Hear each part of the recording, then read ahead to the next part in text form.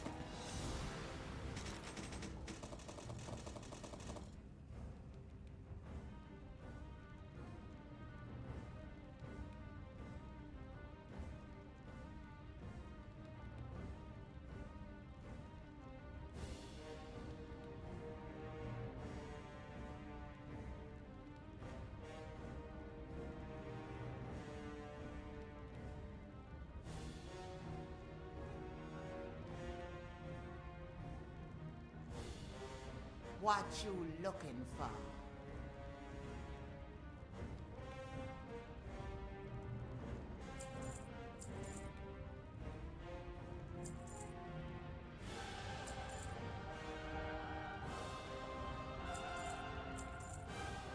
Okie dokie.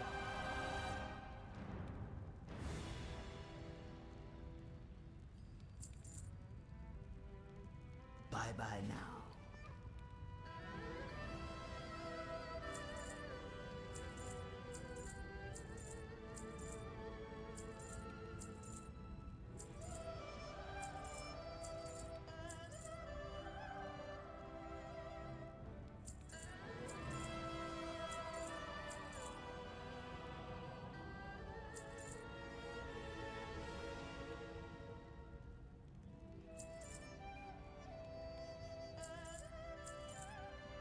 Stay away from the voodoo.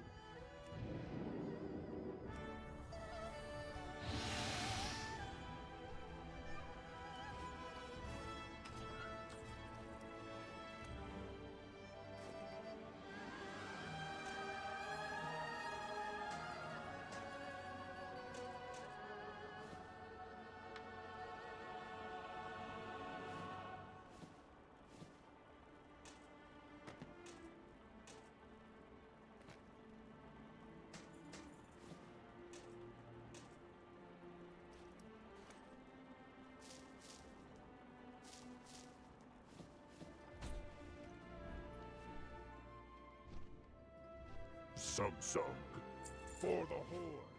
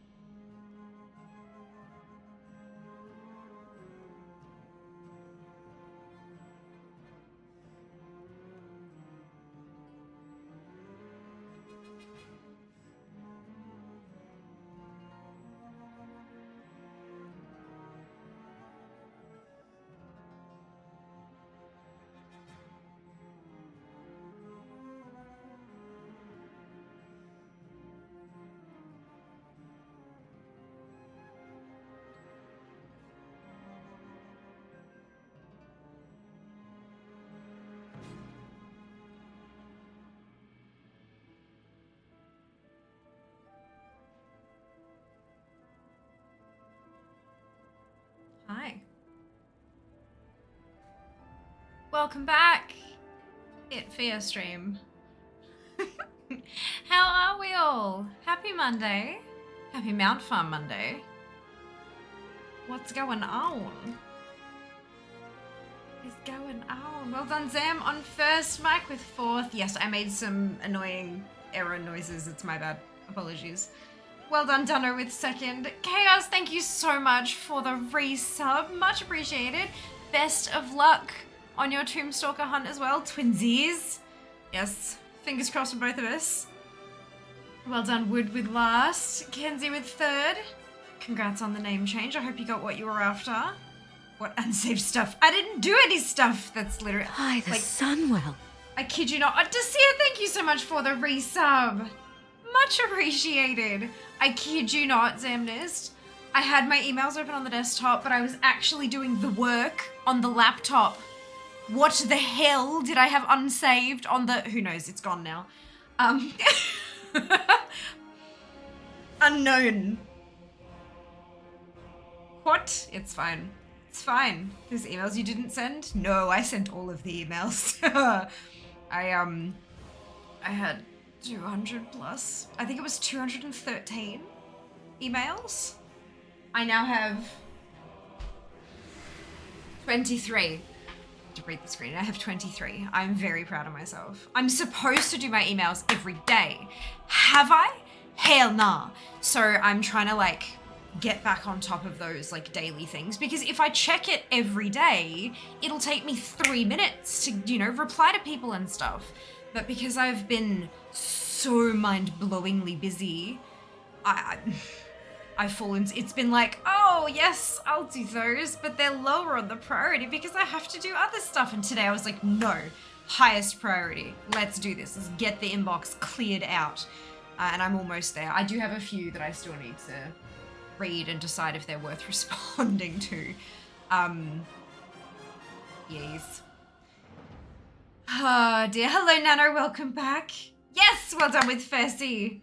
Amazing. Love how the captions speak troll. Oh, hell yeah.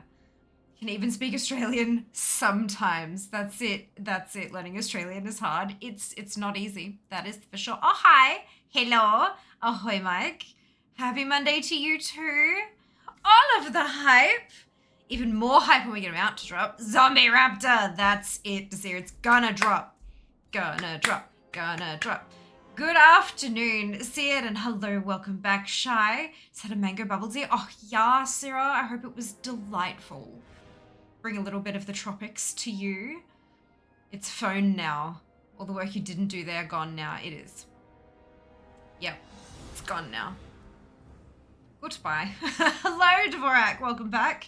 Just say little shapes in the eyes as standard. Yeah, I'm like, you know what? So, fun story. I don't know if I think I might have told you guys. I don't even know. I have told a lot of people this story. So I have that same story syndrome. I have same story syndrome where I don't remember who I've told what. And so I launch into this super exciting story and the person's like, yes, I know you've already told me. And I'm like, oh, good. So if you have heard this before, strap in. It's time for another one.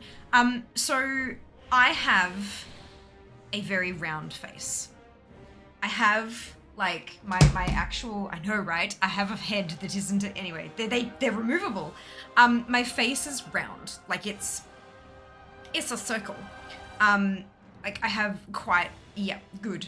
And when I got my hair cut recently, and I finally got my fringe back, which is starting to grow out already because my hair grows at the rate of too fast. What the hell is that? It's like sparkly thread. You know how you get like metallic thread and it's like that plastic that's woven around a core of actual like cotton thread? It's like gold sparkly thread that's been through the washing machine 3 times, so it's all like fraying and falling apart. I don't know where it came from. That's fine. I have a round face.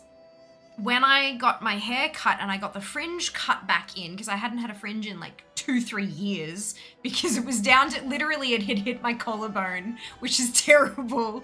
But I got it cut back in and I looked at, she did the thing and she zhuzhed it up and everything, and I looked in the mirror and went, oh my God, I'm a circle. Like it accentuated the roundness so much.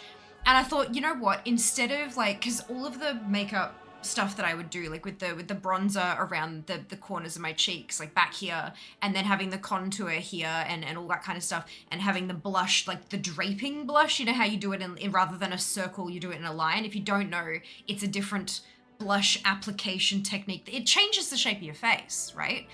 And I thought, that's not designed for a round face. It's designed for a longer face. It's supposed to make you look slimmer and all this kind of crap, right?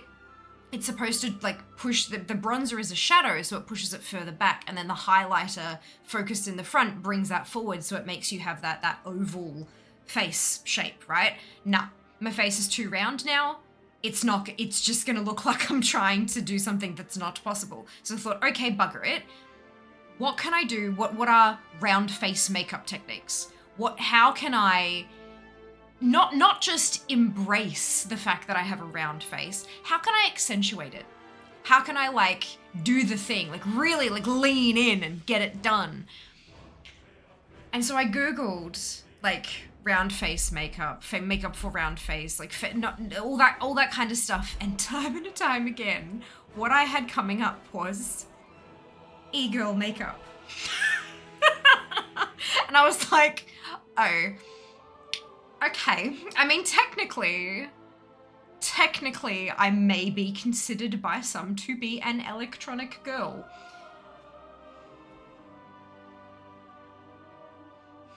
Like, I mean, so I started looking into stuff, and when I was in my early 20s, I was very much emo. I was like 98% of my wardrobe was black, and the other 2% was red, white, and grey. It still is to an extent, not as much, but still. And all that, like I did the thing, and I was like, you know what? It's like that, except more color and a little bit more playful and kind of the whole sort of thing. So like, let's give it a crack. And so I found some tutorials, and I'm like, holy shit, this stuff actually looks super cute. And like, let's lean in. And I haven't quite got a hang of like the big graphic eyeliner yet, because my eye shape does not play nice with big graphic eyeliner. I've got too much of a hood and a crease and a whole lot of other stuff. But I've learned how to do the teeny tiny little wings without my eye shape fucking it up too much, which I'm pretty happy about. And then I was like, you know what? People seem to love it when I draw hearts all over my faces. And honestly, when I start out one of those streams and I have like 2 little hearts, they're the cutest things ever. Let's go. So I found a pack on Amazon of 4 eyeliner stamps. One is a star, clearly.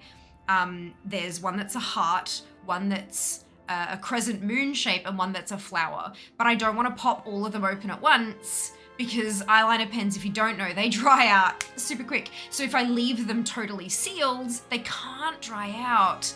So I can use the stars until it's dead, and then use another one until it's dead, and make it last 4 times as long. Cause I'm tight and cheap, and it's great. So yeah, it's like e-girl, but in her 30s. Toned down, you know? So I haven't worn bronzer in like a while. And I've been putting, instead of doing the draping with my blush, I've put it like here, like, apples on my cheeks, right there.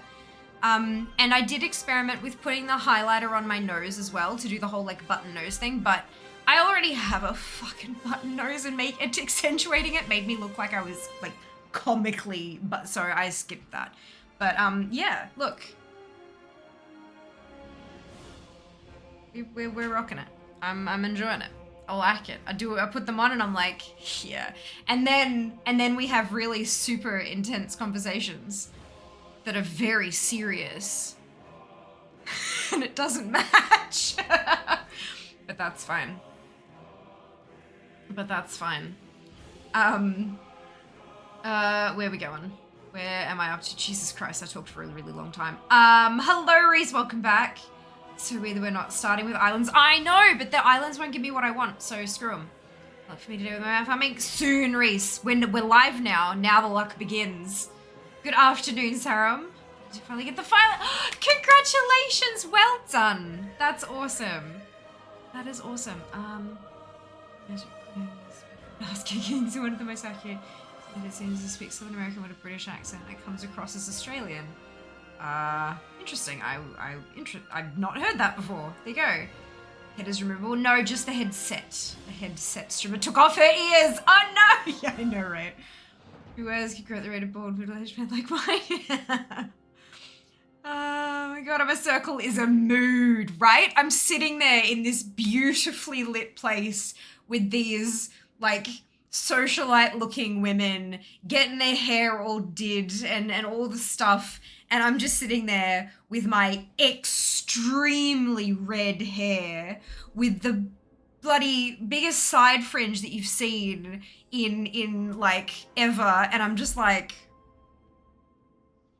I don't fit here. Every single other person in that place was either platinum blonde, beach blonde, but like fake beach blonde, or had blonde highlights. And I was just like,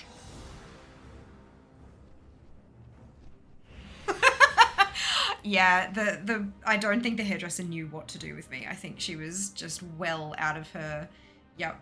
But I loved the cut. I really, really loved what she did. So, you know, we get there. I looked like, I remember sitting there and just staring at myself in the mirror thinking, holy shit. Because she straightened my hair as well, which I don't usually do. So I had this fringe that was perfectly like boof and then like straightened and swept to the side. And then all my hair was perfectly straight but had volume, which I don't know how they do that. It's I swear to God, it's magic. And then it had the little curve in at the bottom of it, like you do with a bob, except like long and then bob at the ends. And I'm sitting there with this beautifully shiny, straight red hair with this perfectly swept fringe, looking in the mirror thinking, I look like fucking Pepper Potts from like the early days. I'm cool with this. I'm down with this. Yeah, it was banging. I loved it so much. And I mean, my hair is not naturally straight. It's got a bit of a wave to it, but I'm just, yeah, it's great. It's great. Nodding and smiling. Yep, perfect. I don't have the coins, excuse. Kenzie, thank you so much for the biddies. Much appreciated. Return to your scene, e-girl roots. Yeah, except my, like, I cannot tease my hair. I tried. I went through, you know those like mini, like travel cans of hairspray? I would go through an entire bottle of that, and all I would end up with was sticky straight hair. My hair does not tease. It does not tease. Yep, I tried. We finally reached that point in her career. The e-girl phase! Yes! You are an electronic girl in an electronic world. Yep, that's it. That's it. Certainly not wind or water powered girl. Maybe powered by water. What was my point again? Water, are you kidding me? I may be an Aquarius. Bitch, my name means flame. Earth, wind. Yep. God, Captain Planet rocked. If anything, fear is fire. Damn straight, it's eyeliner. I thought that was, nope. Nope, it's eyeliner. It's one. It is the one. I have, the middle bit of the print has rubbed off because I've been using it, but it has pointy bit for doing the eye bit, and then it has stampy bit for doing the. By the Sunwell. Yeah. So I still have to kind of like and try to get them right. Null, thank you so much for the resub. My goodness. If you look real close, you'll notice that they are not at all in the same place on either side of my face. But you know what? I've gotten to the point where I'm like, you know, my face is not symmetrical. My eyes are two very different shapes and placements. Of course the eyeliner stamps are going to be different. Mike with the biddies, and we've got a hype train. What? Oh my God, thank you so much. Chugga, chugga, chugga, chugga, choo, choo. I do not draw them. I stamp them. Yeah. Hell nah. No, that's a stamp. Efficiency. There's a bronzer watch. No, right, of course, Mez. Welcome on in. I hope you're doing well. No, it was me trying to think the last time I wore bronzer. And I have this habit of like, whenever I'm trying to like think about like when last did I or how long since, I'm like, I don't know, I'm not even wearing, I've got a rash at the moment from my bloody Fitbit. Nano, thank you for the gifted sub. So generous of you. Thank you. I've had my Fitbit for like nearly, would it be like a year and a half now? And I have not once, everyone talks about how they get rashes from their Fitbits. I never had a rash. And I'm like, what is going on? Maybe I've just got really great skin. That like, as in great skin that doesn't do rashy things very easily. And then I switched out my fabric because I had a limited edition one that came with like woven fabric bands. And I took those off to clean them because I needed to clean them. And I put silicone straps on because it came with the silicone ones and the fabric ones. And so I switched to the silicone ones. It's not the Fitbit that does it, it's the bloody silicone. So I've just ordered, I still have the cloth one that I'm gonna clean, but I've actually ordered a couple of extra fabric bands so that when I take it off to wash them, because you got to let them like air dry, I can just take the dirty ones off, put clean ones on, continue wearing it while I wash and dry the other fabric. Yeah, so I'm just letting my skin breathe at the moment because it hurts. It's really itchy. If you've ever had contact dermatitis, I get it quite a lot when I'm super stressed. Nolga, thank you for the biddies. Much appreciated. I get it fairly often if I'm really stressed or if I've been handling a lot of like wet stuff, like if I'm doing a whole lot of washing and stuff without gloves on, I'll get like a little rash on the side of my finger that's got it looks like bubbles. They're not raised blisters, it looks like blisters that are set into the skin, like they look like bubbles. There's a couple of them in here as well, and so yeah, I'm pretty sure that's contact dermatitis. So I'm just keeping it clean, letting it air, and popping some cream on it every so often just to kind of let it do it. Not those kind of bubbles, unfortunately. Those kind of much tastier. Don't lick. What time I learn it will be a girl in her 40s. You looked at your wrist thinking how long it's been since you used it. I did indeed. I'll be 40 next year. There you go. I will be 34 next year. I don't want to be 34. Hello, dupe. Well done with the 5th. Black magic hairdo, that's it. Pepper pots for the win. Hell yeah. I was like, it was, like Gwyneth in the first movie. It was that, except not orange. It was like red. Yep. Kenzie, thank you very much for the biddies. I will catch up one day. Let's zoom. My Mohawk days, there was glue involved. Yep, better pepper pots from Iron Man than Peppa Pig. True. That's a new alert. It is. Thank you for dropping the whale error. Come on, dupe. I've got my whale error. It's on charge at the moment because I want to curl it at some point this week. I just have to find a little bit of time. It doesn't take long, but this bitch be busy. Hydrates. Power the fear. Oh dear. That's Monday mornings where I'm awake. King's Rest farming. Yes. Boringly long dungeon. Least committed freehold. Really? I didn't think it was long at all. That's interesting. It is a stamp, yes. Hype train. Symmetry is boring. Yeah, but sometimes you want it a little bit. No face is symmetrical. Good enough to fool the brain's autocorrect. That's it. As long as it's sort of roughly in the same kind of place, I'm good. Good enough. Turbo want to give... Oh, wonderful. Thank you, Nano. I appreciate that. Excuse me. Nano with the biddies. Thank you. Oh my god. Russian rubber style and sweep building up. That's it. As soon as I switched to the bloody silicone band, they're like, you shouldn't work out with the fabric band. One time. Resh. Yep. Unimpressed. Serum, thank you for the biddies. Oh my god. So silicone does that. That's it.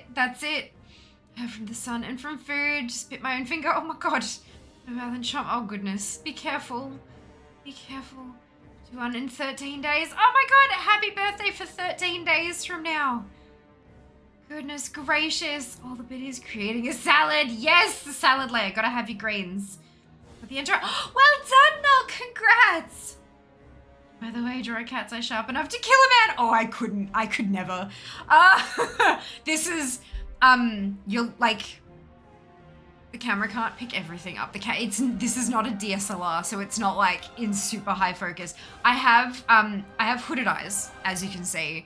And then you can also kind of see, do you see how there's like the crease above there, but then there's also like a fold in there as well? I have a double crease. And then when the double crease comes down right down to the edge of the outside of my eyes.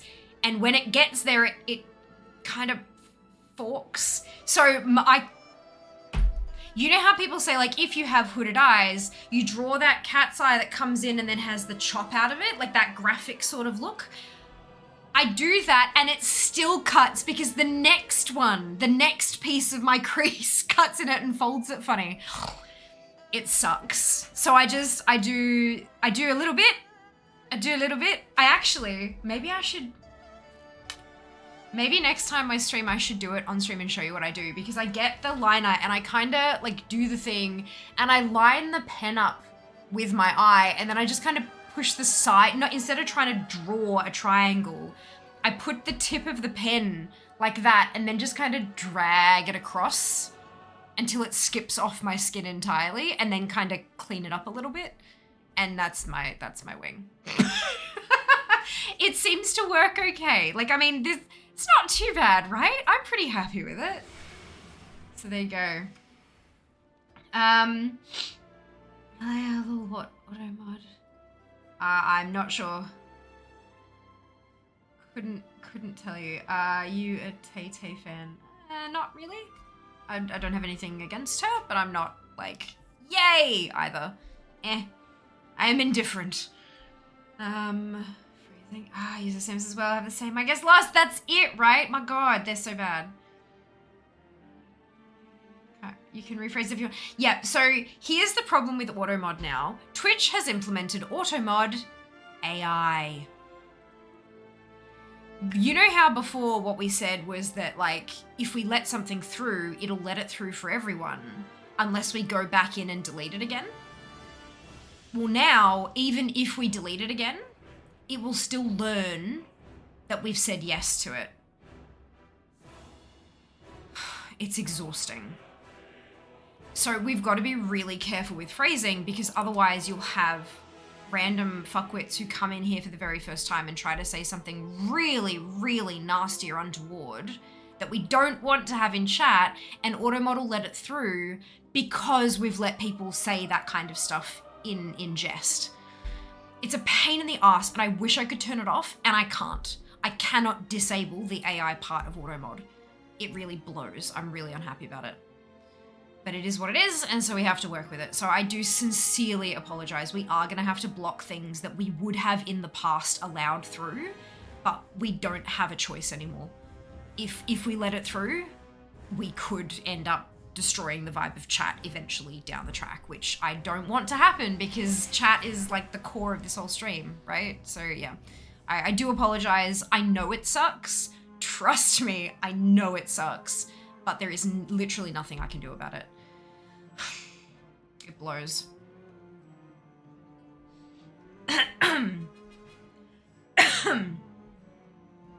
No, Null, I can't read it. Once it's been decided upon, it disappears. And again, it doesn't matter what the intent was. The point is what was said, and Automod will learn that saying that is okay and let other people say it in a different context. Like, what do you want me to do? Allow bad actors to come in here and fuck with my stream? Like, those are literally the options here. Which is why I'm sincerely apologizing. But I can't change that setting. I can't change it. It's shit.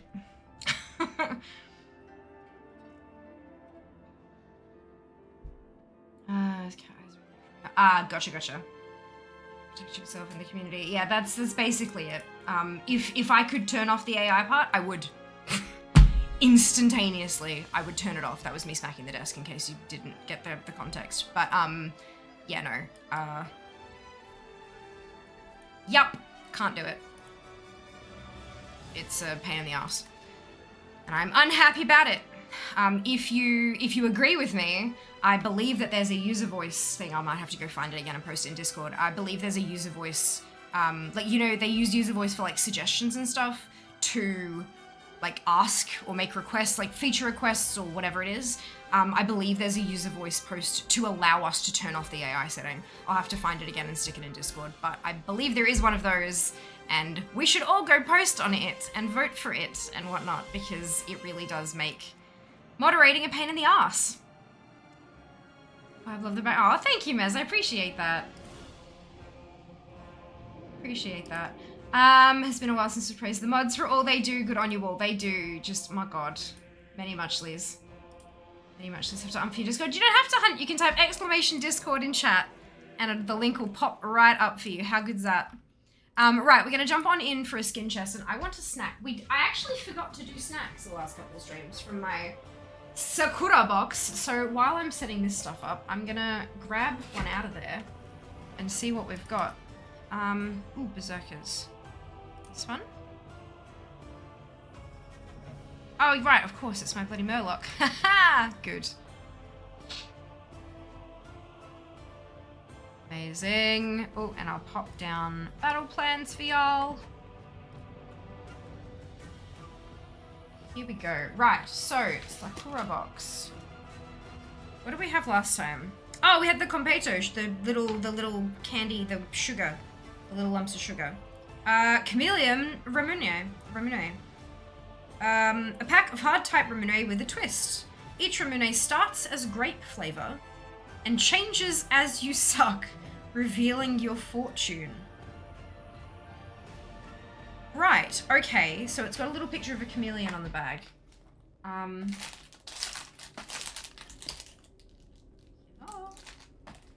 No, that's not it. Oh, here he is.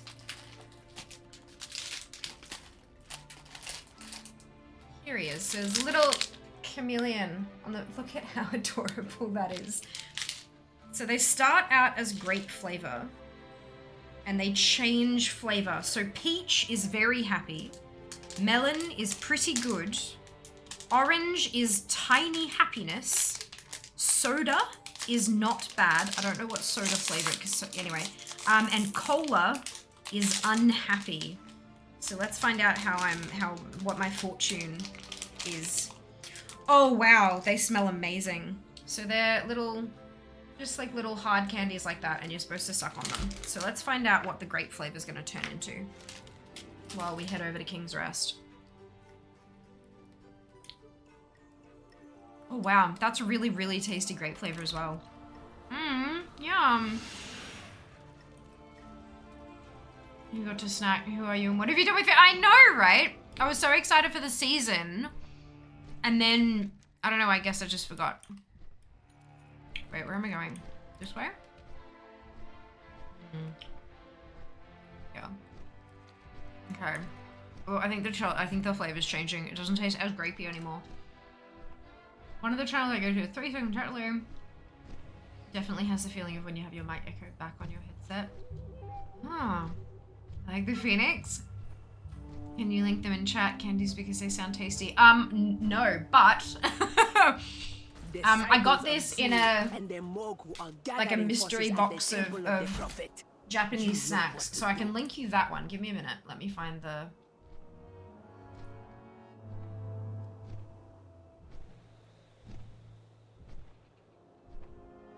What flavor is this? It's definitely not grape anymore. I'm trying to figure out what flavor it is.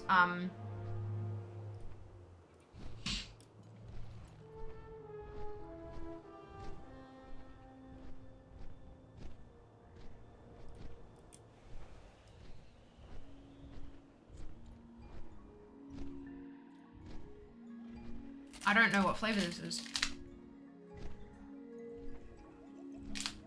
Well, it's pink. So that means it's peach. Does that taste like peach? It means I'm going to be very happy, which I am very happy about. That's good. I don't think it tastes like peach though. I'm trying to.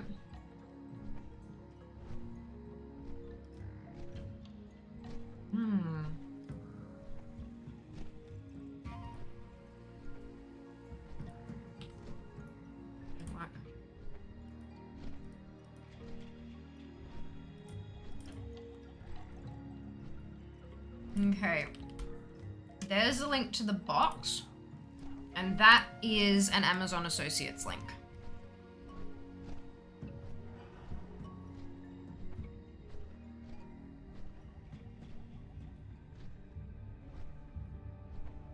Oh, there we go.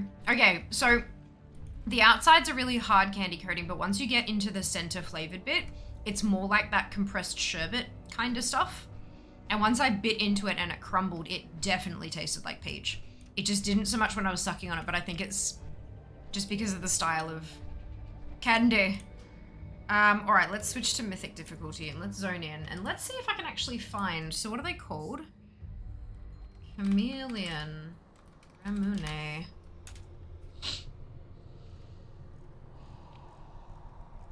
Yeah, it ain't on Amazon.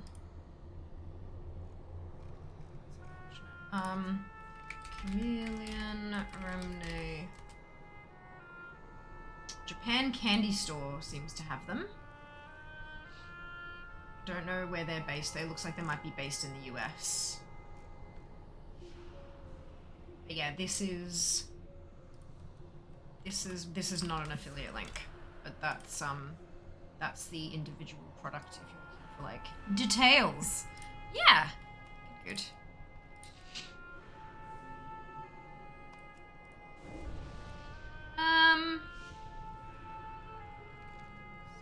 What do you play, by the way? I main a fire. This is my main in WoW, so Fire Mage.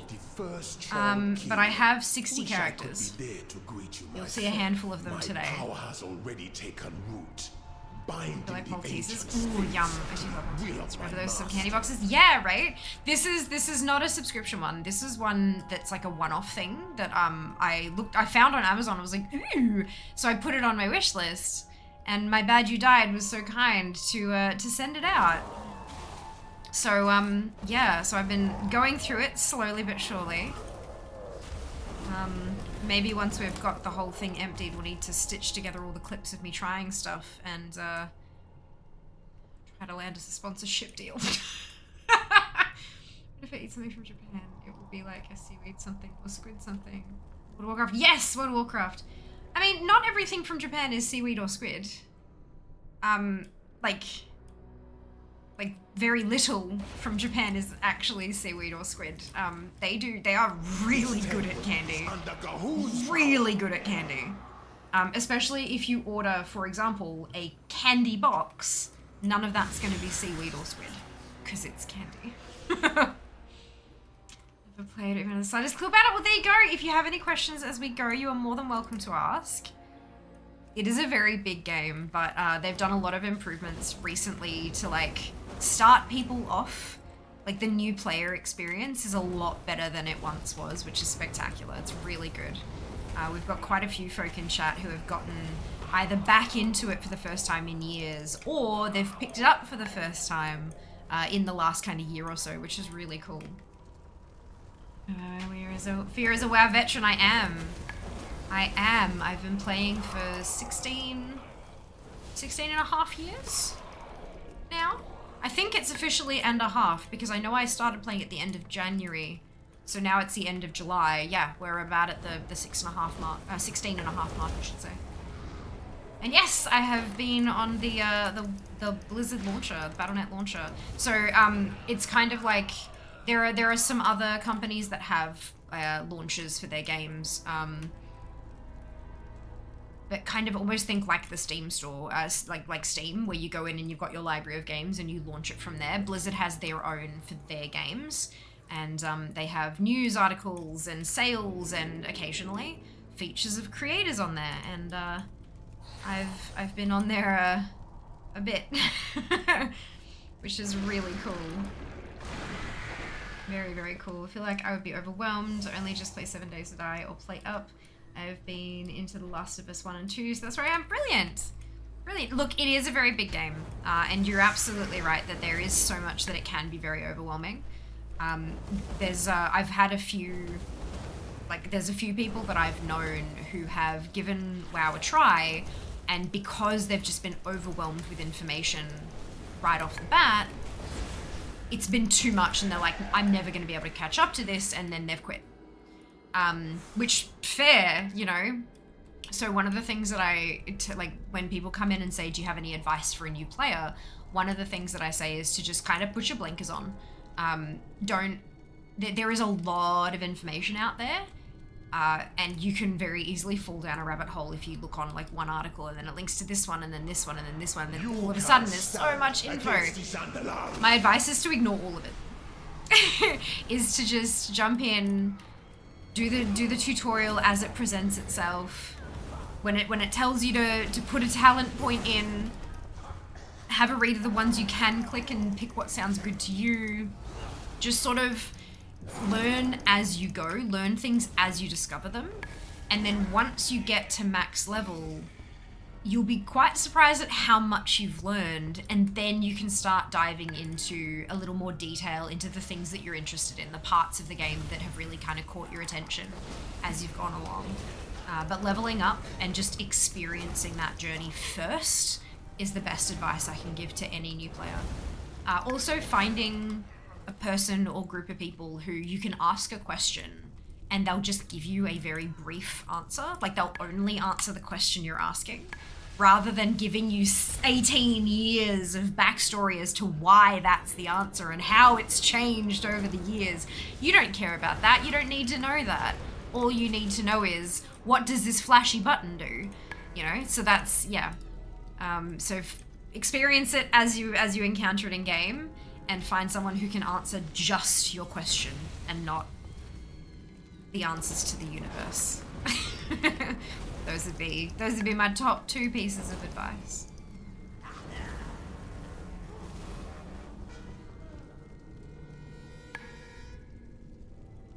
How'd you find us? That's a really good question. How did you find us, Mez? How did you find the stream? Hopeless games are coming to Steam soon. Really? Alright, the Steam launcher when? God. Only been gaming like 12 months. Just listen and watch you. That's also a very good one. But again, because I am a fairly experienced player, some of the stuff that I'm talking about is totally useless to a new player. But that's okay too. I am happy to explain what I am like. I have quite a bit of experience through different aspects of my life, through the fact that I'm a gamer and a lot of my friends and family aren't. The fact that I do this as a job, and it's, you know, like my friends and family are like, I'm sorry, you do what? I'm quite experienced in taking a very complicated answer and simplifying it and using like everyday English rather than like the lingo. So I've had practice trying to explain how to update the music on an iPod when I was 18 to my not exactly super tech literate mum. Love her to death. But trying, like, I don't like calling it dumbing it down, because it's not. Because like people aren't stupid. They just don't have the know-how for that specific thing, right? So I can simplify things pretty well. I think, anyway. Others might disagree. This event is way too long. While soloing, need a way to trigger it all at once. Ah! This... Oh, the one with the 4 in the room. You're right. I would very much like to trigger it all at once. You're absolutely right on that. Agree. Hard agree. How old is this game? Like when it was first released? 2004? No, was that the alpha though, Zam? I thought it was 2007 for like, or was that BC? I always think 2007. But that might be BC now that I don't know. Love this advice too. So often we have newbie join groups with us and they'll ask one simple question, get like pages of info, someone's opinion, interpretation of something that's subject present as fact. Yeah, and that's, I do also get the feeling, especially around like hot topics in the WoW community. Think, I'm trying to think of an example. Something that people hated. Oh, like Warlords of Draenor as an expansion. And people were like, oh, it was the worst expansion, it really sucked. And then when you start asking them why, everyone regurgitates the same lines from the same YouTube videos. It's almost as though they didn't have Like, these are people who may have played like 1 week of the expansion and declare that it sucks because the popular YouTuber said so, or the popular Twitch streamer said so. When they don't actually know that it sucks because they didn't, or they don't, it may not have sucked to them, but because someone else said it did, they just adopt that opinion because it's presented as fact. And it makes me really sad because people should be allowed to make their own opinions on stuff.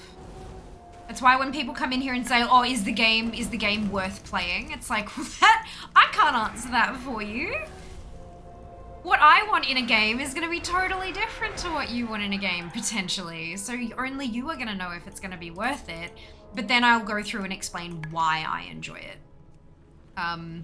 Because, you know, at least if you enjoy the things that I enjoy in video games, maybe you'll like it too, kind of thing. But yeah, it just... I really wish people were able to...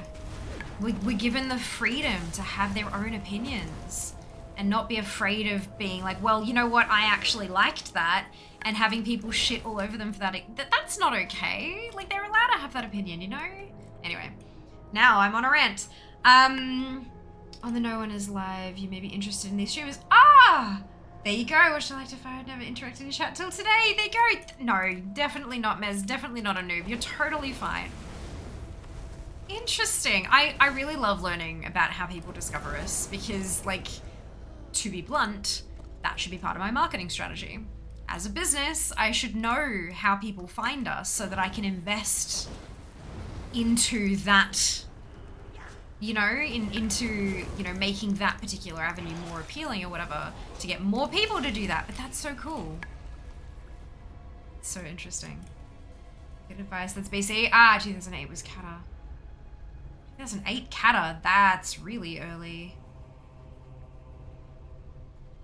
Because Kata's like the 5th expansion, or the 5th thing. It was Vanilla, BC, Wrath. Oh no, it's Kata Mop, isn't it? It's the 4th, not the 5th. I always get Kata and Mop mixed up, like which one came first. Always, every time.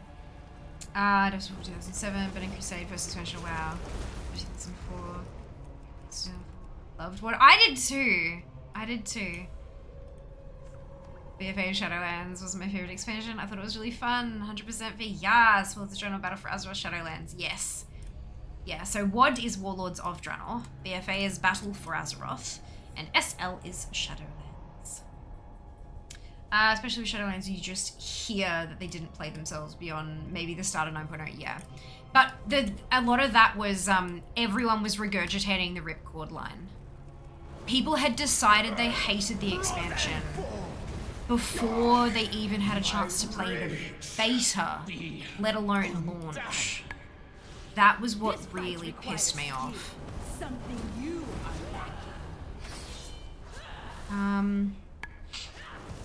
The previous expansions. I just look at the Twitter zeitgeist and that forms my opinion. Hashtag what could go wrong? Very good question. Artist, very good question. What could possibly go wrong? That release date 2010. There you go. People take other opinions as gold. Like someone said, oh, the Mario movie is shit, but I watched it and I liked it, didn't love it. If I didn't watch the movie based that person's opinion, never for my own opinions. So I went to a special screening of the Mario movie and I bloody loved it. Like, I was laughing out loud at moments and I really enjoyed myself. I had so much fun. And, like, I was so thankful that I got to go to that event. It's, like, I know that people had preformed opinions because of who was cast. And I get that. I get that. But it's... But I need not listen to your prattling while I make it so. Complain all you're like go it like I'm not against people boycotting stuff for their own opinions. That's totally fine. Like if you don't want to go see something because of who is associated or something like that, 100% totally fine. But I really enjoyed the movie personally.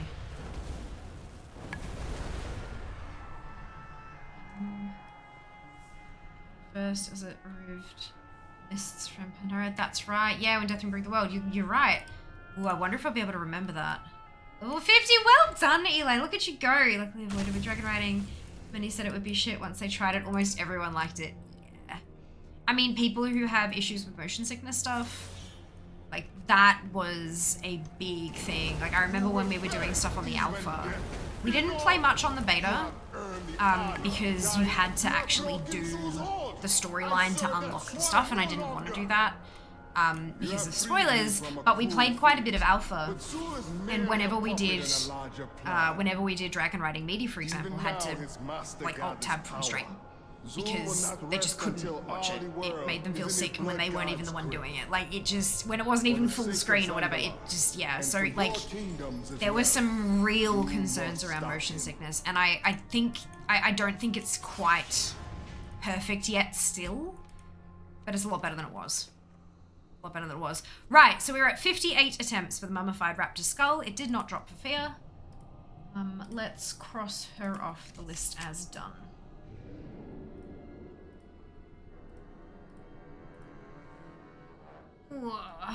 Me too, like fear likes WoW, and I don't like it. I haven't played since BFA, only have a feeling that I didn't like it, but why is eluding me? Like I remember from BFA, I remember I liked being powerful at the end of an expansion, but even then didn't enjoy it. Fair enough. It's totally fair. Not every game is for everyone either. Like sometimes you'll get something that just doesn't tick your boxes, and that's okay. There's absolutely nothing wrong with that. Not at all. Let that stop me watching it. It's it. I like to expand my horizons, base my own lane. Yeah, of course, of course. Remember the movie Cloud Atlas was popular. I fell asleep during both attempts to watch it. There you go. I don't think I've seen Cloud Atlas. I don't think I've seen it.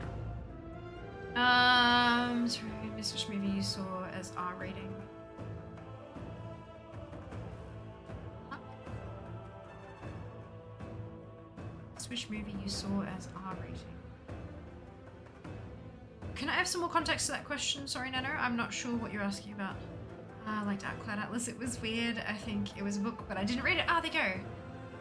I'll sleep through every Harry Potter. Oh my goodness. Interesting. You said you saw an R-rated movie. No.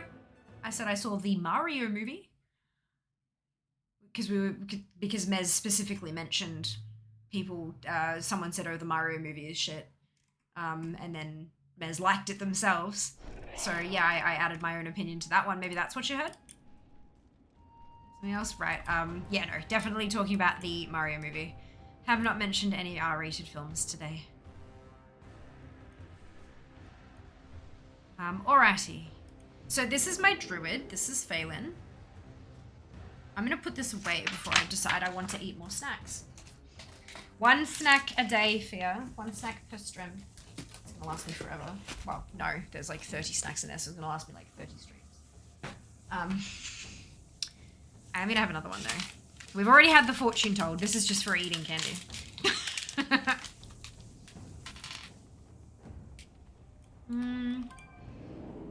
Is this what everyone calls me? Yeah.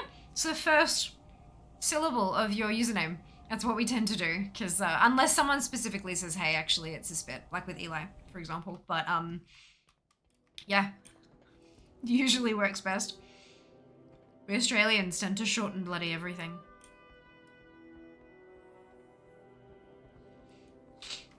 Some people call me M from Emily. Well, that makes sense. If your username was Emily elsewhere, or your name is Emily, but here you are Nano. Because calling you Nan or Na doesn't really, I don't know, it doesn't fit in my brain. So yeah, Nano it is, because it's your username. And it was actually Emily. There you go. There you go.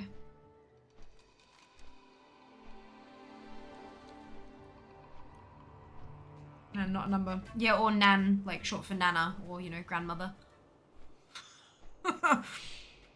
That's where my mind went.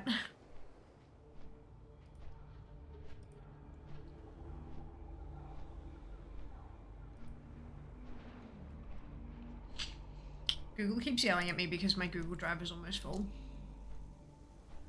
On my business account. Because I have so many, like, videos and stuff stored that I was sharing with sponsors and stuff, because we just do all the sharing stuff through Google Drive. And so it's like, your storage is nearly full. I'm like, oh, for God's sake. Go through and clean it out. Oh, Nan for Nanya business. Yeah. Love it. Amazing. That Kate Bush song, Babushka. So she didn't know what the word meant when she wrote the song. She just thought it sounded cool. I mean, it does. She's not wrong, but that's really interesting. It's really interesting. Right. So, now that I have a candy in my mouth, Twitch allows us to run 3 minutes of ads every 60 minutes in order to turn off pre-rolls. Turning off pre-rolls can be beneficial to a channel, as it can help facilitate channel growth. If you don't want to see ads, you can either subscribe to the channel, which may push us down the path of Partner Plus up here. You are not Oh my goodness, prepared. Draco! Welcome back. Hope you're doing well today. Hope you've had a fantastic stream. Thank you for the raid. So you can either subscribe to the channel or you can subscribe to Twitch Turbo, which will get you ad-free viewing across the entire platform without affecting creator income. If you do see ads, you might not see the full 3 minutes. There's a variety of factors that can influence this. And if you do see the full 3 minutes, you could see 3 ads, you could see 30. It's not about the number of ads that you're seeing. It's about the total duration of the ad break. Because it's a bit of a longer break, it's a great opportunity to get up, stretch your legs, grab a drink or a snack, take care of yourself. And we will see you when you return. Very much appreciate those of you who stick it out through the ad breaks, as my ad revenue for the month of June was 12% of my total Twitch revenue for the month, which is certainly not insignificant. Thank you so much for watching. We will see you after this. And welcome on in to everyone who's come across with Draco. I hope you're all having a wonderful day. I'm very sorry. There is an ad break coming up. So we will see you after this.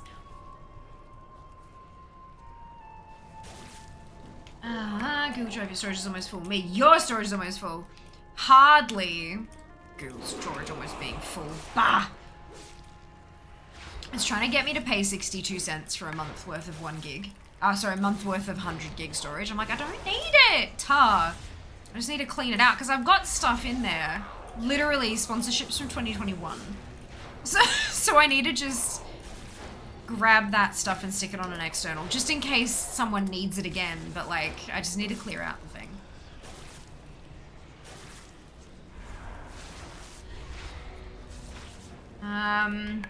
Thank you very much, Duke, for the ads command. Welcome, Raiders, indeed. Suddenly a swarm, absolutely, Draco, welcome in. This whole stream of ads, love your appreciation.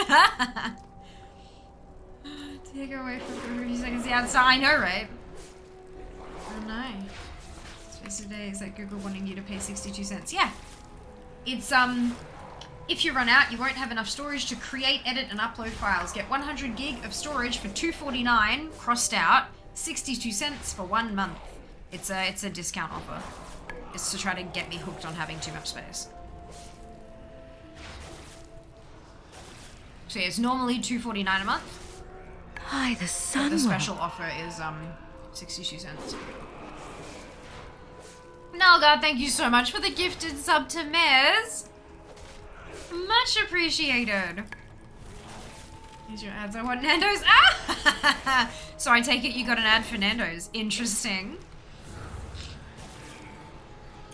I find it really interesting to see who advertises on Twitch.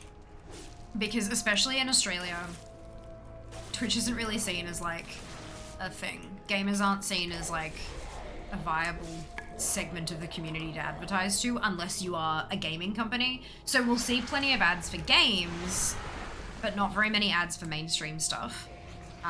Like we had a while back a lot of ads for like Amazon Prime shows and like, you know, like Prime TV shows and podcasts from Audible, because you know, Audible and Amazon and all that kind of stuff. So it's and I also learned recently that bloody MGM was bought out by Amazon as well. MGM is Metro-Goldwyn-Mayer, who are a film production studio that existed since the early 1900s. I think it's 1900s. And they were bought out by Amazon. They were acquired by Amazon last year. And I'm like, Jesus mother Christ. It scares me just like we've got like 3 or 4 companies that are at the head of the entirety of capitalist America, and that's really uncomfortable. But you know, yeah. So I'm assuming the films that I've been seeing advertised are probably MGM films. You know, so seeing something like Nando's, which is not Amazon affiliated, advertising on Twitch, like they've made that conscious decision to pay for advertising on Twitch. So like, if they think that there's a market in gaming, sponsorship please. Like, I'm in gaming, you know? So it's really interesting to kind of make that mental list of who thinks we're worth it.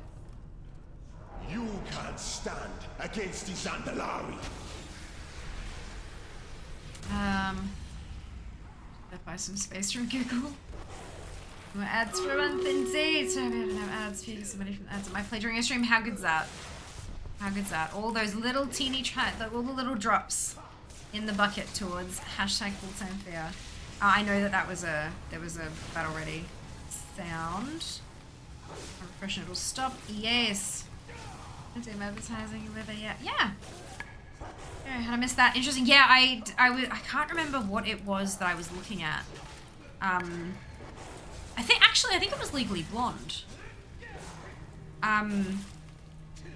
Because I was looking at stuff from the Barbie movie and then kind of went through a wiki rabbit hole and ended up at Legally Blonde and saw that they're working on a Legally Blonde 3 for release next year, 2024.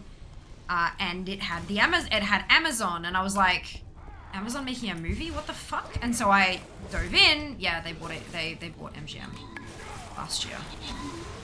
Like, GameStop consciously don't want to remember what exactly, but among those retail store ads tailored to gamers, yeah. It's I do find it quite interesting, especially for Australian stuff, because a lot of the ads I get are for booze. Yep. But that's because Australia has an endemic problem with alcoholism, so that's fun. Entertainment business consolidated a lot through the 80s and 90s. It's not like MGM was independent before it was Sony. Yeah. Yeah, it's more just when you've got these really, really big companies who start buying big companies in other industries to spread their reach. Like, is there a single industry that Amazon doesn't have a finger in? Is kind of, you know what I mean? Like, they are producing probably in every single industry known to capitalism, and that's when it starts to get concerning, because Amazon has such market share when it comes to shopping online. It means that they can push their own subsidiaries' products and stuff, and it gets. Yeah, I have feelings and thoughts, and it's fine. And I got a Rosy Funky Pasta! Yay! Amazing skin! Koala and Zill, congratulations to you both on your ownership. Well done. You in gaming? Oh my god, me too! Oh my god! Twinsies! I want to order a lemon herb tenders and chips on Uber Eats. Was it a Nando's ad or was it an Uber Eats ad? Uber Eats sounds much more likely than Nando's specifically, but I mean, I guess they'd probably have to buy into that somehow. I don't know how that works. If anyone knows how that works, I would be curious. Like, if it is an ad for Uber Eats, but they're featuring Nando's as a delivery option, like how... Is it just in the Uber Eats contract when you sign up as a restaurant partner, you have to consent to your stuff being used in their ads, or what? It's interesting. I like gaming. I like gaming. We should be friends! There was an article in the Washington Post today about how the dual SAG-AFTRA WGA strike may really turbocharge the creator economy. Yeah. Which... that's not necessarily a good thing. Because there's no gaming union.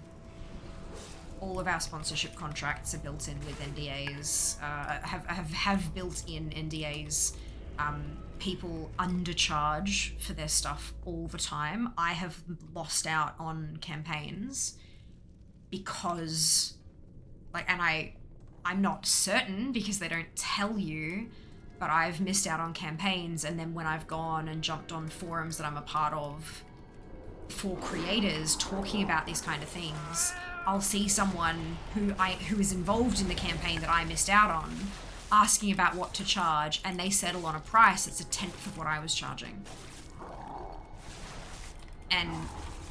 But that's what my time is worth. If I charge that much, I won't be able to pay rent. Like, so it's, yeah, I think the two biggest problems is people not charging what they're worth.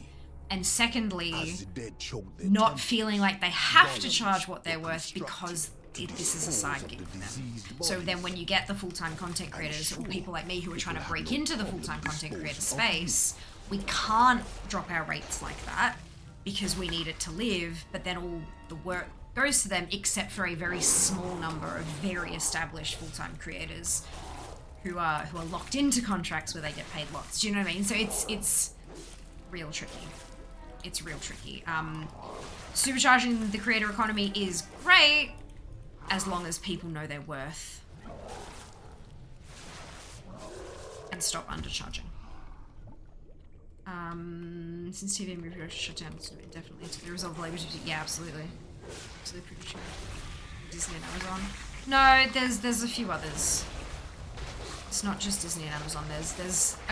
I mean, there are a handful of companies that are running the world at the moment. Just wait until Disney gets body acquired. Unicorn micromanagement was advertised on my Facebook. Well, as an employee, it's kind of shocking what companies they are in. Oh yeah, it's a lot. Conglomerates, in regards to the entertainment industry, first conglomerate involved I know was Charlie Golf from Western, bought Paramount in the 60s, 70s. Don't know. Time shocking. I know, old person that I am. I was listening to them. Nando's. Okay, got an Uber Eats ad for Nando's. Okay.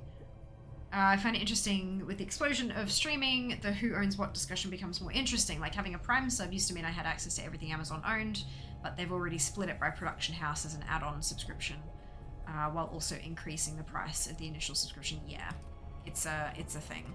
It's really interesting how it's all kind of pure thinking. Also TikToks I've seen said if you're a smaller creator, beware of any sponsorship you get because you'll be paying very high commissions because they're looking to sidestep the strikes. Yeah, that would not surprise me.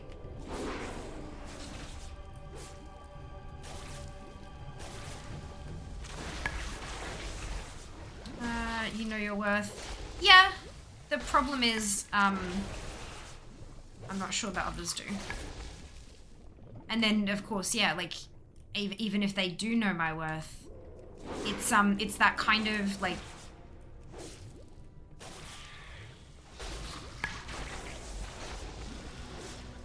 so there are a few sticky spots, right? So if you're a really, really big creator and you charge 10 grand for a TikTok, right? So you're a huge creator. So you can either pay the 10 grand to one person and tap into their entire market, like their entire viewer base, which is enormous, or you can pay 10 creators a grand each to tap into their smaller but potentially more engaged bases. Or you can pay 100 creators $100 each, and those creators that are taking a $100 commission will be like, oh yeah, absolutely, I'm so happy to do a sponsored thing because this is likely going to be one of their first things because $100 is not much in this world. And so you get, not only do you get 100 much smaller reaches, they're likely, again, going to be so much more engaged, but also those creators at that level won't think about including global usage rights. So you've now got 100 TikToks that you can stitch together into a 30-second ad spot that you can post. You can take the best, however many out of that 100, stitch them together and put them on television. Put them in as a YouTube ad. And you never have to pay those 100 creators any further royalties on that because they've just put it in with the 100 because they didn't know better. 3 different marketing strategies.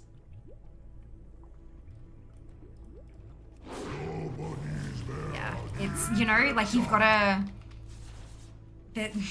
It's a big thing. People who take those deals for free because they're financially secure about it. Yeah. No, people tend to take things for free. A lot of those people will take like product in exchange for stuff, but vast majority of people in this space aren't going to do work for free. Not anymore. We know that that's bullshit. They will do it in exchange for product. Smaller creators will do stuff in exchange for a key, like a game key. You know, give me a key and I'll make a YouTube video review about it, kind of thing. Or people like me, who I don't really have a presence in the YouTube space, so no one's going to sponsor a YouTube video because I have no reach there. But I get keys sent to me for Twitch all the time, but they don't specify that I have to do it on Twitch. They just give me a key, and they don't even ask, would you be interested, or you can request a key here. So many of them, I just get a random ass email in my inbox with a Steam key.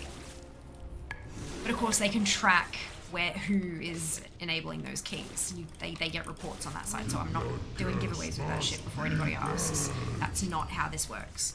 But what I could do is graciously accept the key, thank them very much, make a YouTube video and stick that up, and then send them a link to that and use that as a way to grow my YouTube base. You know what I mean? If I had time. Full-time fear. You know what I mean? Like, I have all these little ideas that I kind of work my way through. Like, how can I do things? But yeah, it's yeah. I agree with your assessment of the pros and cons of the strikes impact the creator economy. A creator union would be an interesting prospect. Oh fucking A. Right. There is a union in Australia called the GWU, the Game Workers Union, and they do offer membership to creators, to streamers, because we work in games industry. We're just not creating the games, we are promoting the games, working essentially in marketing, right? So they do open membership to creators. The problem is the benefits you get with union membership, a lot of the benefits that they offer don't really apply to what I do. There's not a whole ton that they can offer me that would give me a benefit for my dues. They also don't seem to do much work in the creator sphere in terms of things like negotiations or a strike or something, you know what I mean? Like, it's yeah.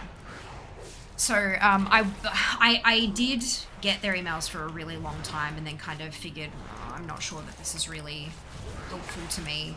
But if I went full time, it's definitely something that I'd look at again. Because maybe it would be more appropriate to me as a full-time creator. I'm kind of surprised, but maybe not hugely, that agents haven't considered online content creators as a market to get into, but I guess it's still too small and up and coming. No, there are agents. I had a sit-down meeting with an agent around PAX last year. There are agents in the creator space, 100%. Ever heard of Click? Like the Click house that had streamers and stuff, they're living together and creating content together for a whole, you know, contract period. Click's a management agency, it's Click Management. There are whole management agencies dedicated to content creators. Specifically to Twitch streamers. But there's not many of them. It is a new sort of space. Some creators get signed to agencies that traditionally do film and TV work, and those are the types of creators that are looking to transition potentially into film and TV work. And they are very difficult to get into, especially when you don't have any formal training. Because this is very different to acting, you know? Like for some people, they do act on stream. It's the whole thing is a proper performance. They are a character and everything. But not a lot of us are like that. So yeah, but they definitely do exist. from what I've been told, the laws around creator agency work in Australia specifically, don't know about anywhere else. I can't speak to anywhere else, but in Australia, they're basically following guidelines for music agents, like for music performer agents, but musicians, the Australian government has finally clicked that we aren't going away. This isn't a phase. This is a proper thing. And so there's probably going to be some legal shenanigans in the next couple of years. But it takes time for any of that kind of stuff to happen. Just got a finger on the pulse. People also undercharge to be competitive, cause a snowball effect, lowering the industry standard to almost zero. Lowering the industry standard to, we will give you a product for free if you create us $700 worth of content. Yeah. And look, that is a really, really great option sometimes. Genuinely. Like, all the Logitech stuff I've got has been product gift in exchange for content. All of it. And that is specifically good because it means that I don't have to spend money on that. Fractal sent me a case. I mean, additionally, they also sponsored the build stream. But even if I hadn't, if I didn't do the build stream, they were still going to send me a case as like as a free thing to be able to show to you guys and stuff like that, in exchange for promotion, you know. But it's great when, because you've got to consider like every single, I've still, if I were a full-time creator, I've still got bills to pay. I have to put a roof over my head. I have to pay my internet bill, all that kind of stuff. So look, maybe I would get a sponsorship from Aussie Broadband and they wouldn't pay me a cent, but I'd get free internet at the top speed available at my address. I'd take it. At this point, I would take it. Because that, it doesn't increase the money I have available to spend on my bills, but it decreases the amount of bills I have to pay. It works out the same thing. It works out the same way. The problem becomes when people are like, oh yes, I'll take that free product, but I don't need it. So like, if you know, no, that's a stupid, I was going to say like, you know, cat food or something. I don't have a cat, so that's silly. But that I wouldn't even get that offer because I don't have pets. But like, if I was offered something that I already have and I don't need a replacement for it, it's not something I'm considering purchasing. Now I have an extra object in my home and I've made content. Do you know what I mean? It's that kind of a thing. You've really got to consider that as a creator. Like, is it worth it to me to not get paid for this because I'm receiving an object? Sometimes it is worth it. Sometimes it's not.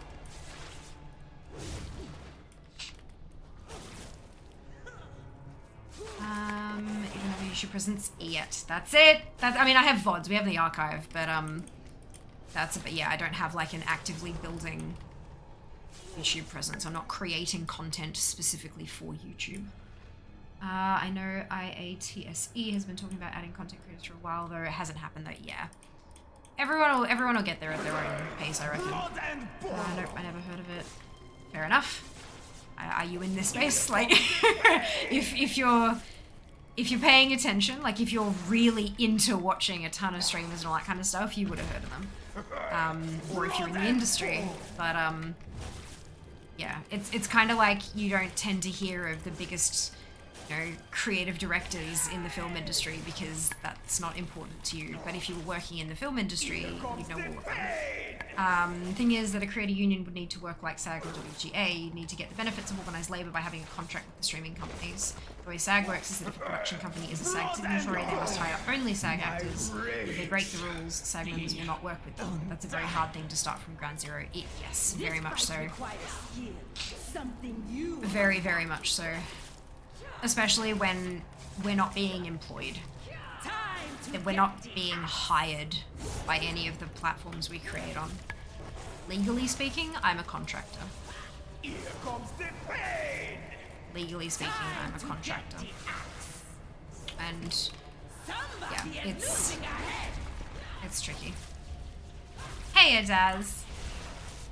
Welcome back. Hope you're doing well. Maybe you're protecting video game studio employees with a pretty different mindset, I think. Yeah, because those people are hired onto projects and things, yeah, for sure. It's yeah.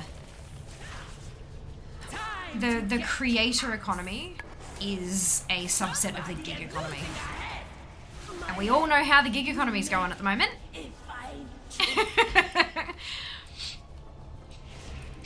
So yeah, it's really difficult to get any sort of rights when our entire existence is dictated by the platforms that we sign up for. Oh, I see. That's so big. Also, some people who are in SAG work for SAG companies under different names. Or work for SAG companies under different names. No, they'd be kicked out of the union if they did that. Or the guild, sorry. It's a Screen Actors Guild. That would very likely be directly against their thing that they signed to be a part of the guild.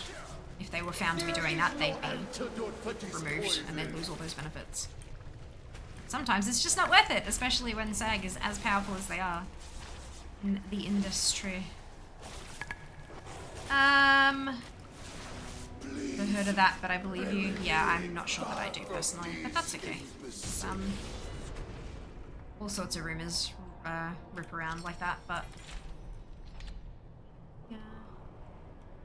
Think about agencies, and agents are there to negotiate the best deal for their specific talent. Use a SAG example again. SAG scale rates. It's the minimum you have to pay an actor. A-list Hollywood actors do not work for SAG scale. Yeah, their agents negotiate whatever the market will bear. That's it. You do your boo, that's the one.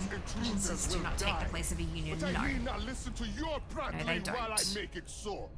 Complain all you like. Unions raise this, like, an agent might be able to negotiate a much higher rate for an individual like myself. But a union would get a slightly higher rate for everyone in the industry. That's the kind of, like, that's sort of the difference you're looking at. This druid is far less powerful than my mage. I remember you once saying how coffee companies offered you deals, but you don't consume coffee. Yes. I don't drink coffee, no. It's a thing. Would you do a prize thing? Potentially, yes. The problem with prize things, so running a giveaway, firstly, I would need to get clearance of the person giving me the thing for free. I need to say, sure, I'd be happy to take it, but I don't need one of those right now. Are you happy for me to give it away as a giveaway? Usually the answer will be no, because it won't appear as a genuine, like, if they give me something for free, they want me to say, I love this headset, I use it and it's wonderful for my needs. I mean, it is. Just like, that's kind of, you know, like the general gist of the content they want me to create, because they want me to convince you to buy one. That's the idea. The whole thing is marketing. You believe in me and you trust me and you value my opinion. So when I give you my opinion as this is good, you'll go, oh, well, Fia says it's good. I will look at buying that one next time I need an object in that category. Right? So if someone was to reach out to me and say, hey, we want to offer you a headset, and I go, okay, well, I already have a headset. I like, can I take it and use it as a giveaway? Well, then they're not going to have their headset on stream every stream for however long. It's going to be one stream of, I have this to give away, and then it's gone. There's no fear uses this. It's good, you should buy one. On top of that, in terms of the benefit for me, because it's got to be beneficial on both sides, right? Any deal should be beneficial to both parties involved. The benefit to me, if I run a giveaway, if you post things and you hype up a giveaway, blah, blah, blah, blah, and then it's the big giveaway day, you see a spike in engagement for the giveaway day. You have a whole bunch of people who jump in and follow. You've got super great viewer numbers because everyone's there ready for the giveaway. And then you do the giveaway and they all fuck off. I ran a giveaway for some Hearthstone card packs, I think, on Twitter a while ago. And my viewer, no, was it Dragonflight expansion or Hearthstone card packs? It was one or the other. And my follower numbers spiked. I got 1,000 new followers over the course of 2 weeks. That's fast. That's fast. Ever since I ran that giveaway, there has not been a single week, and it's been like 8 or 9 months or something. Like, it's been a long time. Every single week since I did that giveaway, my Twitter growth has consistently been in the negative Because even if I get a new Twitter follower, I lose 5 or 6 because they're like, why am I following this person? Unfollow. Not realizing that they'd followed me for a giveaway many moons ago because it was part of the conditions of entering the giveaway. Yeah, giveaways are a huge spike very quickly. And then crap. No long-term benefit, unfortunately. No long-term benefit. Some people will stick around. Some people will find you through a giveaway and stick around, but I'd say it's probably like 1, maybe 2% of people who find you specifically for a giveaway and follow you for the giveaway will actually stick around. Yeah. So benefit to both parties is not great. So it's better to say, look, no thank you, but maybe we'll work together in future. I'm happy to talk to you about what other campaigns you might have on the horizon. Real downside of getting free internet as part of your job is if you quit or lose your job now, you have to pay that bill again on top of not working. Yeah. But I mean, vast majority of people, I mean, not at the moment, but, nice. Like, the idea is that you don't go from working to not working. If you're a full-time content creator and you stopped being a full-time content creator, you don't just stop streaming and sit there unemployed. You go out and you look for a fucking job. Yes, it may be difficult, but you look for a fucking job. You're not just all of a sudden not having an income. Most people, if they want to give up creation, they'll be looking for a job, and then once they find a job, they'll turn off the stream kind of thing. At least if they were intelligent about it, they would. I had that issue when I worked for Spectrum. Once you break an ISP. There you go. But yeah, if you're let go or something, then sure, yes, that's not great. But yeah, it's in from my perspective, talking about as a creator having that kind of a sponsorship, then yeah, you only get paid as long as you're still creating. But if you're not creating, it's probably because you're doing something else. Colleague has a red dog. I think the breed's called Avatar. He's going to be Instagram for dogs, screwing them free dog free. Covering most of the dogs needs in that regard. Yeah, right? How awesome is that? It's pretty good. It's pretty good. Maybe act as a similar situation. That's why I think it's a good analog. Yeah. Yeah. Head off. No worries, Mez. Dinner time calls. Delightful. Sounds like a fantastic time. Enjoy dinner. Hope it's delicious. I forgot they stunned you. I thought it was just damage. What I hate is stop selling stuff. You have freed me from I don't know what that means. It's almost as if your opinion is meant to influence the buying decisions of your audience, almost as if you are influencing their choices. An influencer, one might call it. I know. Isn't it the worst? Is in a blood god's grip. For the sake of Zandalar, and for your kingdoms as well, you must stop him. When people ask me what I do, I say that I am an assistant accountant. I'm a part-time assistant accountant, and that I am a content creator. That's my night job, my day job and my night job. Assistant accountant by day, content creator by night. By the way, I have the same headset as you. Logitech, I swear they're the best. When I lost my USB, replace the whole thing. Oh my god, Logitech are always phenomenal to deal with. This is why I'm a Logitech affiliate. Like, they are spectacular. So good. Both an endorsement and a product placement deal. Yes, the product placement needs to be persistent for some period of time to get the value from that product placement for the advertiser. Yes, absolutely. Both, actually. Hearthstone had a bigger impact. Yeah, Hearthstone had a... I was shocked by that. Like, I was like, what the hell is going on? I was, yeah. But apparently people like themselves a card pack. Shit, it's understandable. Gosh, you explain things so well. I have practiced, but I also really try because it's important to me that you guys understand what I do and how it works, because I want to be as transparent as possible. I will never tell you details of a contract that is covered by an NDA. But if there are parts that I can tell you about, I'm going to. And there's a really good reason for that. If I'm really open with you about the whole process of being a creator and how deals happen, whether I reached out to them or they reached out to me and all that kind of stuff, like being as transparent as I can be about that, You're gonna trust me.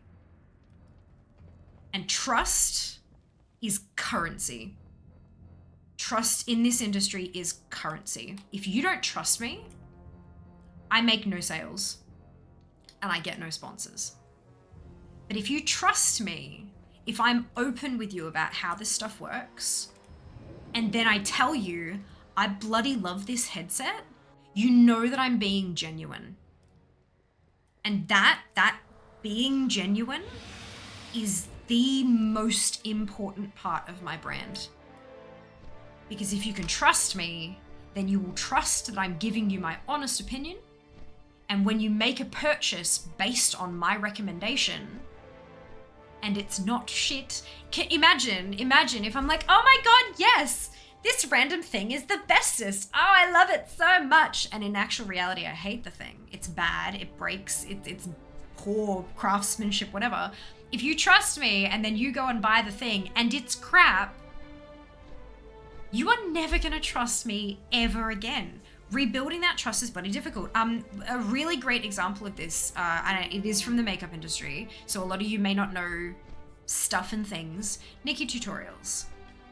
She is a enormous creator. I don't know if she's still, like, I don't know what the current state of the makeup, like, beauty gurus on YouTube is these days. I haven't done that I haven't watched those kind of videos in a very long time, but Nikki Tutorials did a collaboration, worked together with a brand called Too Faced. They do makeup.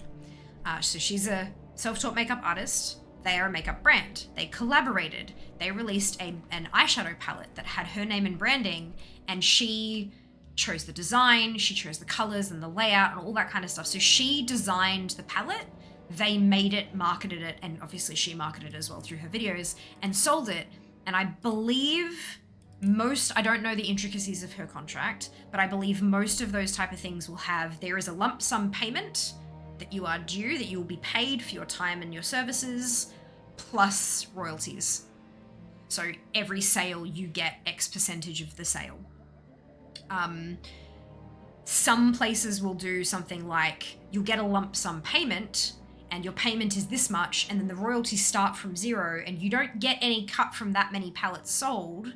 But once the royalties are more than your lump sum, you start getting those royalties kind of thing. So you've got a minimum, you earn commission only, but with a guaranteed minimum payment. Yeah. So they sent her samples.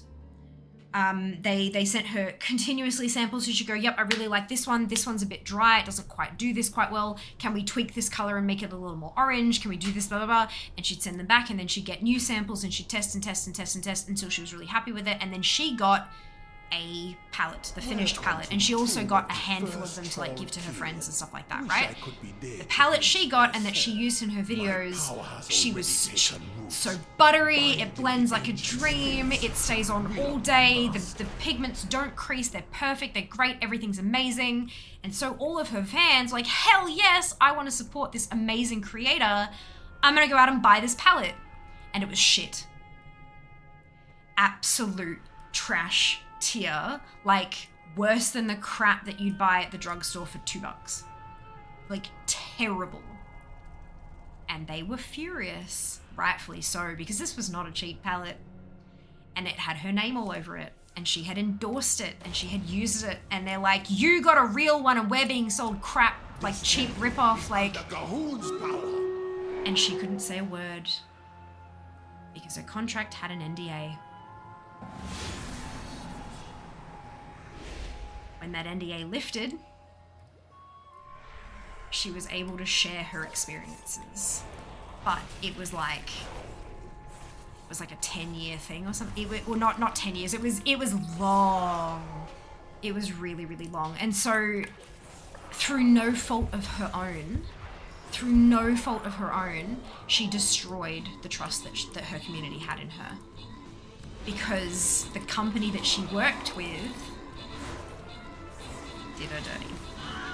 So it's so important, and it took her a very long time to be able to build that trust back up, and she had to have, like, she couldn't say a word. because she had not only an NDA about the terms and conditions, but there was a non-disparagement clause, which meant that she couldn't talk shit about them and they couldn't talk shit about her. That's what non-disparagement means. You won't disparage the other party. And so what ended up happening was that a bunch of other makeup artists in the community spoke out in her defense, talking about y'all, and then like some of them say, here's the palette I got from Nikki, here's the one I just bought from Sephora, let's compare them, and all that kind of stuff, because they didn't have those non-disparagement clauses, so they could defend her, and she just had to sit there silently and hope for the best. So it's so important that we not only build that trust in you guys, like build your trust, but that we choose who we work with super carefully, and we don't bullshit, because it can come back to bite you even if you do everything right. It's just, oh my god. Liz, Kernan, Roofy, congratulations to all of you on your bonus shit. Well done. But yeah, it's a bit of a minefield. And it can be really difficult learning how to navigate that as a new creator. But like going with your gut is your best bet. Going with your gut is your best bet.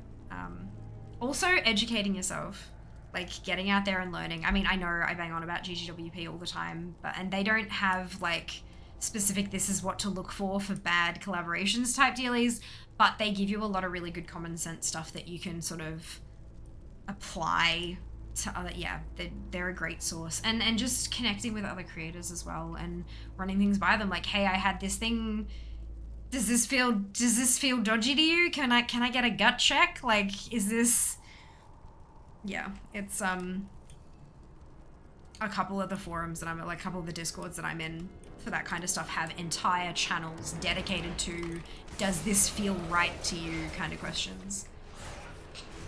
1 to 2% conversion is actually not bad. Oh no, definitely not. Definitely not. But when it, like if I have 100 new followers for a giveaway, maybe one will stick around. Maybe when if I got like 1,000 new followers on Twitter, none of them are going to engage beyond that particular point. Or the other thing is you can just run constant giveaways, but then none of it's genuine interaction. It's all just entering giveaways and stuff, and sponsors can see that. They'll go to your feed and be like, wow, she's got a really great engagement rate, and then they'll look and go, oh, it's because every third post is a giveaway. Like, it's, they're not stupid. Not stupid. Well, when you have the best instant package free every month and you quit, now you gotta have 100 builds, it doesn't get cancelled, just the discount. God. Yeah, but then you have to go in there and cancel it yourself or drop it down to a cheaper plan. Like,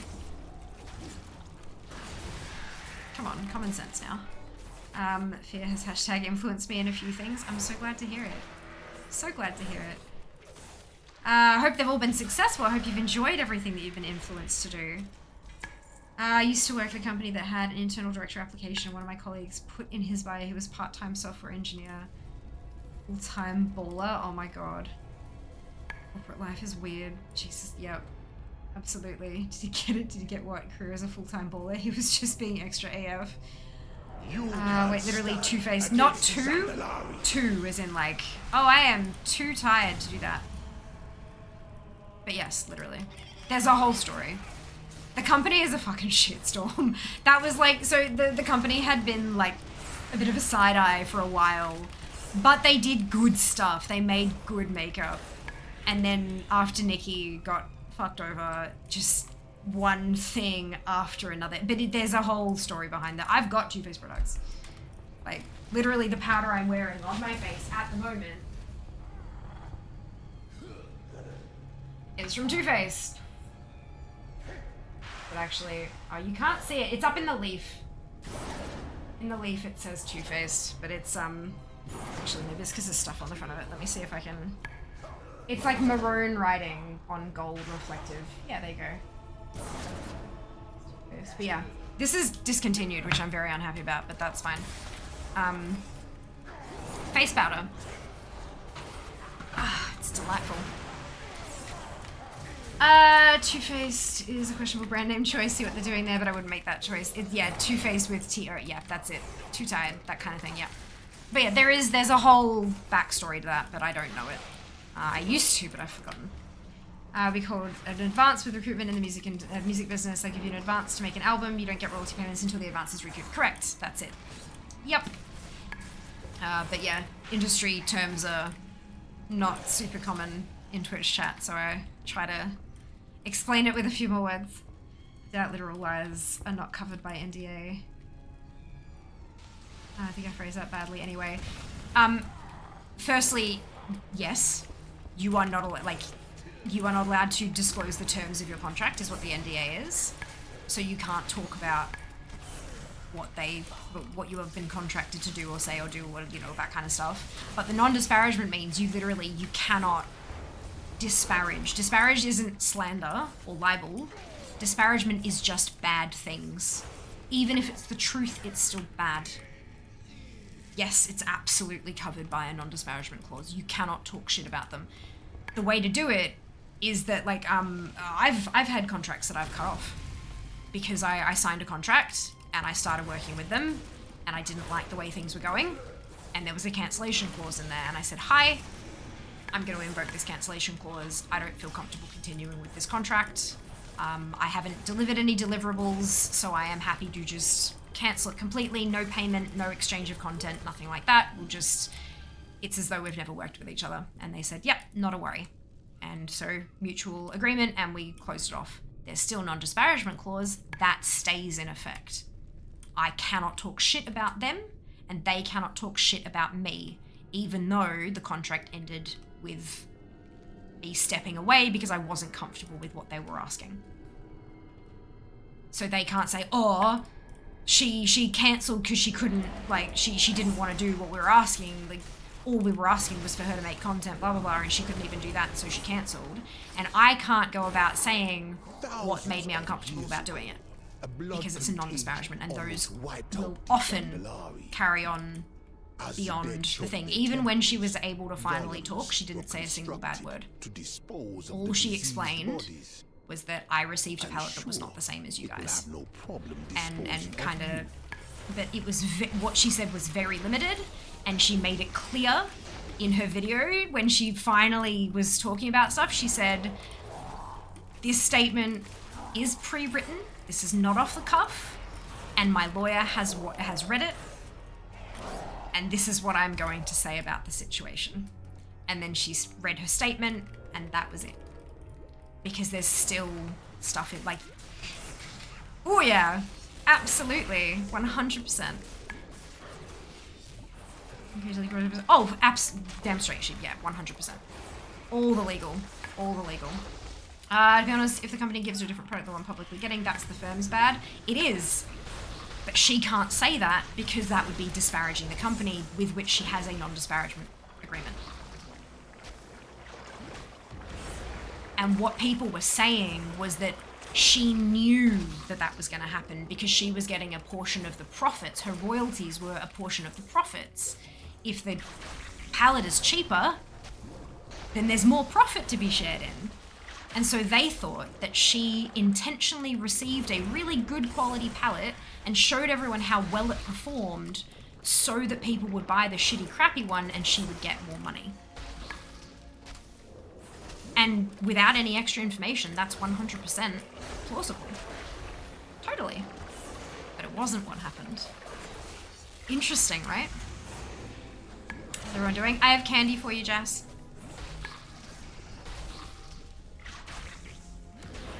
Ahoy. Yeah, GGB, that makeup story is a good example of why you want an agent and a lawyer involved in those kind of negotiations, not there are silver bullets for any of that stuff. Absolutely. I got a contract that was a long-term one, and I had a lawyer look at it. And the lawyer suggested that I go, like, specifically a contract lawyer. And they suggested that I go back with a list of points, questions and amendments, or you know, this clause isn't exactly enforceable or whatever. And I went back to them and I said, hey, I've had my lawyer read over the contract, and this is what I've been given as advice. can we make these amendments to the contract? And they said, right, cool, we're going to get our people to look at it and we'll come back to you. Broadcast must be purged. And then I reached out to them a month later and said, hey, just wondering how we're going with that. And they're like, oh, yep, we're still having a look at that. We'll get back to you soon. Must be. And then 3 months later, I went back to them and said, hey, just curious, is this still being looked at?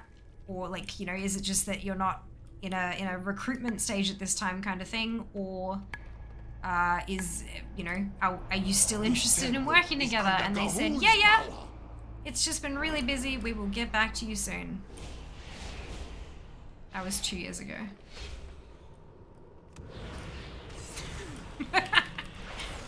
Yep. There were quite a few holes that my lawyer poked in the contract, and I have a feeling they were uncomfortable bringing me on board because I wouldn't just sign a contract as presented, maybe. I don't know. It just, yeah. Yep.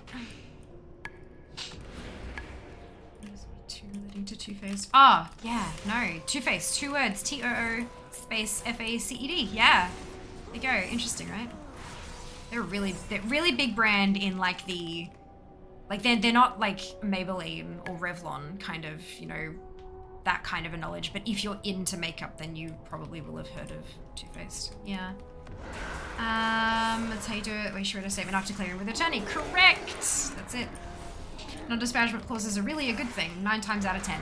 Yes. But there's always the 1 time out of 10. You go off the rails sometimes. They can indeed. It happens. Brand protection's a hard thing. You should see some of the conversations I've been in with the executives encouraging them not to engage in social media debates. Yeah. Yeah. Keep that shit in emails. Do not make it public. Causing intentional harm to her brand, her property, that should not be covered by an NDA. The way that contracts are written,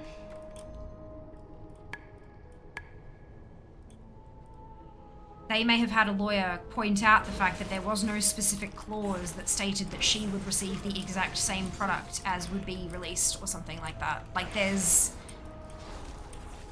is covered. No, I don't know how else to explain it to you, but it is 100% covered. The first thing she would have done, she was not a small creator at this point. There's a reason why one of the biggest makeup brands on the planet wanted to collaborate with her, and it's because she was one of the biggest makeup influencers on YouTube at the time. Pretty sure she probably still is. She was in like the top 5 beauty gurus of YouTube when this was happening. She had moolah. She had a lawyer, if not a couple of lawyers. She also had an agent, all this kind of stuff. And they would have looked through that and gone, what can we do here? She would have had her lawyers go to Two-Faced lawyers and throw down. And in the end, what she was able to do, she did, which was nothing. I think this is one of the cases where we assume that she did everything she could.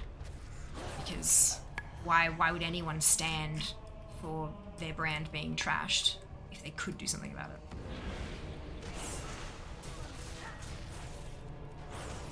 Often comes down to who has the more expensive lawyers.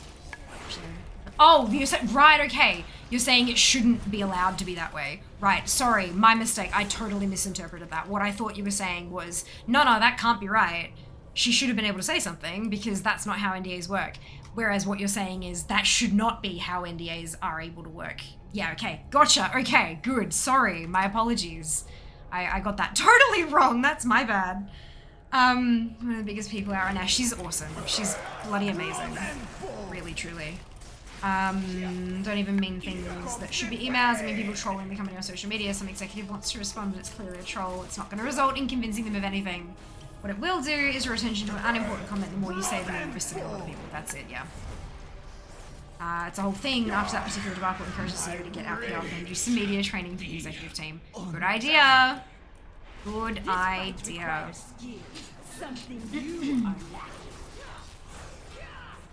But yeah.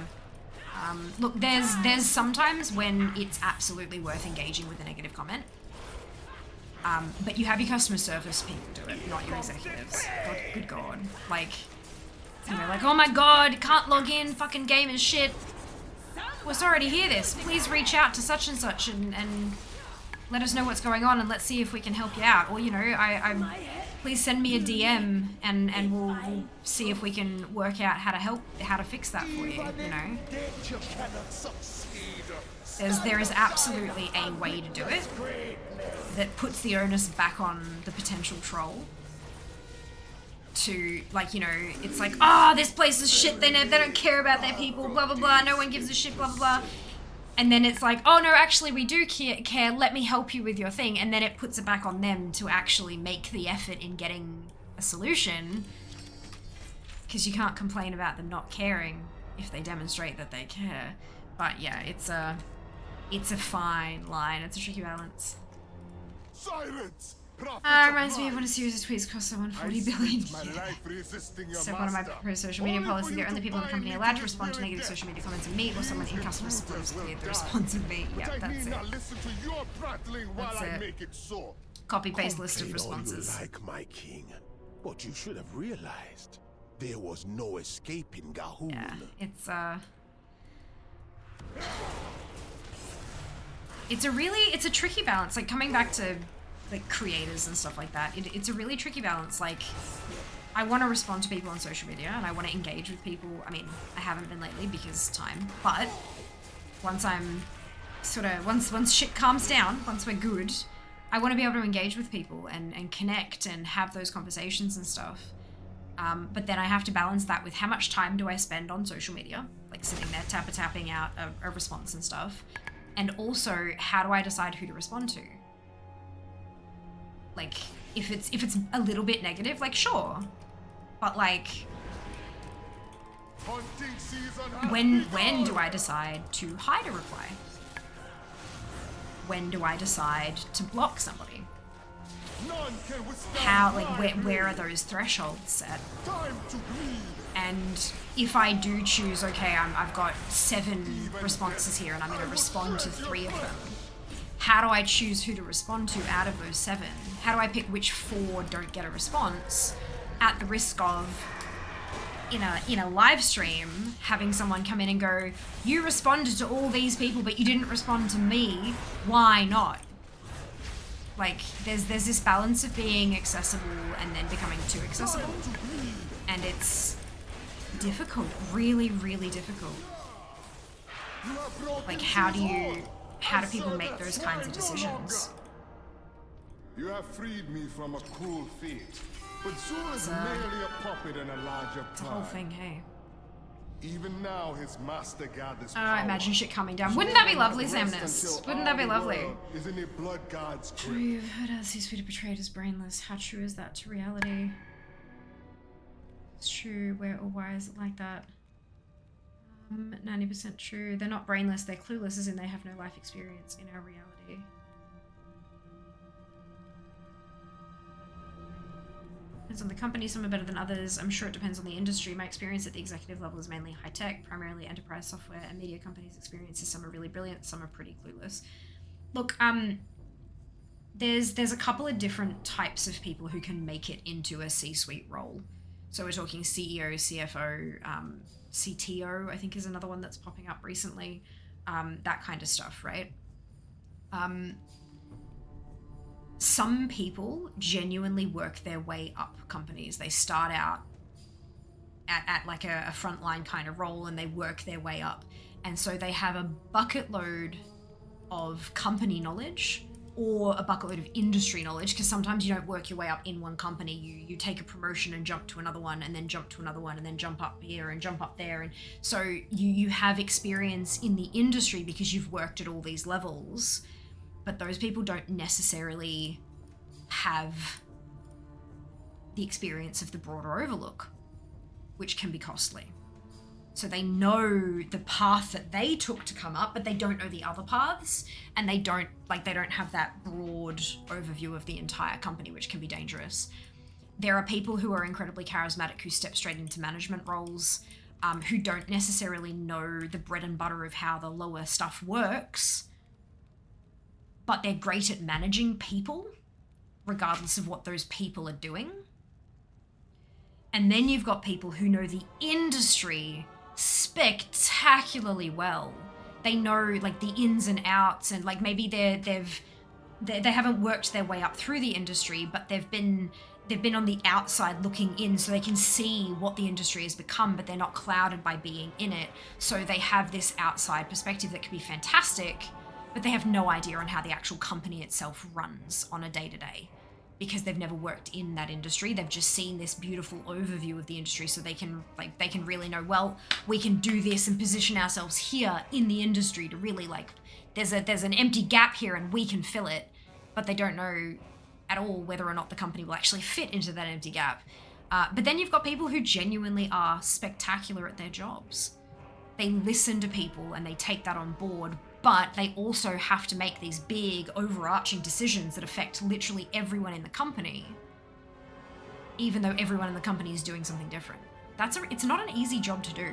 And some people who appear brainless, it's just that they've made a decision that affects and you being the royal you, your individual role badly, but in the grand scheme of things, it's a fantastic decision. You just can't see it from your silo kind of thing. So I think people in upper management do get a rough kind of opinion of them being made when it's not always deserving, but sometimes it is. It depends on the company, the industry, and the individual person as well. Plus, how the C-suite works together as a team, because they're not working as individuals either. They have to work together, and sometimes you'll end up with a C-suite who all have minds that are just, they operate so differently from each other that they can never reach a consensus, and that's bad. Anyway, Twitch allows us to run 3 minutes of ads every 60 minutes in order to turn off pre-rolls. Turning off pre-rolls can be beneficial to a channel as it can help facilitate channel growth. If you don't want to see ads, you can either subscribe to the channel, which may push us down the path to Partner Plus above my head right here, or you can subscribe to Twitch Turbo, which will get you ad-free viewing across the entire platform without affecting creator income. If you do see ads, you might not see the full 3 minutes. There's a variety of factors that go into this. And if you do see the full 3 minutes, you might see 3 ads, you might see 30. It's not that, I know that's not 30, that's 10. It's not about the number of ads that you're seeing, it's about the total duration of the ad break. Because it's a bit of a longer break, it's a really great opportunity to get up, stretch your legs, grab a drink or a snack, take care of yourself. And we will see you when you return. I very much appreciate those of you who stick it out through the ad breaks, as my ad revenue for the month of June was 12% of my total Twitch revenue for the month, which is certainly not insignificant. So thank you so much for watching. And I'm going to take a brief break here to stretch my legs as well. BRB, see you soon. Baby, da da da da da da. Run away, little girl. Run away.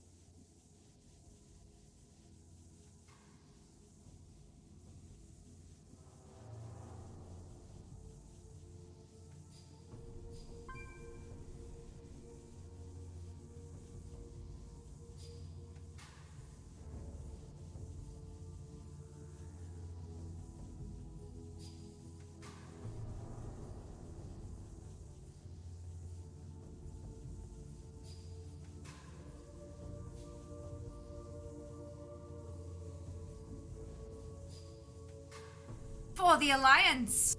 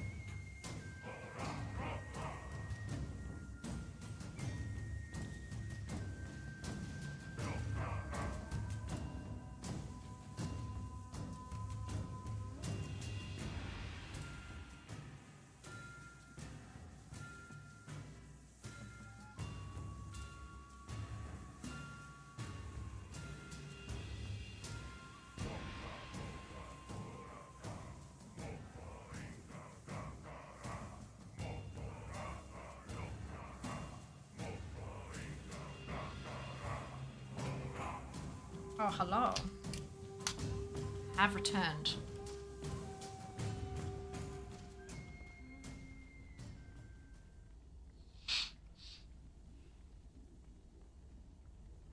I'm saying tech land, particularly with Silicon Valley startups, there's a lot of pathological mental health stuff going on. I'm not being extra, this is really my experience. A lot of founder CEOs have some really serious narcissistic, sociopathic, psychopathic stuff going on. It's not great. Yeah, it, like... I haven't done this one yet, have I? Alright, not yet. That honestly doesn't surprise me. You've got to have, there's a certain level of I'm the only one who can fulfill this need of the community. You know, having a startup, like having nothing and trying to build particularly a tech company out of that. There's got to be a level of my idea is so good that it's going to work. In that, and then especially managing to convince people to come on board with very little to no pay. It takes a special kind of person, and that's not necessarily a good kind of special, you know. So, Completionist too, yeah. That's, yeah, absolutely. A lot I could say on the subject, too much for text chat. I could say a lot about upper management archetypes, my experience, of course. Thank you for the ads command, Mike. Much appreciated. Work together as a team. You got jokes. Yeah. Look, sometimes they do, though. Sometimes they do. Thank you very much for the biddies, Anon. Much appreciated. It's not 3 minutes. It's not 3. That's 10. Oh, for goodness sake. Well, no, because I said 3 ads or 30, and I was like, that's not 30. That's 10. So yeah, 30 turned into 3 minutes, apparently. I guess those are the charismatic people who ended up there, who through confidence next they stepped on, got to the top, or they could be brilliant. The thing is, though, if they are brilliant, they've probably had people telling them they're brilliant all their lives, and there's no way that doesn't affect a person. It's like, I can only imagine it can be really difficult to stay legitimately humble while... Did I just do that on Alexia on Heroic? Because that says 60. No, Fear was 58, 59, 60, and now this will be 61. Okay, no, we're good. Well, develop people skills, that's it. Share love, yes. Funny saying I learned in sociology class, everyone rises to the point of incompetence. Like, you eventually get promoted to a point where you lose control of your situation. Not everyone does, though. Welcome to the tomb of the first Troll King. Wish I could be there to I think meet you there's a myself. point where you My kind of power has understand already that taken you cannot root, control every last binding little the thing. ancient spirits. That's not the same as Will of losing my control of the master. situation, because to lose something you had to have had it to begin with. Had to have had it to begin with. There you go. There's the words. But if you're being promoted to a role and you know that you're not going to be able to control every last little thing at that position, then you're not losing control. If you're a venture-backed tech company, you have to convince investors that your tiny company nobody's ever heard of is going to be the next Amazon or Google-sized business. That's it. Tends to self-select people who are very confident and charismatic. Sometimes it's because they have the goods. Sometimes it's because they're psycho and believe that they have the goods. I mean, like, what if I lose control of This temple is under Gahoon's power. Family Guy. See also Dunning-Kruger effect. People who know the least are often the most confident they have the answers. Yeah. Hello, hello. Thank you very much for the welcome back. It's other than a Theranos lady worked.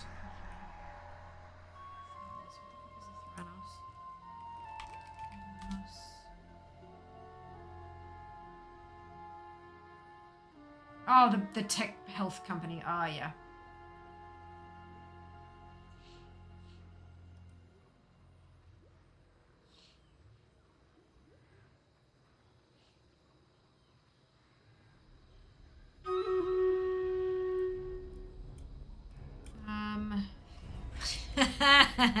Sometimes I have really stupid ideas.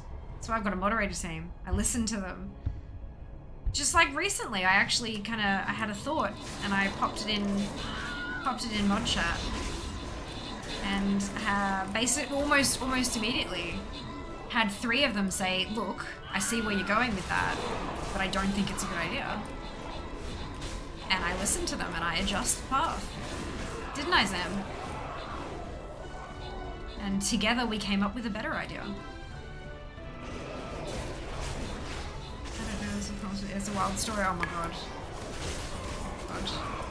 I feel this is story mods. Hey, Fear transfer 5 million gold to me. I listen to them. I value your input, Eli. And I acknowledge your request for 5 million gold. And I'm going to adjust my path and say no. Barely have the 5 million to send you. I do have it, but only barely. De Zem Cliche, congratulations to all of you on your bonus ship. Well done. We go this way. So close, so close. Just got to be a little more charismatic and or sociopathic, and then you'll be fine.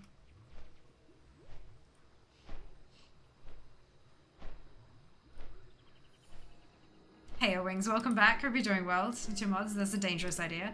But I did, though, like, real talk. Just for half a second. Real talk. I proposed an idea. And 3 of you said, look, I see what you're getting at, but I don't think that's the best way to go about it. And I went, yeah, you're right. They said, I don't think this is the way to go about it. I think maybe this might be a better idea. And the 3 of them were pretty consistent. Not the same, but pretty consistent in their suggestions. And so I was like, yeah, you know what? You're right. Let's go with that instead, and let's do it like this. And then I built off of the adjusted path they presented to me.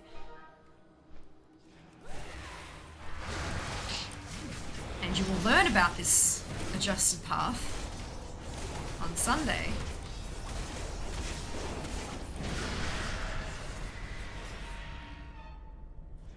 Hey, DD, welcome on in. Hope you're doing well today. Yeah, since you 5 million gold, unfortunately the check was written to Shiba and the bank won't let you cash it out. Try 1 million. You could do the Japanese thing and nod and say yes. The thing about that is when in meetings with Japanese colleagues, culturally, the yes means yes, I hear you, not yes, I agree, or yes, that's approved. You can't right? stand against these I think underlings. that's, and honestly, that all comes down to thorough communication. We read into what people say so much, like in the Western, from my experience, the Western world, we very much like someone gives you a yes, and you take that as the yes you wanted to hear, not necessarily that the yes they wanted to give you, or the yes that they're actually giving you. So like having that thorough level of like, yes, I get what you're saying, but we are looking at going in this direction instead. Like that is such, it's positive but thorough communication. You're not smacking down an idea. You're not, it's not about, nah, that's shit, or no, you're not good enough, or no, that's bad. It's, I hear this that you're presenting to us, yes, but we were thinking more along these lines. Like, it's just, yeah, I like that a lot. Like, a lot. Doing good. Woke up from nap to text to say, how do you tomorrow? Ah, wonderful! I'm doing quite well, thank you. Doing quite well. Breaking news, starting Sunday, Peter's going to exclusively stream Pokemon. We've got a big announcement that I'm allowed to tell you on Sunday. Look, embargoes are a bitch, yeah?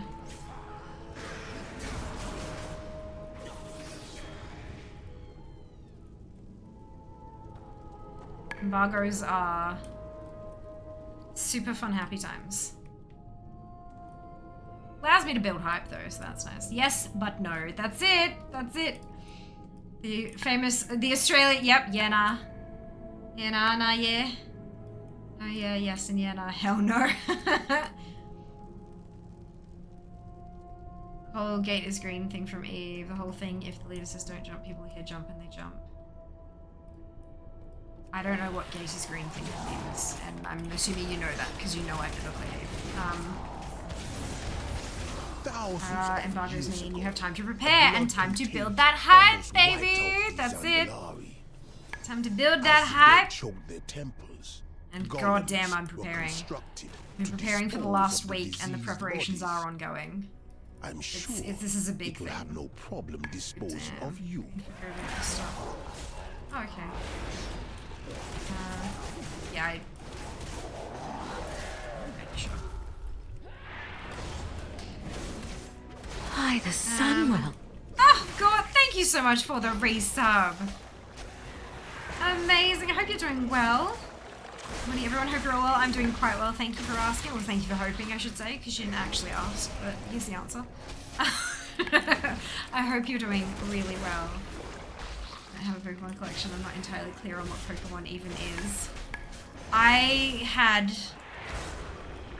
Pokemon Red when I was in primary school. I was in like grade 2 or 3, I think.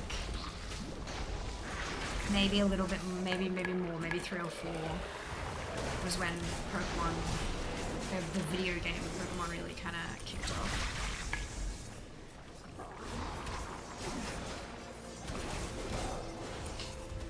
I do not know how many or what new Pokemon really are, but Your blood is cursed. yeah, that was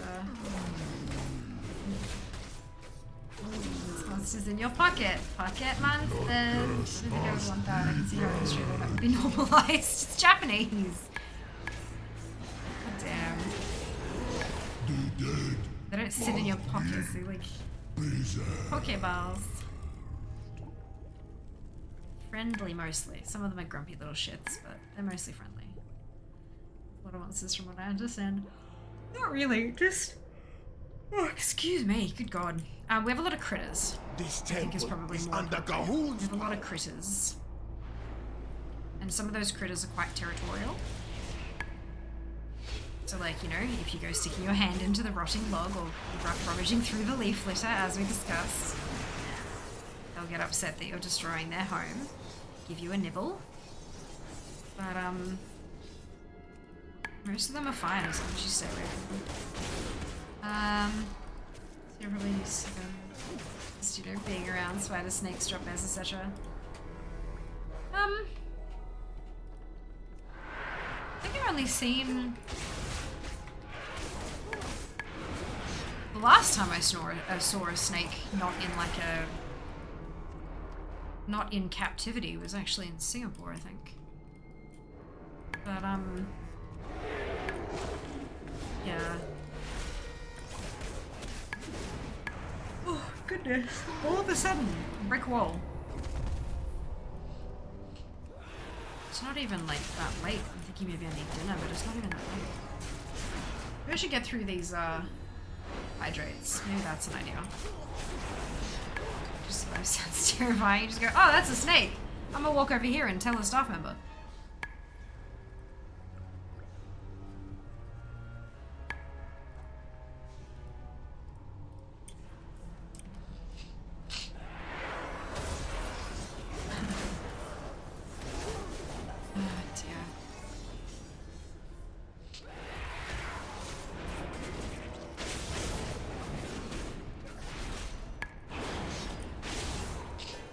Here's the drop chance on this. Is it a 1 in 100? 1 in 200. Right. It's a 0.5% drop chance.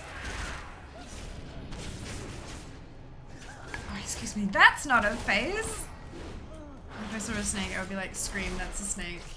I am run. Be to a staff member if I have enough brain. Have you ever encountered a snake in like the wild, Nano?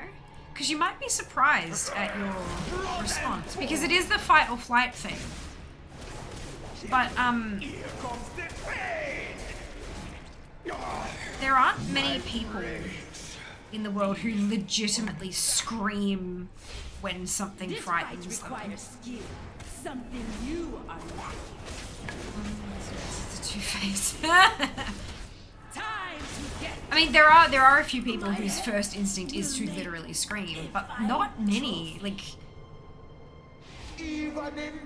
for most people I've seen, they tend to like there's an audible gasp and they lock up and then they kind of run.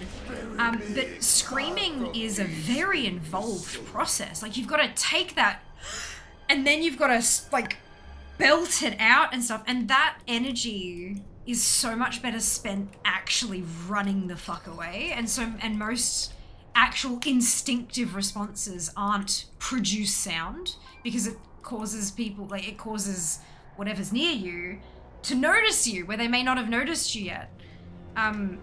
That reflex reaction is quite often not noisy, which is, it's really interesting, right? Because, I mean, you know, you see in movies and all that kind of shit, people, they do the big whole theatrical scream thing, but it just doesn't happen much. It just does not happen very much IRL. Because the people who had that response to literally scream would have been attacked and killed. No escaping Gahoon.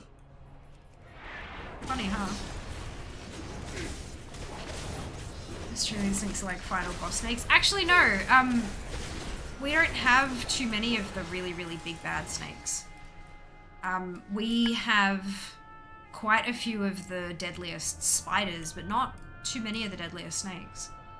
When we're facing something truly terrifying, it's more likely to freeze up and hold your breath, yeah, and then like find the quickest path the fuck out of there. Fascinating, right? I find that stuff so interesting. I wasn't fully paying attention, I'm not gonna lie, that gasping big jolting thing is the exciting drop. Oh, Eli, I'm so sorry. Oh, no. Yeah, I can see that. Oh, I'm so sorry. They're also small. Usually doesn't even trigger a fight or flight response. Yeah, snakes are quite small. There are some very, very big ones, but they only usually get that big when they have the environment to do so. Like, you know, the Amazon.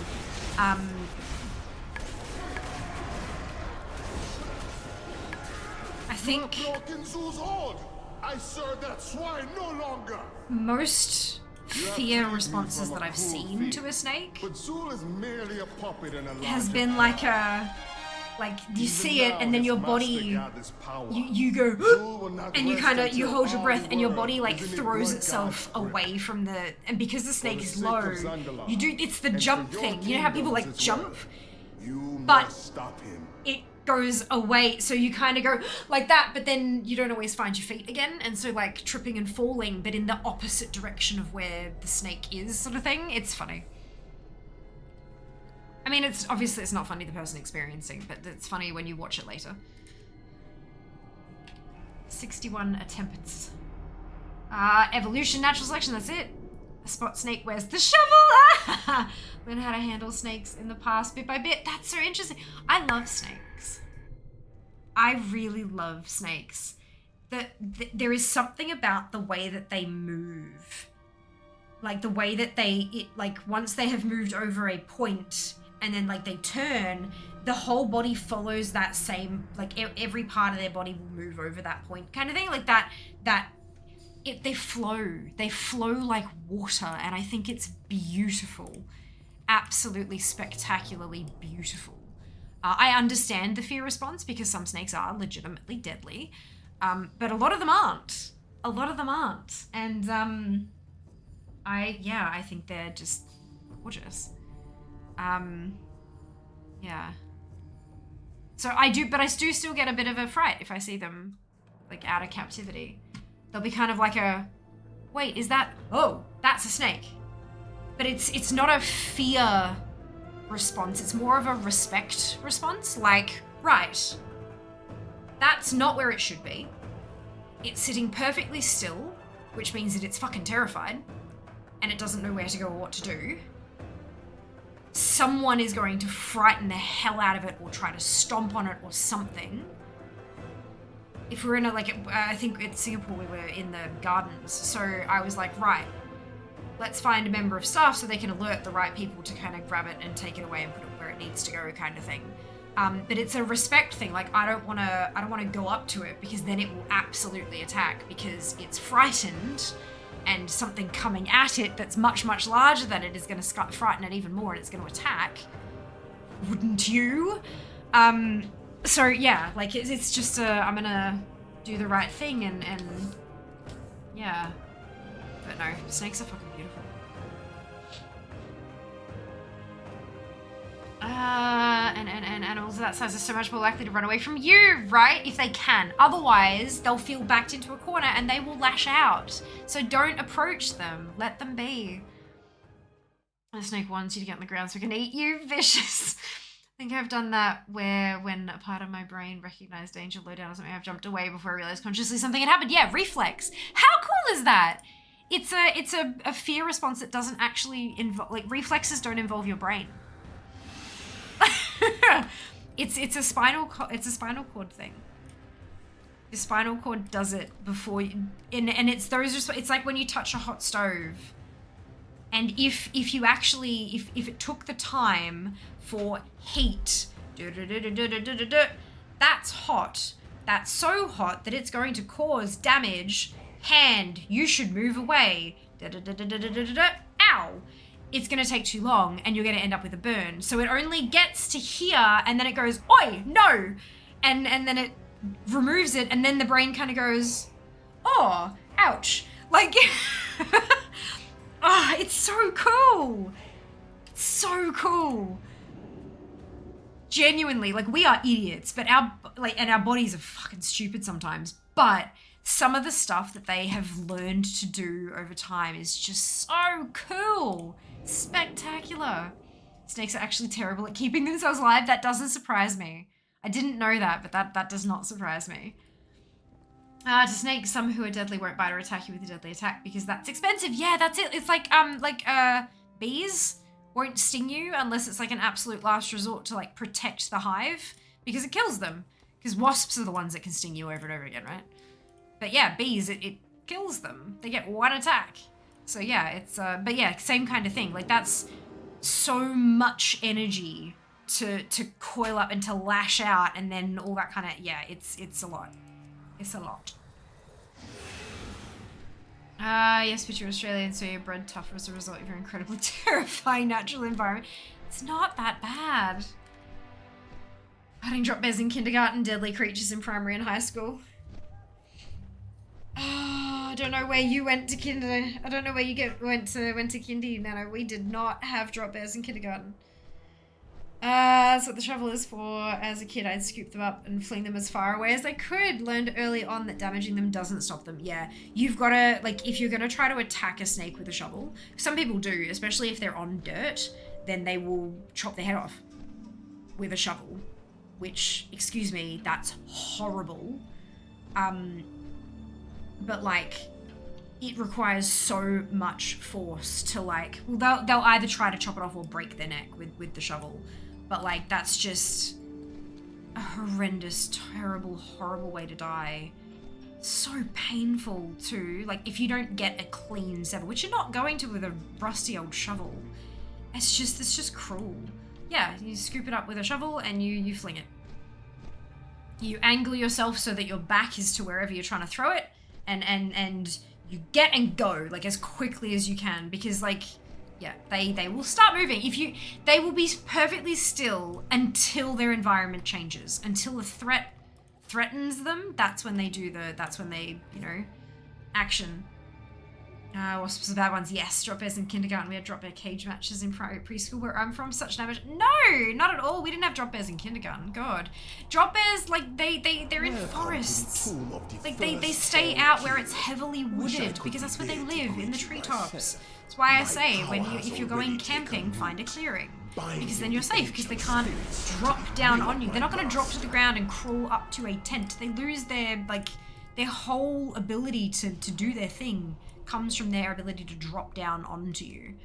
And if they have to crawl to enter you, nah, it's just not gonna happen. Kind of like, you know how alligators are, I think it's alligators, or crocodiles? I don't know. They're super, super good in the water, but they're like crap on land. Yeah. Same kind of deal. If you put yourself in an inconvenient location, they won't even bother with you. I've absolutely been cleaning a knife, and now I can say that I may have felt the knife in my skin. By the time I felt it cut through, I was like, ow, yeah, that's it. Took a few days to close. Oh, that's not good. Don't hurt yourself. This temple is under Gahun's power. Be careful.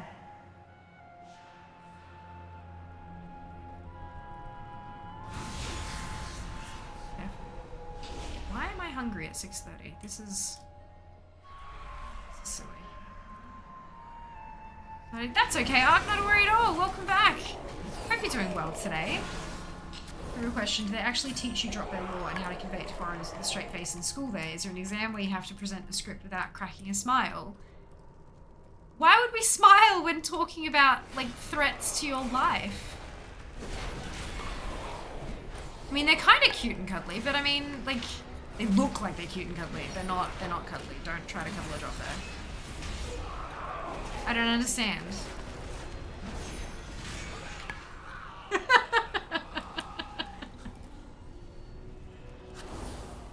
Accidental filleting your fingers, you don't do that. Isn't it very surprising?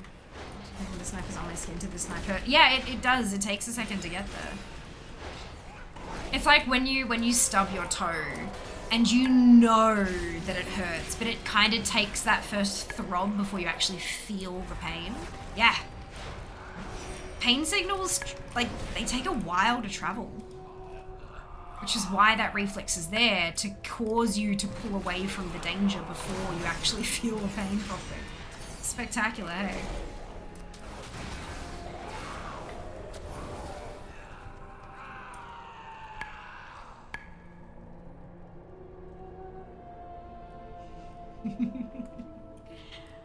Oh dear. Oh fuck, I always forget that last pack.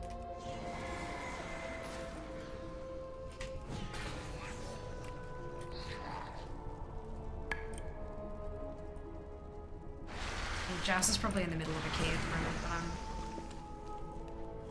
maybe I have more candy. I have more candy.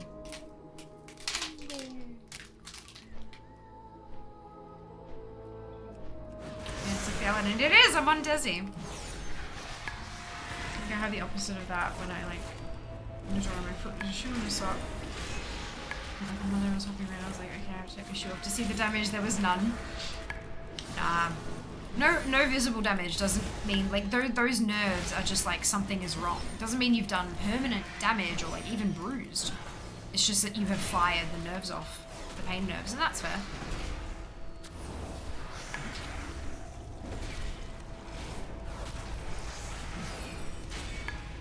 Something can hurt without causing damage, which is good. I'm not a paladin! You get the pain before the actual damage happens, but if it's something like that, opening a door onto something, it's not like holding your hand on a stove. Like, that's a momentary thing that happens.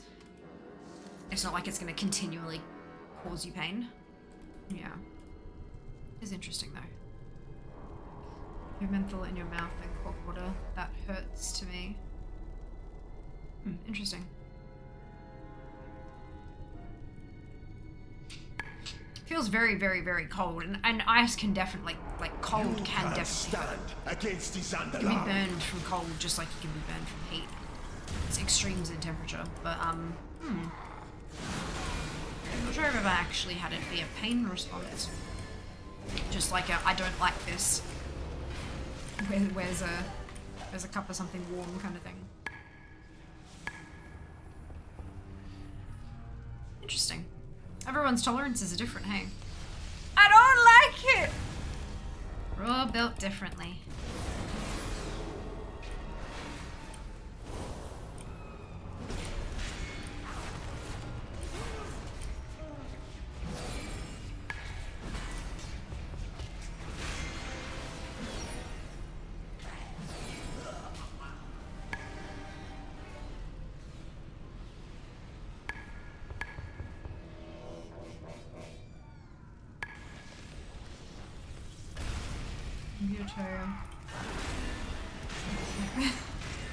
Is that a reference to something? It must be. Tyson doesn't burn, tricks your brain into thinking your mouth is on fire. Tricks little shit, right, Mike?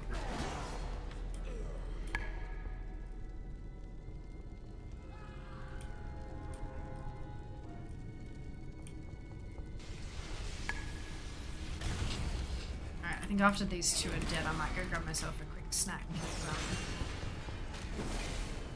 Surprisingly hungry, and I don't think it's supposed to be different.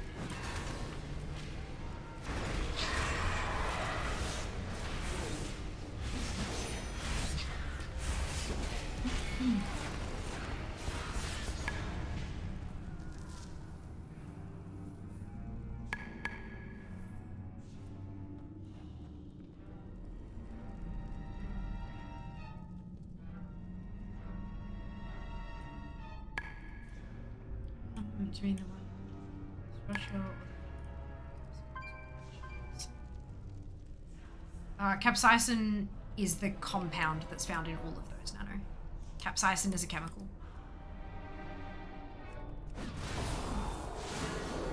Yeah, not a typo for capsicum or anything like that. Capsaicin is the molecule that's found in all of those things that causes the spiciness. Thousands of years ago. Yeah. A blood Brain is on fire, but ice cream helps. It does, yeah. Fat, sugar, cold. As the dead choked their temples, Fat, sugar, and cold are the golems things were that can constructed counteract to capsaicin dispose quite of the effectively. diseased bodies. I'm sure it will have no problem. That's why milk is quite good, because there's like sugars and fat, and ice cream works especially well. Yeah, dairy, counteracting peppers, Thai iced tea with milk. Oh god, yes. Thai milk tea is the bomb. Might I recommend you get your Thai milk tea from Bubble Tea Club?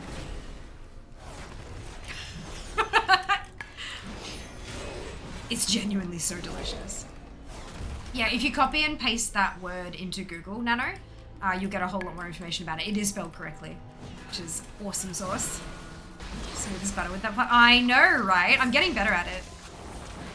It used to be like shameful plugs. I'm starting to get a little more shameless. I said I was gonna go get a snack after those two, and then I forgot. Natural petrolint. Look, I try. I've been learning. I've been doing this for 7.5 years. You would want to hope that I was half decent at my job by this point. Out of the green shit. Alright, I'm gonna go grab myself a snack real quick. BRB.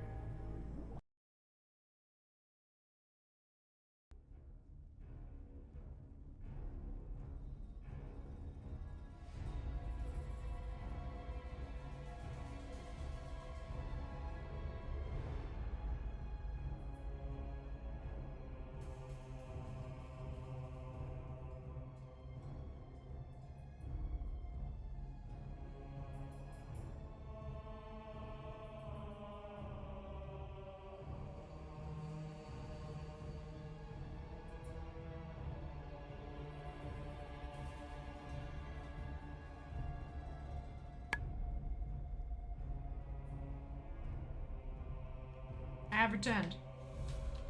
I have light and tangy chippies.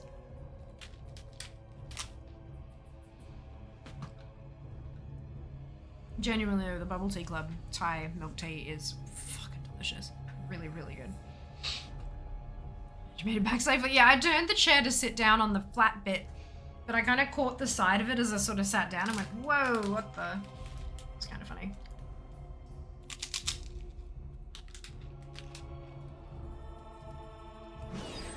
Oops, wrong button.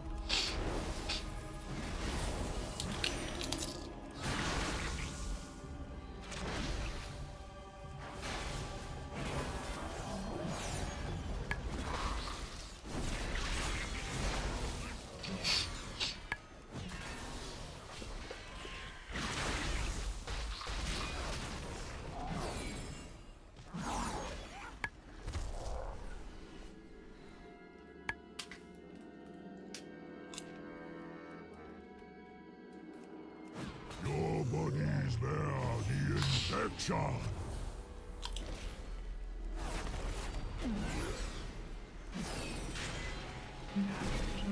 The blood gas must be purged. Very funny.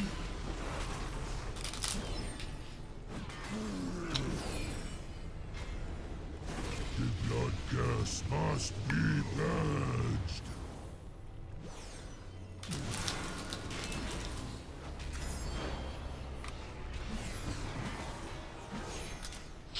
The blood gas must be purged.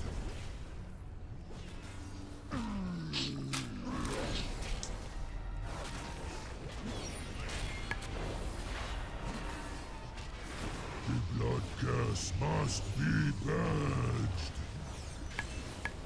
The dead must be preserved. Yeah, I blame Paul Hogan for this. Yeah. It is a bit of a problem.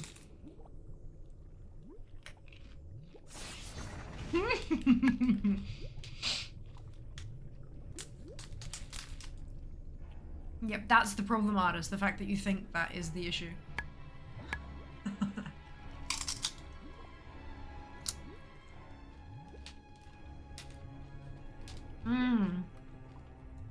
Wanted by the ATO doesn't surprise me.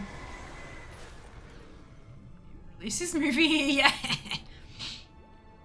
Because I knew no one would bloody see it. This temple is under Gahoon's power. Love white and chips. So tasty.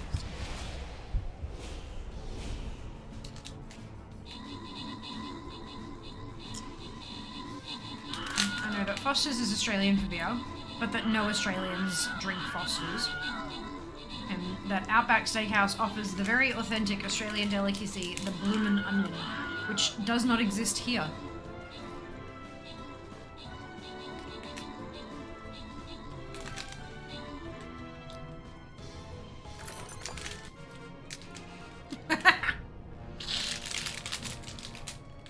You never recover? I think you'll be fine. The thing is, Outback Steakhouse might not be Australian, but if the food's tasty, who cares?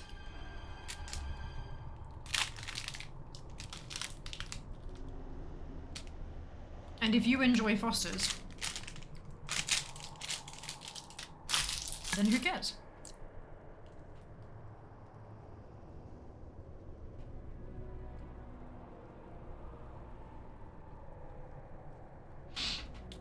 All they'd have to do is say Paul Hogan stars as a washed-up actor known for defaming his entire nation and culture, and now has to do legit work, actual plot of the movie. It would sell out like crazy.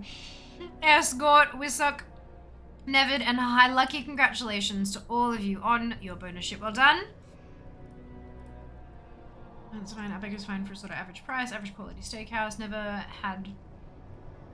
had Foster's. I quit drinking years ago. No opinion about that. I was an Amstel light drinker, although I never really cared much about drinking. Very fair. Very, very fair. Yeah. Up here in Queensland, it's 4X.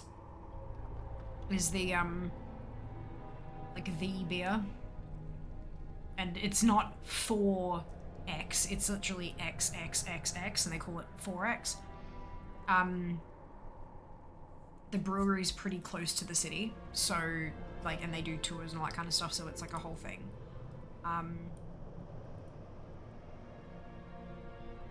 Yeah. Major from Outback is the unhealthy bloomin' onions. Never beer named after a foreign exchange. No, I did not. Comes in a yellow tin. Can, whatever. But yeah, no, it's, I don't drink beer.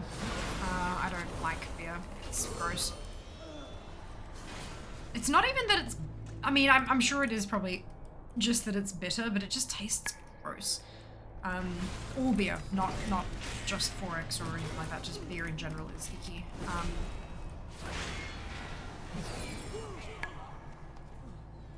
But yeah. Switch spice is good. Just like this. I would not know. Agreed. Welcome back, by the way, Meg.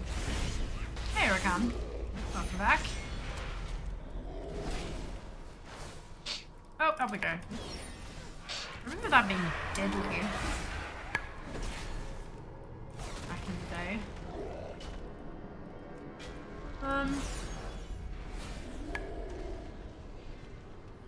Do you enjoy alcoholic beverages in general? Like, I'm not anti-alcohol. I also don't not drink. Because, like, there is a difference between I don't drink and I'm against alcohol.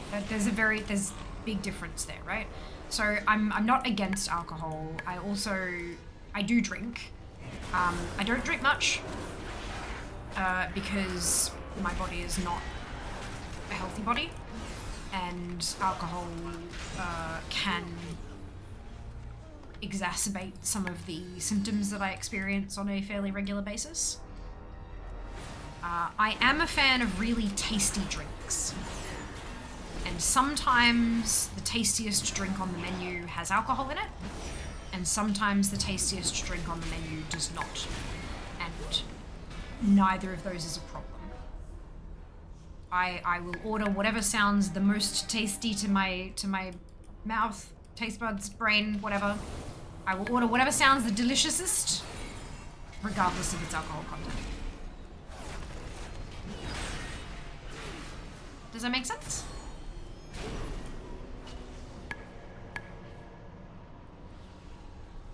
How's your Monday been? Yeah, productive. Which is good. I need productivity at the moment.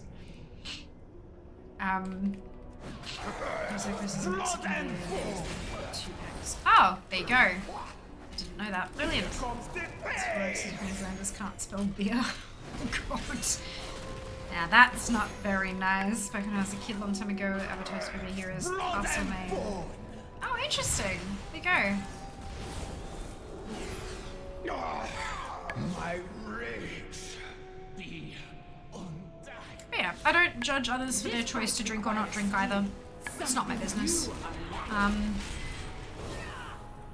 Yeah, it is just like Australia does have a serious problem culturally with alcoholism and binge drinking.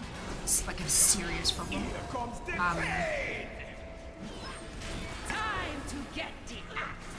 And I wish there was more support available to people who needed it. But that's not a reflection on them as a person. That's addiction. And addiction is a serious medical issue. So yeah, I don't judge for that either, because I would like to hope that people wouldn't judge me for having arthritis, so why the fuck would I judge somebody for having an addiction? Do you know what I mean? Yeah, that's the kind of... Yeah. But, for me personally, I can take it or leave it. I'm not like... Yeah. Often the tastiest drink on the menu happens to be a cocktail, because they get real creative with the flavors and stuff. But sometimes the mocktail menu isn't just the cocktails with the booze taken out. Sometimes they actually do new things with the mocktails, and those, holy cow, they can be amazing. So I have regularly ordered a mocktail just because it sounded fucking delicious. Thank you very, very much for the resub, Meg. Much appreciated. Thank you very much. All cartoons used to label moonshine as they did, yes, they did. Hello, Learn, welcome on in. Hope you're doing well today. Deliciousest. Yeah, I make up words sometimes. Silence, prophet of lies! I spent my life resisting your master, only for you to bind me to his will and death. These making up words for emphasis. Die, but I need not listen to your prattling while I make it so. Complain all you like, my king. Dear. But you should have realized there was no escape. So I'm still working through my level 70s at this point. No drop yet, but once I run out of 70s, I'll start working down the list of highest level tunes until I get to a problem. Until I get to a tune that can't clear it. But I don't know. We'll see. Fan of a Bloody Mary? No. No, I'm not a fan of drinks that taste like soup. It just tastes like spicy tomato soup. That's soup. That's an entree, not a drink. Like,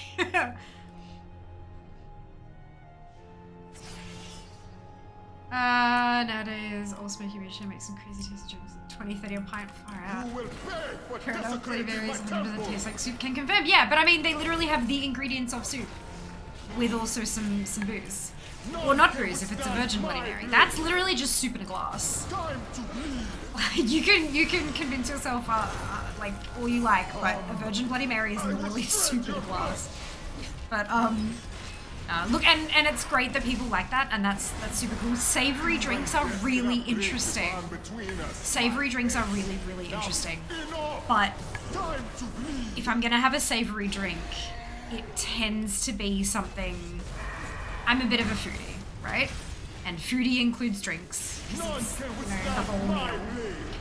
But if you're gonna do a savory drink, it needs to not be inspired by an existing soup, I feel like. Because then you just get to the point where it is just soup in a glass. Which is fine, but call it that. Don't call it a cocktail. Call it soup. Yeah, I've had a couple of really interesting savory drinks over the years that were really interesting, but they didn't remind me of any soup that I had before, so there was a separation there. Zul will not rest until all the world is in the blood god's grip. Now my brain is just like, please enjoy this chicken noodle cocktail. Like, it's, yeah. People drink V8 though, so shrug. I don't know. I don't drink tomato juice in general. I use V8 in slow cooker recipes when I want more liquid. Instead of using like a can of condensed soup, I would use a bottle of V8 juice because it's more like runny. There's more liquid in there rather than just like a can of soup and a... and I've had some recipes that have called specifically for V8 juice as like a stock replacement. Interesting, right? Really cool though. Good as an ingredient, not so good to drink. Not for me. Bloody Mary's ew. Agreed, Seeker. Agreed. How you going? Welcome back. Hope you are well. Okay. Excuse me. Hello, Yari. Welcome back to you too. Hey, evening, chat pals. Or clamato. That's like clams, right? Best what is here? Oh dear. Juice and Canadian Bloody Marys was amazing. Who or what is a clamato? It's, yeah, clam and tomato. Love V8. There you go, freak. There you go. Yeah, I'm not a huge fan. I had someone suggest it to me as like a beverage, and I was like, yeah, I bought a bottle and I tried it, and I was like, this is not for me. But I do absolutely use it in cooking. It's really good for cooking with. So it's versatile. That's always a good thing. Oh my god, what the hell is happening? Why am I getting so many pings? Oh, okay, I see.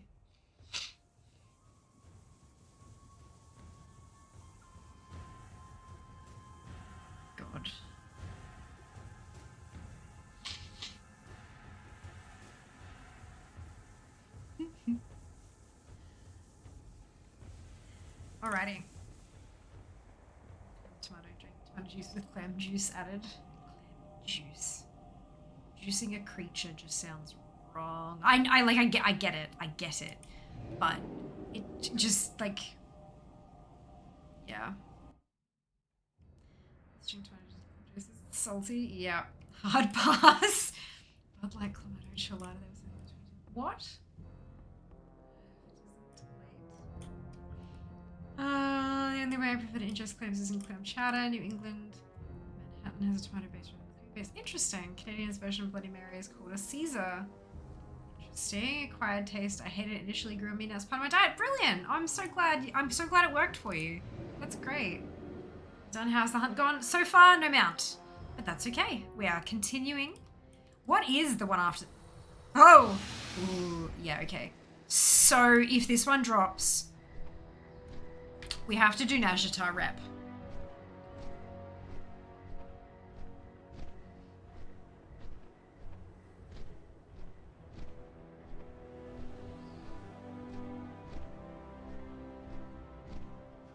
Sad for you, but I'm glad for me. Why? Oh, because you don't have it yet either? Good. I've got a lot more tunes to throw at it than you do, to be fair. We've done 5 attempts so far. I'm heading up for my 6th now. Some boy for me. Ah, soon. Soon. It means there's one more mount left in the world unclaimed for you to get. So, the next one after this, because, I mean, we've still got the island mount to get, but it's not available this week. So for the weeks that it's unavailable, the mount after this one, after the Tombstalker, is the Royal Snapdragon.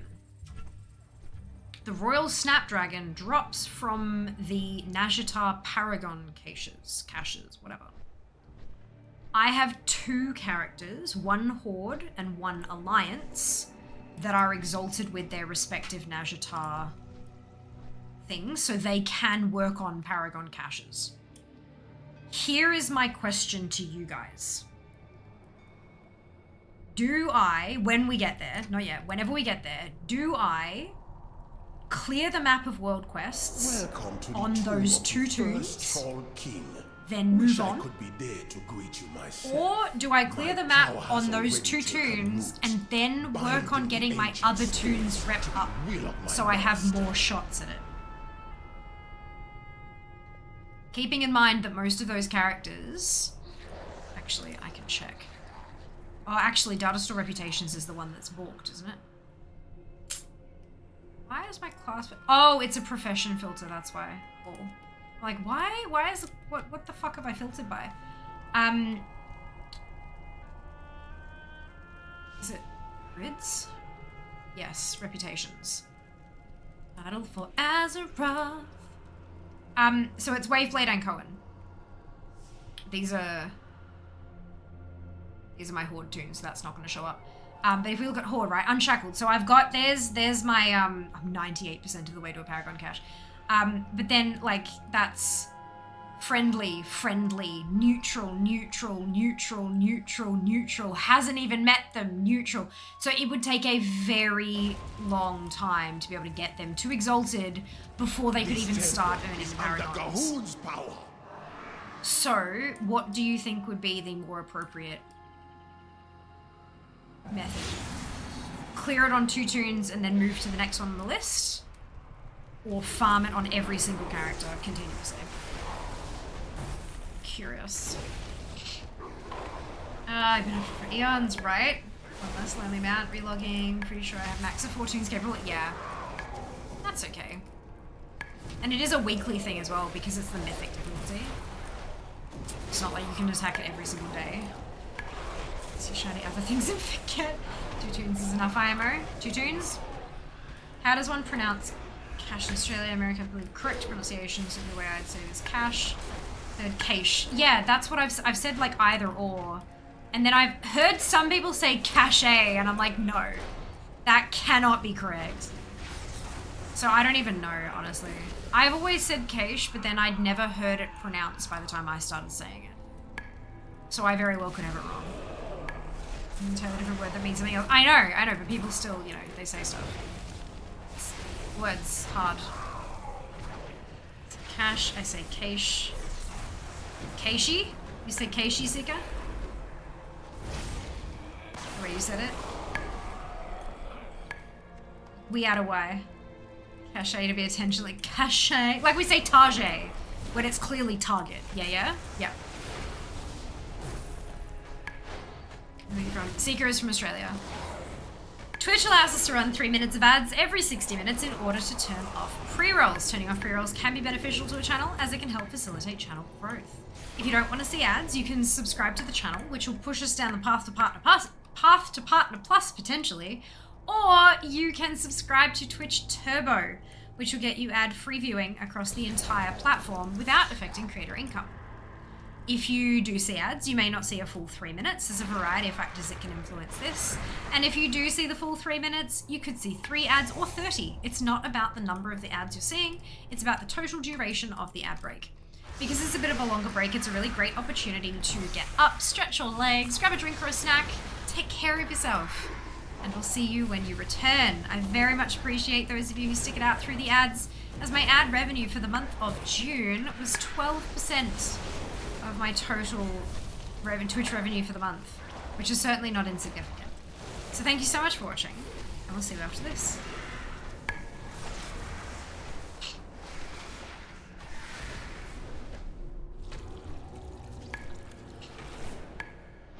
I mean, at a push, I have 6 tunes. I'd rather get max runs per tune on Nighthawk than spend an hour on a harsh King's Hold. Yeah, fair.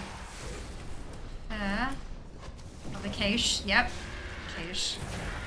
Tage. Oh, I got new transmog. Mispronunciation of Tiger's name to be funny because it's more bourgeois. Yeah, I know. Well, I mean, we say it here in Australia and we don't have Walmart. We've got Kmart and Big W.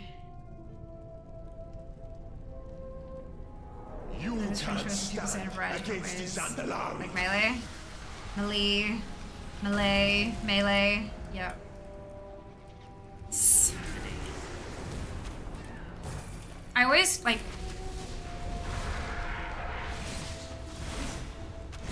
I try my best to be well spoken. We had this discussion, I think it was like literally yesterday, right? About how I you know, if you speak one language, speak it well. And when it comes to those words like melee and cache, whatever, I feel like it makes me stressed when it comes time to say one of those words, because like if I've got, you know, all of these, you know, an hour's worth of words that are well spoken and sentences that are put together and blah blah blah, and then I say a word very clearly wrong, very intentionally, like I'm saying this word with intention and it's wrong, I feel like an idiot. It's tricksy. It's tricksy. Thank you for the ads command, Mike. I mean, a GIF, yeah. But it's one of those things where we say packet, but also say sachet. Oh. I mean, we definitely have the word packet. We have like a packet of stuff. But a sachet is like a little one. Like this is a packet of chips. It's not a sachet of chips. And like this is a packet of candy. Like a sachet is like a fucking 2 mil like skincare sample or something. That's a sachet. Like a sample sachet. Teeny tiny little things. Or like yeah. Which is a different word. I know it is. We're being funny. Melee, I do both. Yeah, it's pronounced GIF. Yeah, well then maybe they should have spelled it with a J.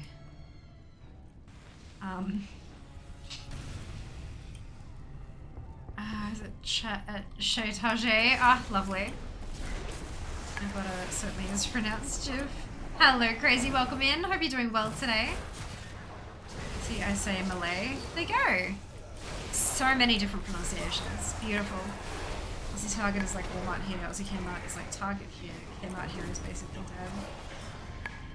QQ. you theoretically were I to run King's Rest after clearing it solo with someone that hasn't yet cleared? They are no more disadvantaged than if we won't win in the end, right?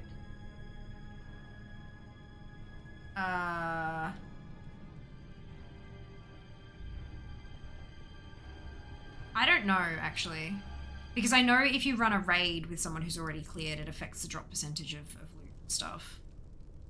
But I don't know if it works like that in legacy content. You might have to do a bit of a Google. The term for it is legacy content because like legacy loot is enabled. I would imagine that Blizzard would have made, because they made it very clear how the loot system works in current content. I would imagine that they would have made it fairly clear about legacy content, but I don't know because I don't tend to run.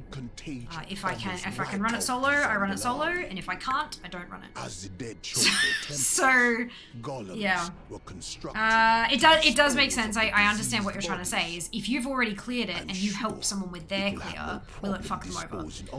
And the answer is I don't actually know. But yeah, legacy content is the key word you're looking for Google.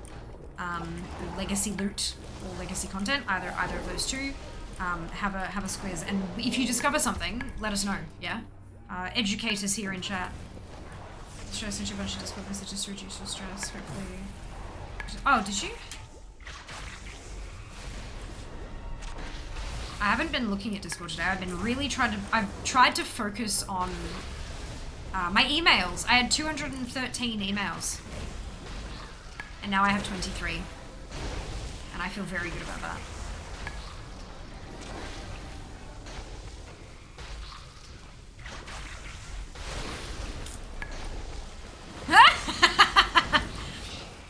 Oh dear.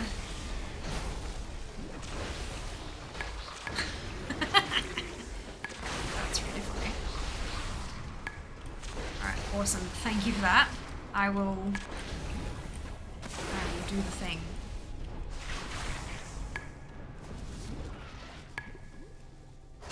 Now that I've actually opened Discord, I can see I have notifications elsewhere as well, which is ideal.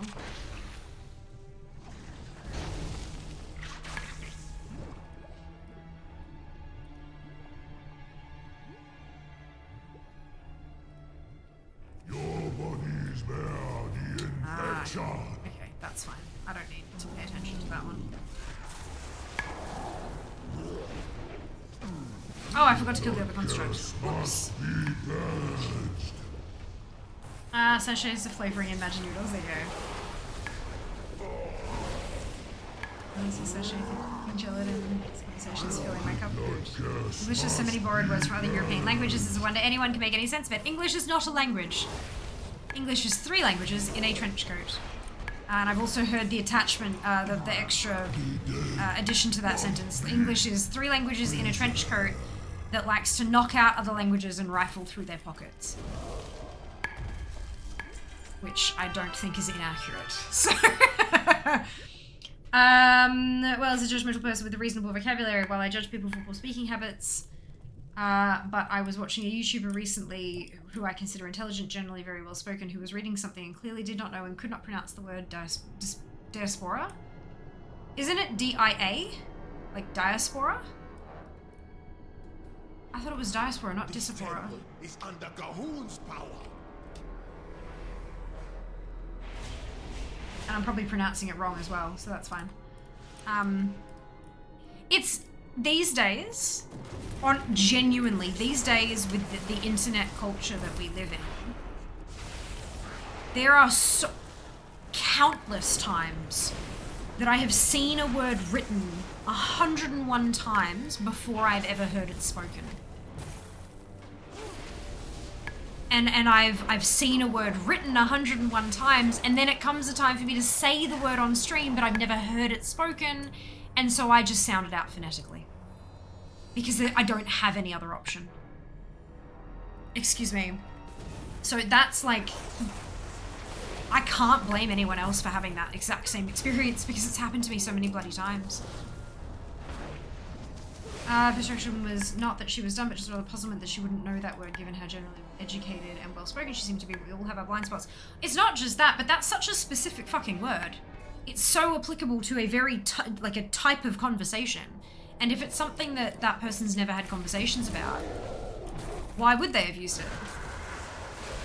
Or, do you know what I mean? Like it's, yeah, it's not a word I've heard commonly. And I'm pretty darn well educated. And I've not heard it used very often at all. Whereas for now, yeah. I just love the differences, honestly, because most of our wording in the US is whatever is the simplest, like teabag. I mean, we have teabags. Shit, yeah, that's what I thought based on raid. I was told no, all good if I clear, but all good. Yeah, I don't know. I don't tend to do that. So yeah, definitely do a Google. Get your information directly from Blizzard is always the best cause of what's it. Yeah, gotcha, not something for now. Anything, yes, good to see less stressed. Funny, hilarious. English follows other languages into a deserted alley and shakes them down for loose grammar. Yes. Good morning, Az. Welcome back. English is cuckoo banana cakes. Yes. Morning. Good morning, Darren. English also has continued DLCs. Came in when you talked about all those emails. I know, right? How awesome is that? I'm very proud of myself. Because it's one of those things where I'm supposed to check my emails every day. And I do when I see, because I do get alerts on my phone for my emails. And so when I get one, I get the alert. And if it's something that's really important, I jump on there and I answer it straight away. But if it's not super important, then I leave it and I check it like once a day, right? So it's like, you know, boundaries. And that's the idea. I'm supposed to check it once a day. But I didn't for a little bit because of life things. And then every time I got to it on my to-do list, I'm like, oh, that's going to take such a long time because I've left it for so long. Oh, I have to stream soon. I don't have time. And so it got a bit out of hand. So I got through it almost. There's still, you know, 23 that I have to check because ideally I have an empty inbox. That's what I tend to operate with.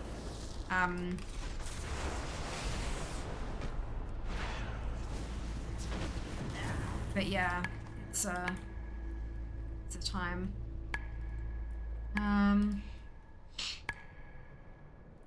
Well, how are we all? I'm doing quite well, thank you. I was feeling quite accomplished today. I spelled it wrong. I figured as much. I just wanted to check because, like, I feel like you'd know better than I would. I wanted to, yeah. I thought so, but I wanted to double check. You're correct about the spelling. The way I've always heard it pronounced from childhood is diaspora, with the emphasis on the R. Diaspora. Like diaspora? Let's find out. Diaspora. Pronounce. Get ready for it. Diaspora. Diaspora. Not diaspora. There you go. I did get it wrong. Because again, that's probably the first time I've heard it spoken aloud by someone who isn't me. Blood and bone. Here comes the pain. Interesting, isn't it? Never judge people for not knowing how to pronounce a word means they've learned it by reading. That's it. That's it. Blood and bone.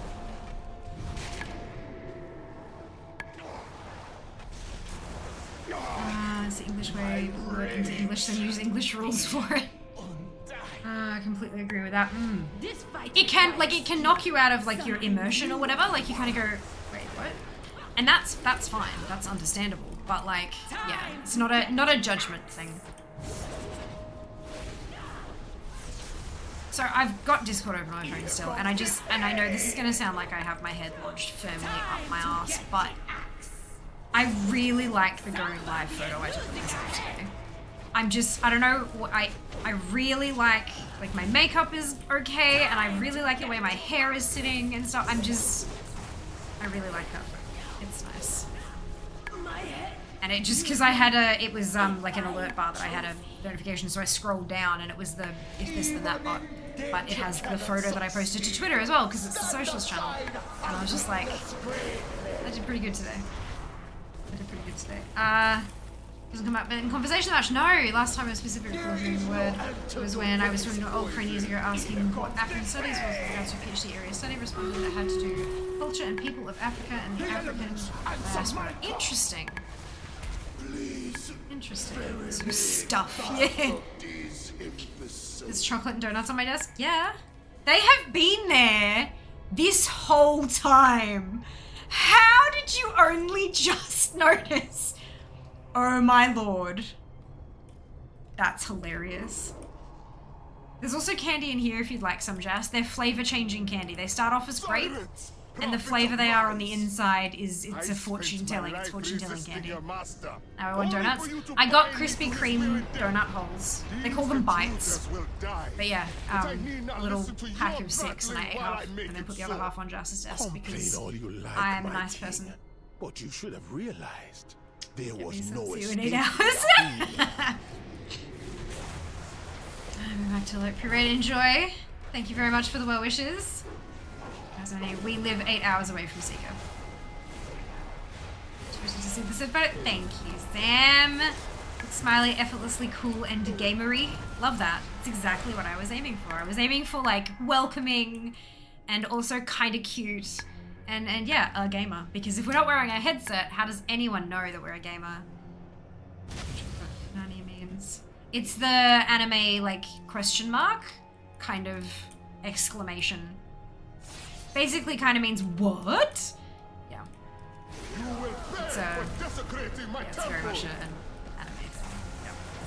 I was tidying my desk, saw them, couldn't figure out when I ate donuts and chocolate last. Took a moment for it to click.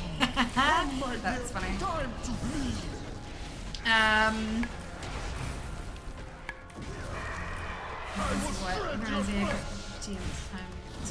Today. Oh no! Just absolutely cannot drive here in 8 hours. Takes 12. Don't do that. Well, technically, it's actually like. Oh no! Hang on. Yeah, no, it's a long way. It's a long way. I do not still arrive safely.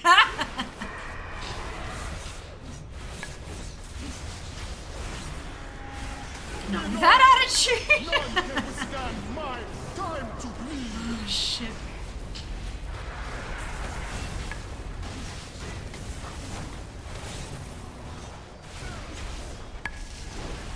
You have broken Zul's hold. I serve that. There you go. So Piro, I can do King's Rest. You have freed And she me from has a cruel successfully, fate. so that's good. But Zul is merely a puppet in a larger plan. Even now, his master gathers power. Zul Alrighty. will not rest until all the world is in the blood god's grip. This for science. 12-hour For the flight sake of in the US. Zandalar, True. and for your kingdoms as well, you must stop him.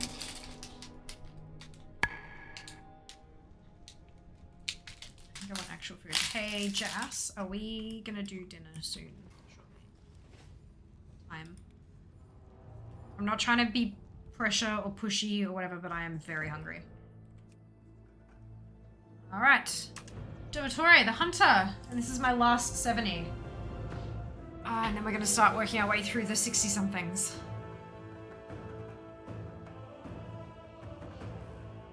Do do do do.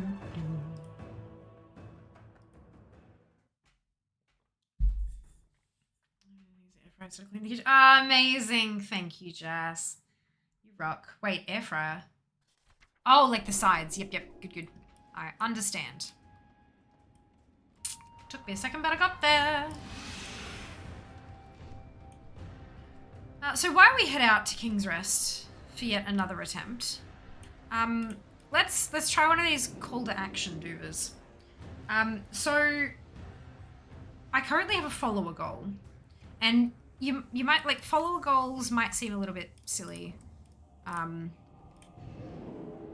Followers on Twitch isn't really a metric that most people sort of super duper pay attention to, except for like milestones and stuff, I guess. But I mean, like at this point, like we're approaching 12k. But I wanted to set one up for you guys because I have animated emote that I commissioned, that I have paid for, and that is finished, ready to go. But I wanted to like generate some hype around growth and stuff. And so as a bit of an experiment, we've got our follower goal. So if should say if, because it's very presumptive of me saying when. If we hit 12,000 followers, you will get a new animated emote to use. So, if you're hanging out, if you're enjoying the content, you're enjoying the chit-chat, the background banter and all that kind of shenanigans, maybe hit the follow button. We'll make it super easy for you to, you know, find us next time we're live and come back and hang out again and enjoy the background banter again. And it'll help unlock a thing. And I mean, hey, if you want to turn on notifications, every time I go live, I update my little notification message on Twitch. So you won't just get a Fiamma is now live. You'll get like an actual little ping telling you what we're doing that day, kind of. What was today's one?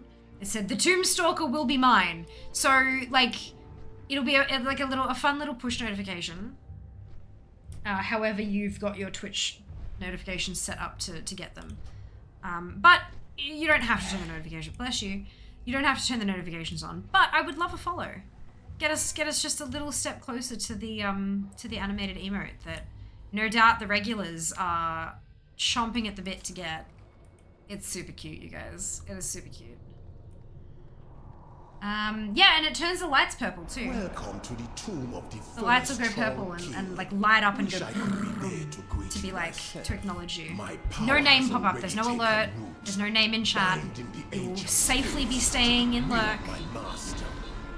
It will just make the lights go pretty to acknowledge the button push.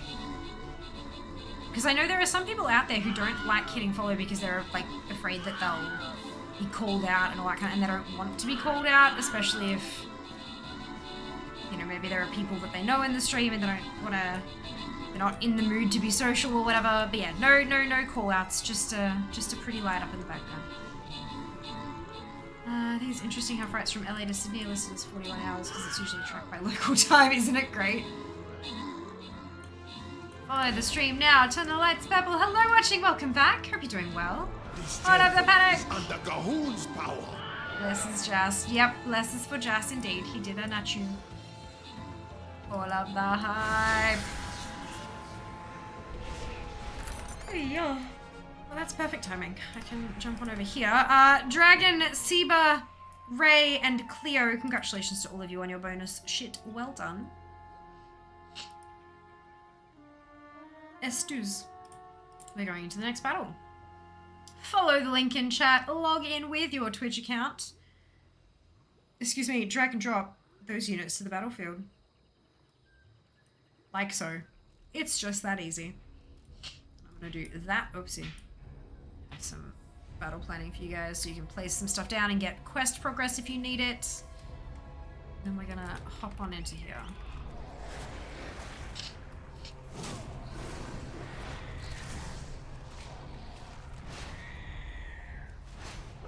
I can drop your way to glory. Damn straight.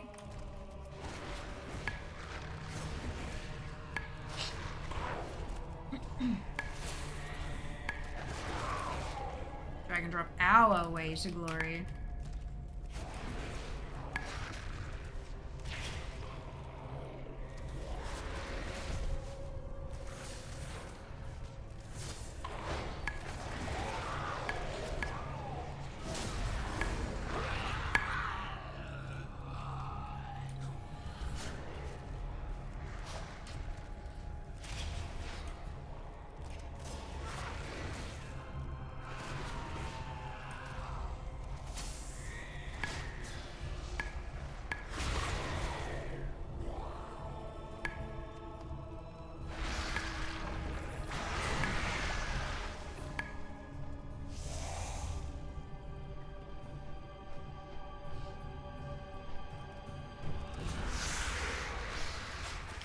Someday I will have a level 10 unit in Stream Raiders. I've only been working on that quest goal for 3 years or so. May not be the most serious gamer, and that is totally fine.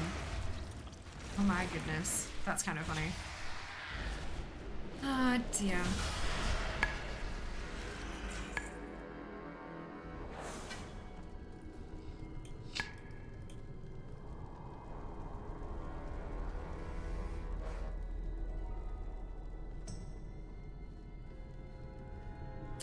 I don't want to break your spirit.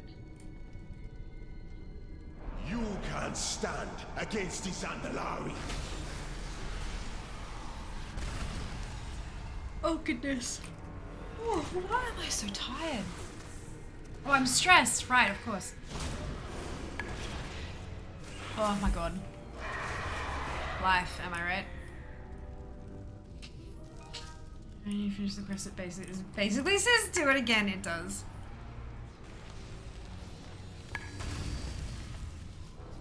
It's a chain of quests.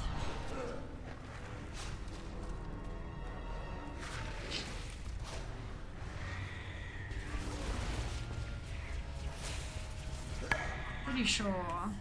Me. 3 level 10 units will be intimidated. There's my quest. Because I've completed that quest chain now. Did it disappear entirely?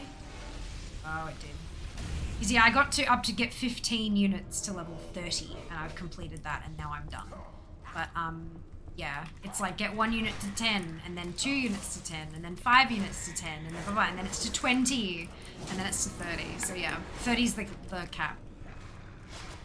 So this when you're so tired, you forget you're stressed. Yeah, look, there's just so much going on. So much going on. I cannot wait to tell you all about it on Sunday. You are not going to want to miss it. It's going to be a moment. Practicing getting the announcement down to 30 seconds. I know the moment can be up to 60, can't it? But I think. But like, that way if I get it down to 30, if I accidentally run long, it'll still fit. Moment or a clip, both. A moment also saves as a clip, but it displays on a different shelf and it gives you the special badge. But no, I meant a moment. Such a pro gamer, it was telling me to place 4 barbarians for a daily quest or something. I put a warrior down because I was like, warrior, barbarian, whatever, same difference. By Sunday, she means Saturday night. Well, depending on your time zone. For me, it's Sunday afternoon. Else fails, we can make it a highlight. True. True, but I want people to get a badge. Thousands of years ago, I like a the blood badges. contagion almost wiped How many out moments do we have for this? Andalari. We've got like 3 or As 4 the left, dead right? choked their temples, July? golems were constructed My to dispose dashboard of the fucking reset itself diseased again, and so the bodies. quick actions have changed again, and I I'm don't see sure the number. it will have no problem disposing of 4 you. left? Yeah, that's plenty. God. We have a mount drop today, and a mount drop next Monday, and the announcement on Sunday, and we've still got 1 left. And we've got Wednesday's stream is cancelled, so it's like, next stream is cancelled, so it's, yeah. Golden.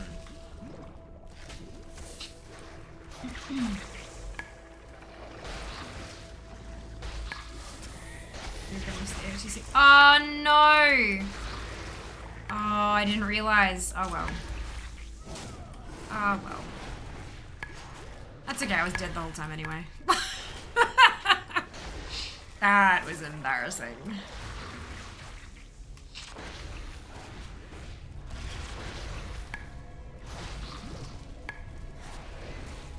But also I feel like getting a moment for AOTC that's not like super representative of my content as a whole, so that's okay. Like if people are browsing through the moments, they're mount drops or like sponsorship announcements. So, you know.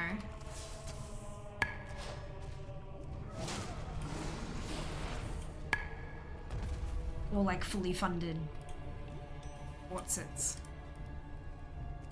Bring your own Tamagotchi for the Sunday stream? If you've got one, yeah, sure. Absolutely.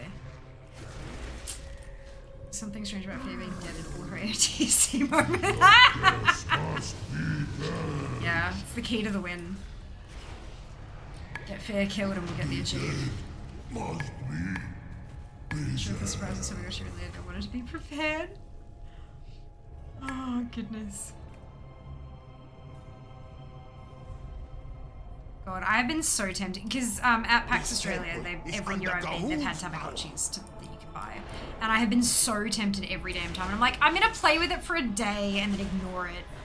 It's not like no. Mackenzie Duckmoo has been a part of at least 5 moments on Fiamma's channel. Indeed, You have a tier 2 moments badge. We have a couple of tier 3s floating around. I think, am I a tier 3? What's my chat identity? No, it shows my subscriber badge. Where's my... Oh, it used to show me a moments badge too. It doesn't seem to do that anymore.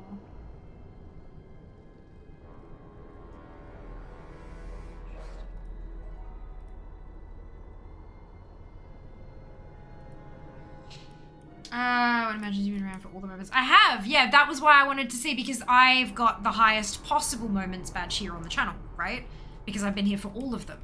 So, I was wondering what that was, but I can't seem to see it. Be down for a Tamagotchi phone app.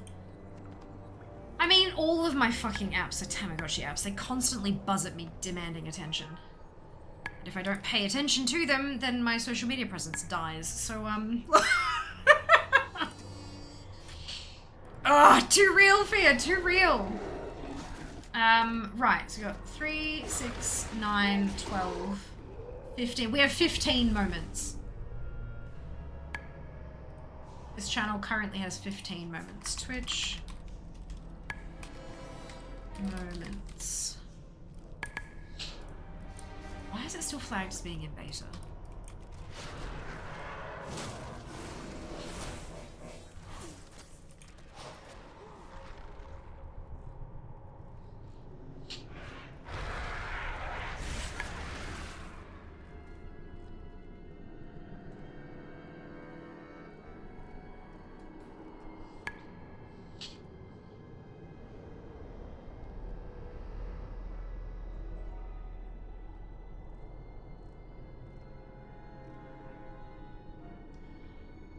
Oh, do we have anyone with a tier 4 badge?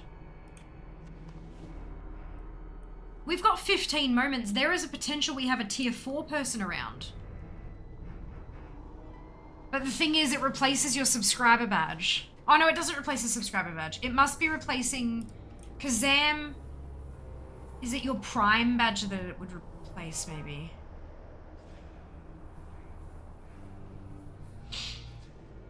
Irasana is basically like your Tamagotchi, except the thing you're taking care of is you, right? That's it. I reinstalled Twitter on my phone yesterday, deleted it 5 minutes later. Social media depresses me. I do need to invest more for professional reasons, but I can do that on my computer with intention, not doom scrolling on my phone. That's it. So I have got the Twitch app on my phone. The reason for that is that some of the content I create is easier to post from my phone than it is to post from the PC. Because it involves media that's already on my phone. In addition to that, once I actually have time, Twitter bumps you hella up the algorithm if you're replying to people. If there's conversation happening on your tweets, then it pushes you right the hell up. So like, that's, yeah, I will at some point have notifications turned on for replies so that I can actually make those conversations happen so that I can get up the algorithm. Not a comment on how anyone else should preach. That's it, right? It's just how you're choosing to do it, and that's totally fine. So Exposure gave one to the older Squiddo on Christmas. Someone was giving a new in-packet Tamagotchi away on Buy Nothing. And they played it with a few hours and determined it was too hard to keep alive. Tried for a day, then agreed and passed it on to someone else. Oh no. I have a tier 3, maybe 2, maybe more moments. No, I think Dupe has missed one. I have a feeling that Dupe has missed one. Time to get the axe. My head. I wonder if managing my chat identity on actual Twitch will show different. Even in death you cannot succeed. Stand aside and witness greatness. No, I can't change it to. I can't change it to the moments one. Damn it! Yes, I know my own chat rules. Thank you.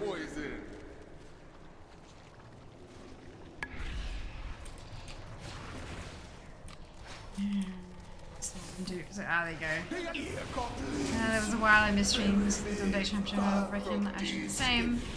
Use Facebook to follow Fear. Gotta say it. Connect with my local Buy Nothing group. Instagram to follow Fear. Doomscroll, yeah, haven't engaged with Twitter for a while, but follow Fear. Yep, follow Fear. Fear, follow Fear. Follow me to bump my count, and then get rid of the app, and then every time you see a ping in Discord, follow the link and interact with it, and then get out of it again. I spent my life interact with the resisting fear your on the master, social medias. only for you to bind me to his will and death. Excellent streak version. Oh, Seeker is phenomenal at pushing those links. My god. Zam is also fantastic. Like the two of them. But you should have realized. Unstoppable there was force of no nature for escaping promoting my the goddamn Hulu. socials. They do better than I do, that's for sure. I guess because there's no like embarrassment associated for them. They don't give a shit. It's not their shit they're trying to plug, you know? That's great. Yes, all my links. All of my links. That's kind of what I'm known for. Indeed it is. Seeker the marketing maven. Love some alliteration, right? Speaking of marketing mavens, colleague at work I was talking to last week in the office about my marketing strategy that I was putting together and the platforms that I was using and stuff. Was like so keen to see it. They've asked me to bring my laptop in so they can see what I'm working with, which I think is really cool. I'm very excited. Lunchtime chit chats about my other job. You have broken Zul's order. I serve that swine We'll see, no we'll see. longer. You have freed me from a cruel fate, but Zul is merely a puppet in a It's larger much better at plan. selling and promoting other people and products rather than myself. Even now, Yep, his that's it, master right? gathers 100%. power. Zul will I not feel rest ya. until all the world is in a blood god's grip. I feel like I'm self-absorbed For the if I sake of constantly talk Zandalar, about my own social and for media and your try to get people to follow kingdoms me and as stuff well, like that. But like, You I have must to. stop him. Like, that's my job. I legitimately need to do that, you know? Yeah, but Trixie. Right, so that's all my 70s. I'm going to jump onto a tune that is 67. Oh, hydrate.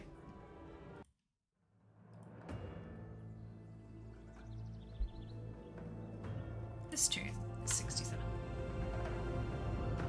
Do do do do do do.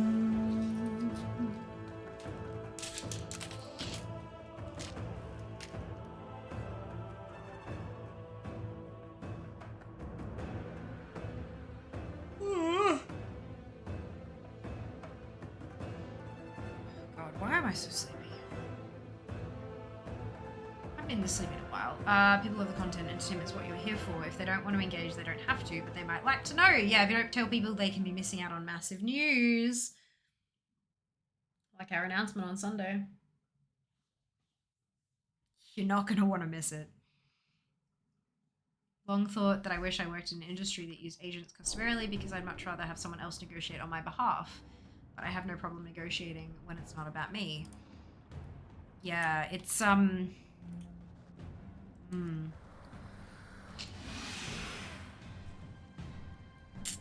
It is hard to get an agent though. Like I was saying earlier, earlier in stream, I had a sit-down meeting with an agent last year. And they, in the end, decided not to take me on, which is fine. They gave incredibly valid reasons for doing so, or for not doing so, I should say. But, like, it's when you're a marketer looking to engage multiple content creators. What's you know, you've got either trawling through Twitch pages through a category, searching up different tags and seeing who you can find through there, who meets your requirement for stats and stuff, and compiling a shortlist, and then contacting those people, or whittling it down and then contacting a handful of those people and hoping that some of them will say, or you can go to an agent and they've got a bunch of people on the books and they can pick out a handful. Like, you know, like, literally. No one would want to miss out on massive news. Hint, hint, that's it. Sunday announcement, all Pokemon all the time. Be there or be square. Don't be choosing to university. And I miss it. Oh, no! You can, if you're on a plane, that's not going to help. But if you're, like, driving or you're out and about or whatever, you can use the Twitch app and put it on audio only mode. It consumes a crap ton less data and you can like listen to the stream so that you can like get it when it happens kind of thing. So there is always that option. In my day job, field agents aren't really a thing. Yeah. I wish I could be a hookup artist, but for streamers I like watching. Like, hey you and you, I like you both, so you should like each other. Oh dear, I've gone driving and listened before. Jason Fear thought I was driving and modding. I was not. Yeah. It's good. Don't drive and mod. Dangerous. Dangerous. But yeah, you can definitely like lurk and listen in and stuff. It's the Twitch app is fantastic for that. It's the only thing I use it for is audio only mode. Or jumping into chat while my computer is dead or dying or whatever. I can jump into chat and let people know because I can turn off the Wi-Fi on the phone and do it with the, you know, unless Twitch itself is down. Welcome to the Next tomb of doubt. the first No. Troll King. Wish I could be there to No. greet you myself. My power has already taken root, binding the ancient spirits to the will of my master.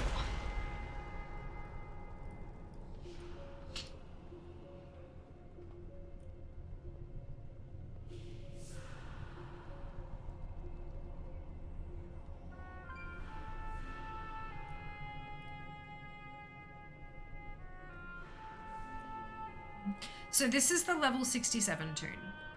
So, let's see if she's capable.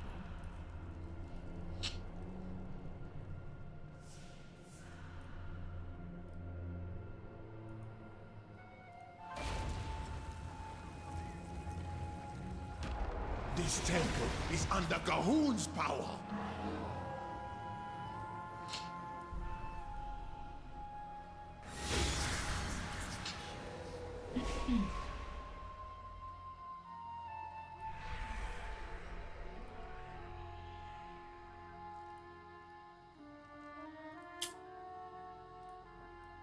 On the dinner menu tonight? That's a good question. I'm not actually sure, Sass, but I know Jas put it in the air fryer like half an hour ago, or it was talking about that about half an hour ago, so it should be about ready to go.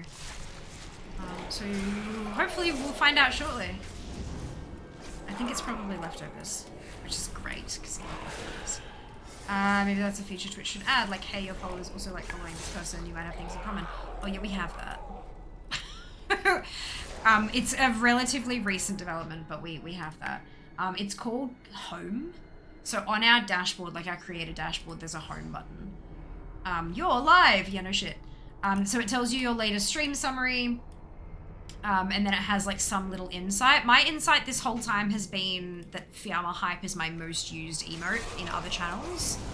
But that's because it's a part of the raid thing, so I know that. But now it says, keep it up, you're 99% of the way to your 12k follower goal, which is kind of cool. It's got analytics highlights with like a this week versus last week comparison thing. And then it's got like a tip or a hint or a tip, and mine says, explore extensions in Creator Dashboard. Enhance your channel and streams to give viewers more ways to interact with you. And then a little button that says, was this useful? And if you click the was this useful button, it comes up with a little selection thing. Yes, it was. No, it wasn't. Or this tip is something I already do.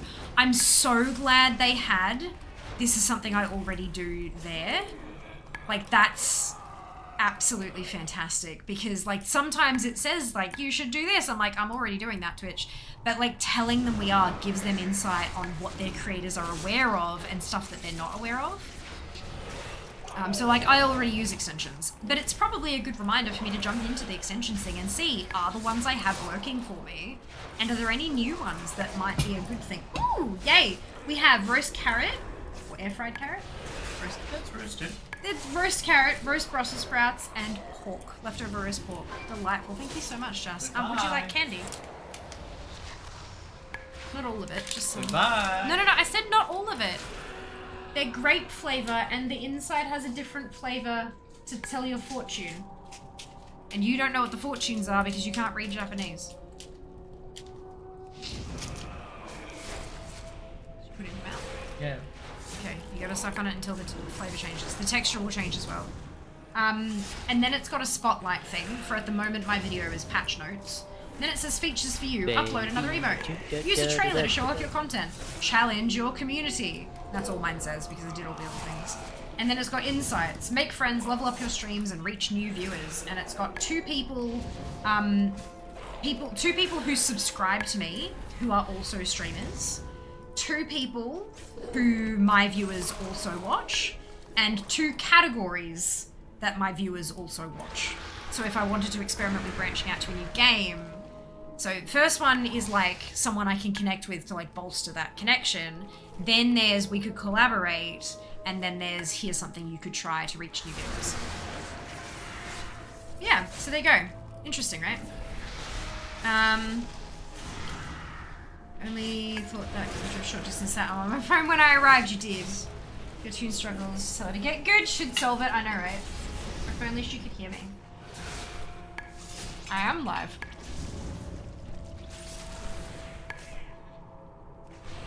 You probably know who the 2 streaming subs are, probably.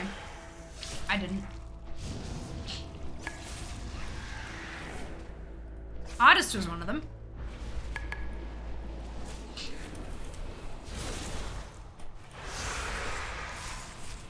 Because I happened to hop onto my dashboard, onto my homepage, and I had the little live thing, and I was like, oh. Let's go. I'm more curious. I'm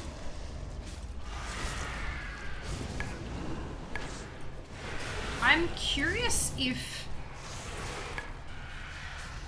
I think one of these people has spoken in chat. One of the 2 that it's showing me at the moment. So what I usually do with this information, because you can hide, like it'll pretty much say the same people until you acknowledge that, yes, okay, I know. So with the in your community thing, I tend to hop in there, like jump on in, see when they actually have have they streamed recently, or is Twitch fucking with me? What they stream, all that kind of stuff, and just see if it's like, hey, is this the kind of person I want to connect with? And then your viewers also watch every single person that's suggested to me so far. I'm like, yes, I'm aware. I've rated them like a bajillion times. And then the games, well, at the moment it says, did you know 2% of your viewers also watch Apex Legends? So that's a little insight into that shit. If you also like it, try it out on a stream. So yeah, the very first one it told me was like 90-something% of your viewers enjoy watching World of Warcraft. If you also like it. And I'm like, and then I dismissed that one. And then it was like a 70-something% enjoy Diablo 4. And I'm like, yes, okay, thank you. And then it immediately dropped down to like 2% and was telling me about Fortnite. I'm like, fuck off. So yeah, it's interesting. I only started taking streaming 15 to 20% seriously in the last month or so because I have nothing else to do, and that's okay. Totally okay. So the info, I know who the 2 streamers are. Do you? Who are they? Artist was there. Artist is no longer there because once I connected with Artist, I dismissed that alert. The Artist is no longer there, if that was what you were thinking. But I'd like to know, who do you think is on my list? It's something that you haven't come across when you did. I really haven't streamed in ages to reason. I know, right? It's like, look, the universe is talking to us. Hey, do you want your viewership to be 2% of what it is? Try Apex like right. Oh shit.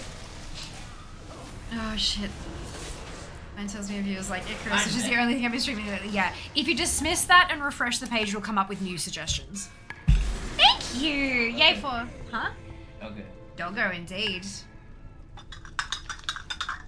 I say Artist myself? No. Neither of you are there. 100% of your viewers watch me. Mm-hmm. Love that, Stacey. Thank you so much. Anytime I should stream others on stream. I'd be 15 out of 16 in the category. Yeah. But that part doesn't matter anymore anyway. People don't usually sort by number of viewers anymore. Which is interesting. It's not the default. It might be the default. I know. This is wrong now. Dancing Just 1000% clippable. Hell yeah. Absolutely. Alright, so if I dismiss Apex Legends, because I don't want to play that, let's dismiss that. This card will disappear on a page refresh. F5. Alright, taking bets. What's the new game in its place? No, I dismissed you! It was Apex. I'm dismissing it. Alright, let's... We won't show you Apex Legends as a suggestion again. This card will disappear on a page refresh. Yeah, but it didn't. Reappeared on a page refresh. Still there? Nope, it has changed. It's giving me two, but it's only telling me the percentage of one of them. It gives you like a main suggestion and then another one, but it doesn't tell you the percentage of the another one. So, what are our bets on what the main suggestion for game is? It is another 2%er. I think Twitch tells everyone to stream Marbles. I suspect collusion. I don't really. I've never been told to stream Marbles. Default is recommended now, and often the streams you might like are all people on my followers list. Oh my god, that's a bit silly. The people on my recommended are never on my followed list. That's interesting. But it's suggesting what? No, I dismissed WoW. I have dismissed WoW, D4, Fortnite, Apex. And there was another one that I can't remember. It's Final Fantasy. It's not. We go as usual. Watch Remain later, of course, Mike. Not a worry. Enjoy. Genshin Impact. No. That might have been the one I've already dismissed, but I don't remember. Fantasy 14 when they pay. I do really enjoy it though. It's just that my viewer numbers are not the same. It's a real pity. I really do enjoy Final Fantasy 14. It's so much fun.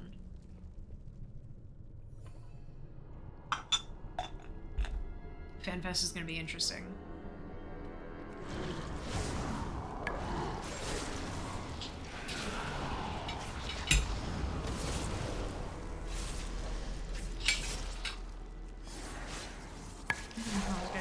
The Demo!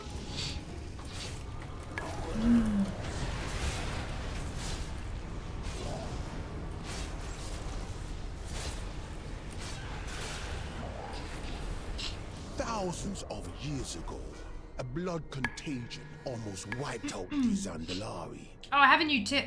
As the dead choked their temples, golems welcome new were viewers while you constructed stream. to dispose of the diseased Viewers who bodies. chat in their first visit I'm are sure 50% more it will likely have to no return to your problem channel. That's disposing really of interesting. you.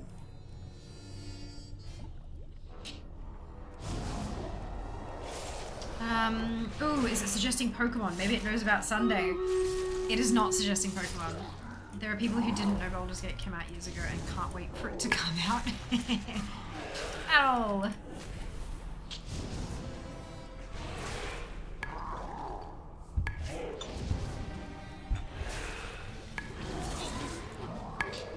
So,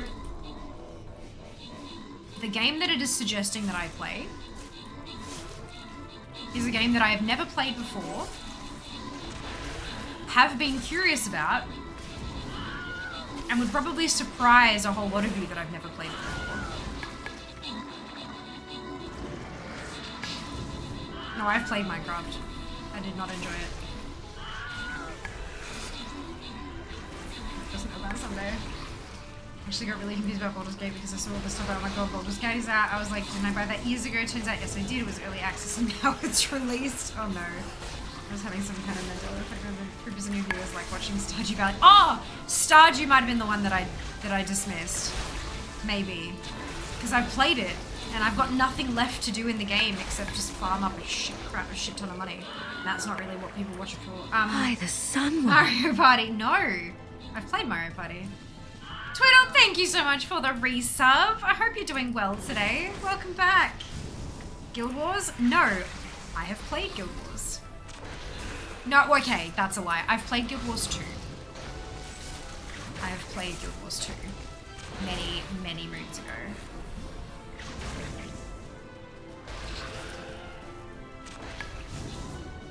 I gotta entice people by being like, I'm doing a JoJo run. Yeah, but I don't know what that is. You know, what's the video game not saying? You guys have got to guess. All of you are gonna be like, oh, of course, once I tell you. Stardew Valley's a town full of deplorables. Residents infuriate me too much to play it.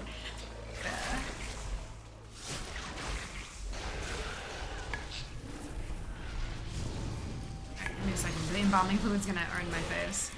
Resident Evil. No, it's a zombie game.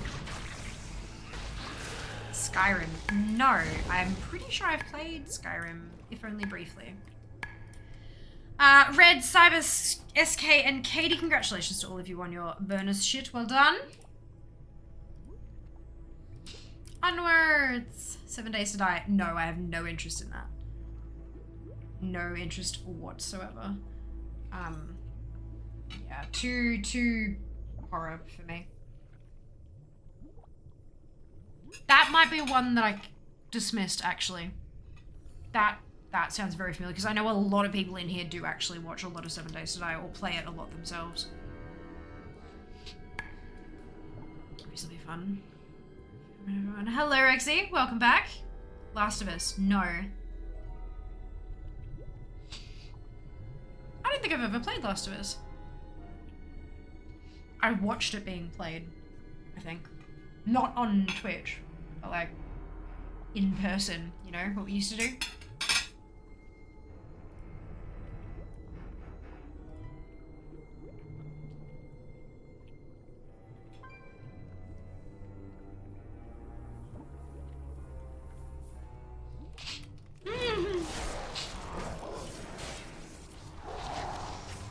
Amazing. So I got my road to 50. Absolutely hated the build. So I'm about how much I'm getting now. I spent 2 hours playing Necro. Got it to well done, Az. Well done.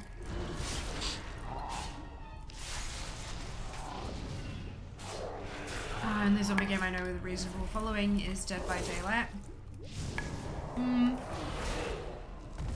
There are a few out there. I think it cycles.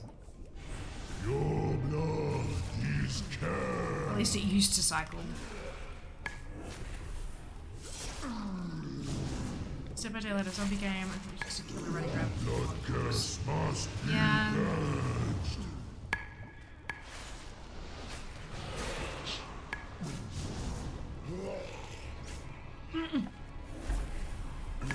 The blood curse must be purged.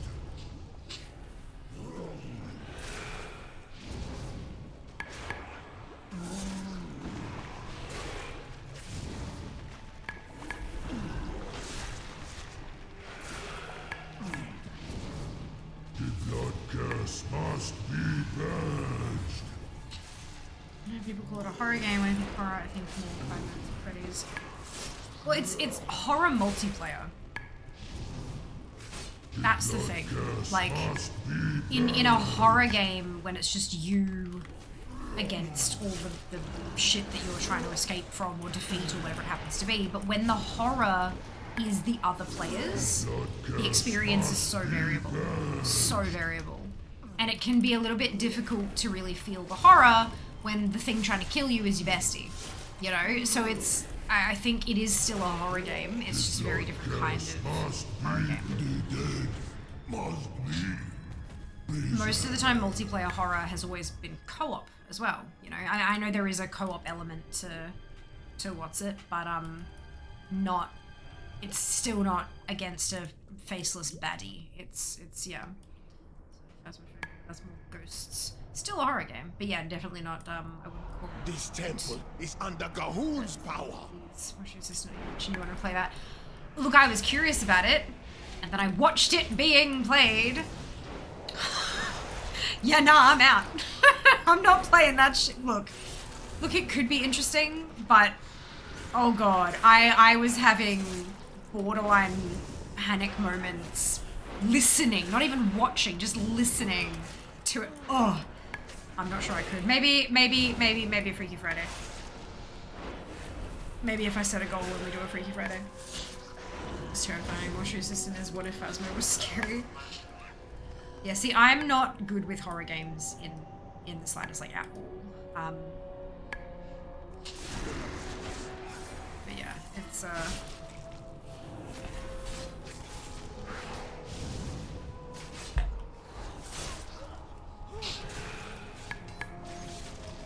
jump scares do me in. Like, I think the problem for me, I know a lot of people like the adrenaline rush that comes with the jump scare, and so although they're scared and they don't like that, they do like the rush that comes with it. But for me, experiencing a jump scare and the way that my body responds to the jump scare, it's basically the start of a panic attack.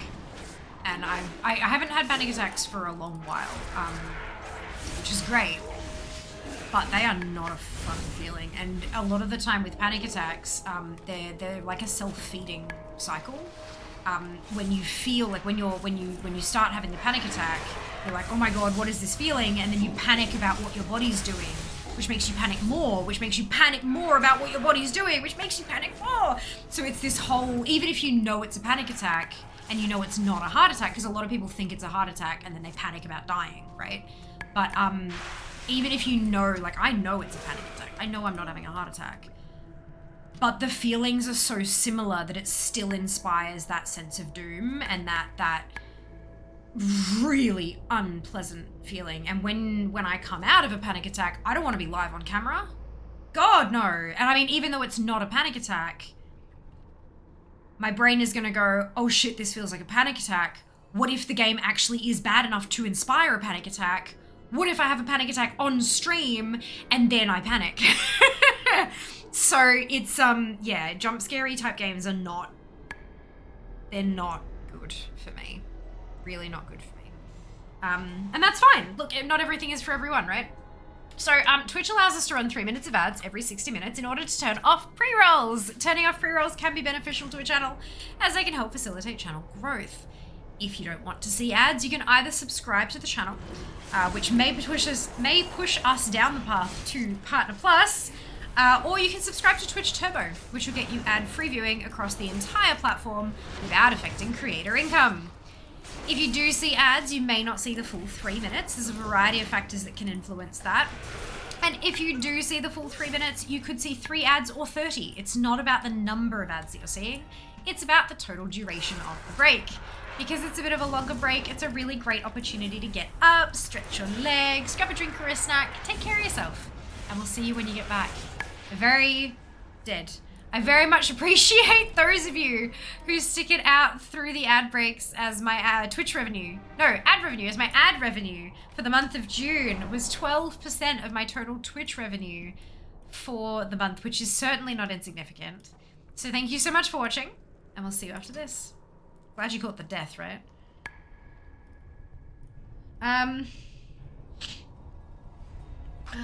Okay, so wait, the game Twitch suggested is a zombie game and not any of the ones I mentioned. No, I never said it was a zombie game.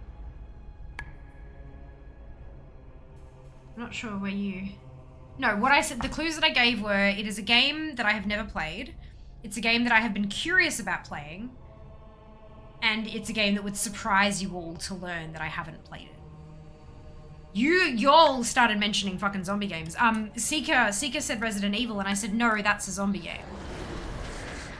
And I wouldn't want, like, the curious about playing, I'm not curious about zombie games. Because zombies are my thing that we don't do. I cannot do zombies. That's just, it's, you know how some people like deathly afraid of clowns? Zombies are my no-go zone. I'm just thinking, I think I might actually have Mortuary Assistant though. I think I picked it up at some point, not quite realizing what it was. Oh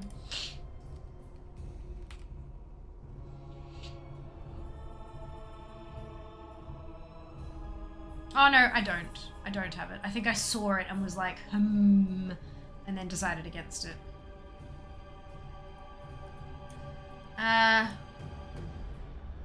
Most ones I became God. Hate me anytime my mind goes full on fight mode. Yeah. I don't go fight. I go internal because so I used to get panic attacks quite often. But when I first had the feeling, and I described what the sensation felt like, I was told that sounds like heart palpitations. And then when we had the greater discussion about it, there was a history of heart palpitations in my family.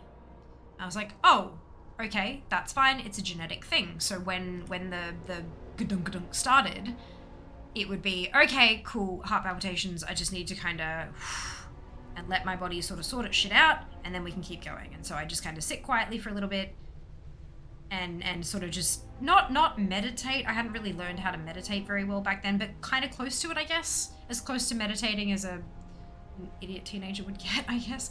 And then eventually it had calmed down to the point that I couldn't really feel it anymore, and then I'd just keep going with whatever I was doing. It wasn't until I was in university, like several years later, that I had a really, really bad one. Like, to the point that I was lightheaded, and I was like, I didn't quite feel like I had full control over my body, and like shit was whack, yo. And it was the morning that I had a big exam, and I was like, well, fuck. And I couldn't make it to the exam because I could barely walk. So I kind of sat and I took it easy, and then once I sort of was okay and was, you know, a bit more conscious, I messaged my uni friends and I went straight to the on-site doctor, like the university doctor, because I knew I would need to get special dispensation for the exam and push it out and reschedule, right? And I needed a doctor's certificate to do that. So I did that. I went to the doctor and said, look, I have a history of heart palpitations. I had some really, really bad ones this morning, and they're like, okay, well, let's hook you up to ECG and let's check out what's going on. Are you still feeling it? I'm like, yeah, they're not as bad as they were, but they're definitely still there. Like, this has been going on now for a few hours, just sort of like, not as bad, but like still happening. And so they hooked me up, and the doctor was like, yep, so these aren't palpitations, you're having a panic attack. I was like, what? It's like, yep, you're having a panic attack. I'm like, but I have a history of heart, like a family history of heart palpitations. And he said, no, you have a family history of panic attacks. I was like, oh, yep, okay. And so they gave me a referral to the psych, and I went to the psych, or the counselor specifically. It wasn't a psychologist, it was a counselor. And when I'm like, yep, cool. So I have panic attacks. And they're like, well, and they're like, to tell us a bit about the history. And so I gave them kind of the history of what I thought it was and that it wasn't, and blah, blah, blah. And they're like, right, so what do you do when you have a panic attack? I'm like, well, I thought they were palpitations. So I just kind of sat quietly and da-da. And they're like, right, okay, so normally when we educate people about panic attacks, we talk about the spiral where they think they're having a heart attack and stuff. But you already know all that. So you're already doing what you're supposed to manage them. So we can't really help you. So that was like, okay. Later on, when I got an actual like psychologist, we did some more kind of treatment around the causes and stuff like that, which was great. But at least for the time, they were managed. And then I called my dad, because the history was on dad's side of the family. I called dad, I'm like, hey, so you know that family history of heart palpitations? He's like, yeah. I said, they're not heart palpitations, they're panic attacks. And he just went, oh, well, that makes sense. I'm like, fucking, what? So yeah, that was great. But yeah, so it's, thankfully, I've never really had that, I've had a couple of really bad ones. I've had a couple of individual panic attacks that have left me completely just unable to do anything. They've like knocked me out of life for a day, sort of thing. But I'm really lucky that there have only been a couple, because when they start growing, like unless it goes straight there, I'm pretty much fine, because I have that experience with dealing with it as though it wasn't a panic symptom, which is just so out of left field. Yeah. There you go. But no, panic attacks suck. They really, truly suck. They are not fun. There is no Getting scared of this kid genuinely can't move on from it and keep feeling scared. That's, yeah, no, fair. Absolutely fair. I have PTSD, I'm not really going to get into it. Of course, with PTSD, at least for me, I know things are not really happening. Again, it feels like they are, even though, yeah. Yeah, it's, look, our brains are real powerful, hey? And even though we know, it can't convince itself. It's not a fun experience. I'm sorry to hear that, that sucks. Thank you for the ads commands, Am. Hard agree, sorry, do you have to live with that arse heart or like something will happen, it triggers something sort of related happen, even though I know the situation's not the same. My brain makes it the same thing. Yeah. Brains, they are spectacular and also shit. 7 days to die. If that's a question about the recommendations, Em, no, it's not. That's not it. The triggers are so random. Not New World, not Eve. I don't know where it's Eve. No, it's not Eve. Spreadsheets in space. Let's play spreadsheets in space. Point her at that Eve or him. I wish the bug team. Watch out for in chat. Oh, I'm done. Okay. Next guess is StarCraft. No. But you're the closest so far. I did play StarCraft. No, I played StarCraft 2. First it was Star Citizen. Nope. I used to play, it was fun. Oh, I like, geez. I put as much energy in my real life as you affect space life. I'll be taking over the world! I know that feeling! In the stream, she's never played Eve. I feel like about being surprised she's never played Warcraft. But yeah, true.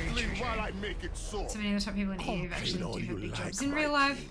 Yeah, so I got into it, so the people in leadership there was no escape like this. So it's an RTS, not necessarily. Not necessarily.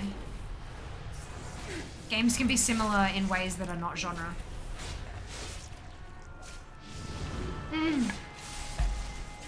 If Heroes of the Storm was something. Heroes was so much fun. Heroes of the Storm was great.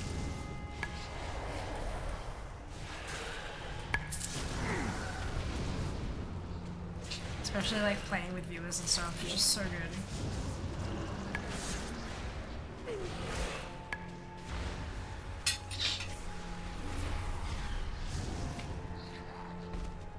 So weird game Josh was playing where he was redrawing the world map. Play 4? Is that one? No.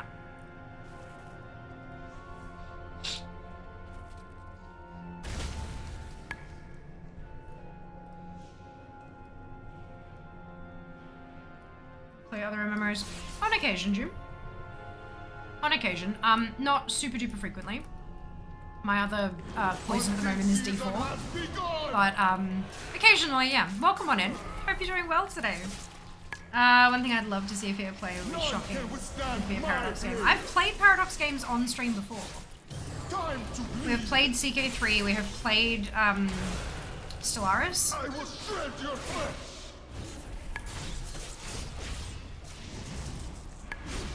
We've played Paradox games on stream before.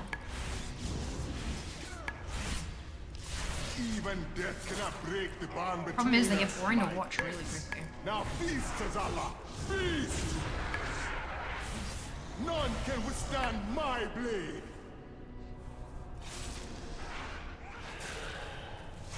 I'm here to see you, so the last stream by then. Very sure. Very sure.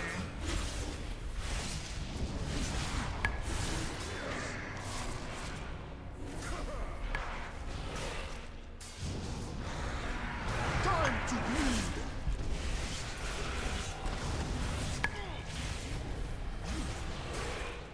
I will shred your flesh!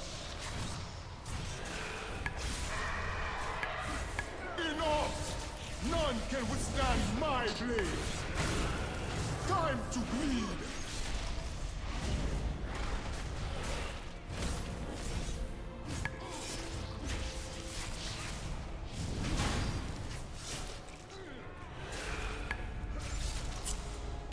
Ah! Look, there you go. It's a CK3 clip. Beautiful. Smashing when Risk would play Middle Ages Europe one. Cool. Yeah, I get like Time to bleed! for this community in particular, it just doesn't flow properly. You have broken Zeus' hold! I serve that swine no longer!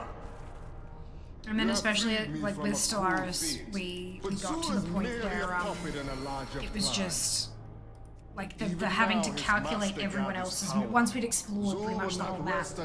Every tick took bloody forever, and then the game would keep desyncing because we were playing multiplayer, and we'd have to keep restarting the game and stuff. It was a hot mess.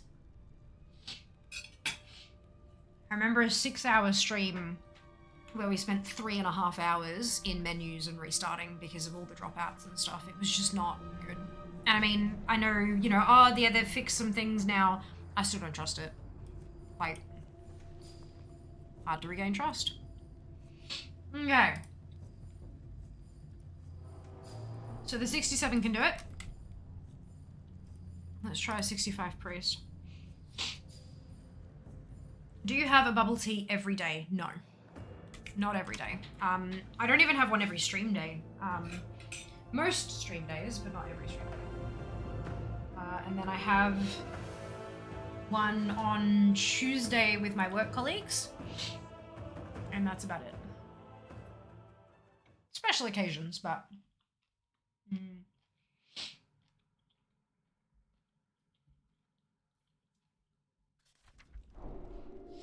Leveling Disc Priest. Ah, nice. I hope you're having fun with it.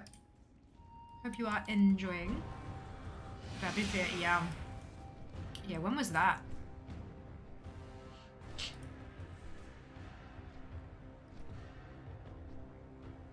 Two years ago.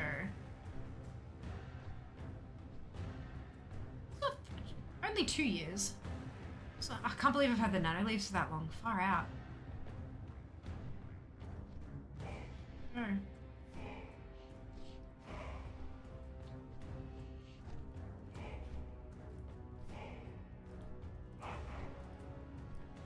Hi. I want to guess Solar Realms Elite. That's probably too obscure of a reference. DOS BBS store. It's probably not that one. Yeah, not that one. Now I'm out of guesses. Hang on, I think I have an idea. What's your idea? Are you gonna sneak in here and look over my shoulder?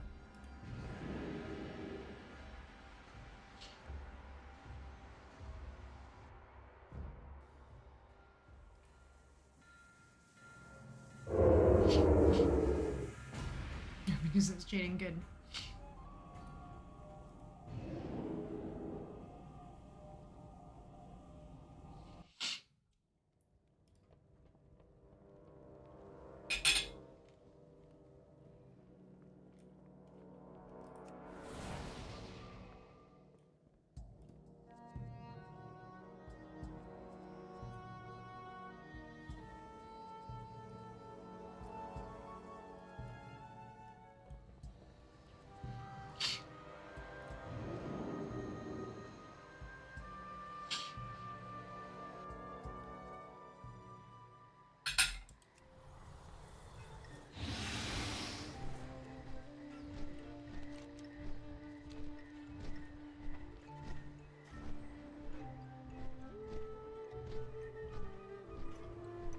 Oh, brilliant. Good, good.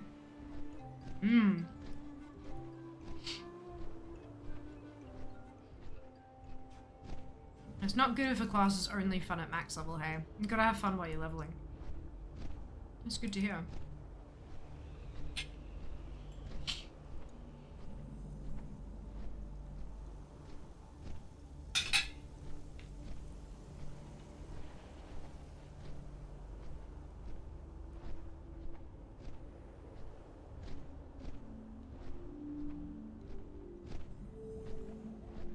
They get their numbers on that home screen.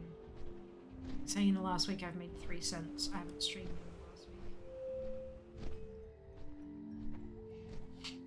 the last week. Well, there's the potential that someone has dropped bits while you've been offline. Not sure if that's possible, but maybe. And ad revenue numbers can get a little bit funky sometimes.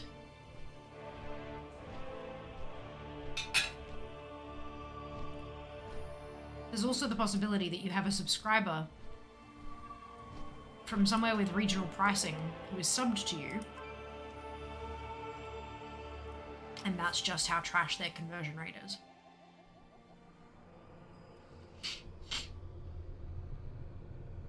Are there ads on VODs?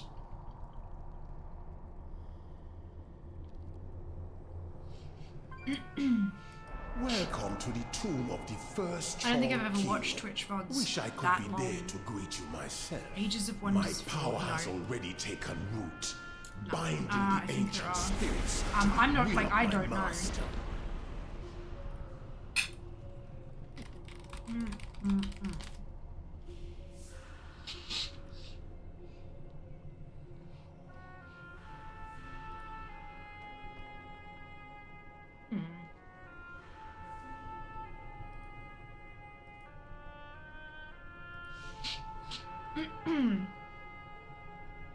There's a Reddit post from 2021 that said Twitch is now running ads on VODs, and that's in the subreddit livestream fail.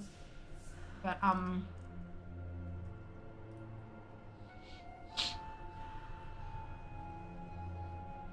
then there's a user voice that says less ads on VODs, please. So yeah, it sounds like a VODs thing.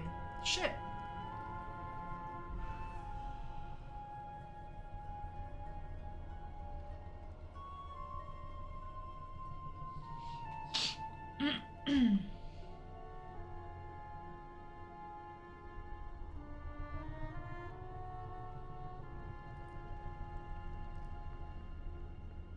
I didn't know that.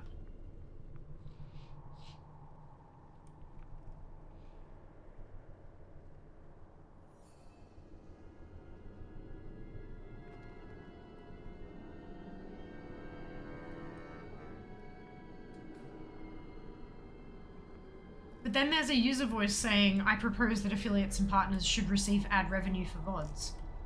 And there's still people commenting on it fairly recently. So I don't know if...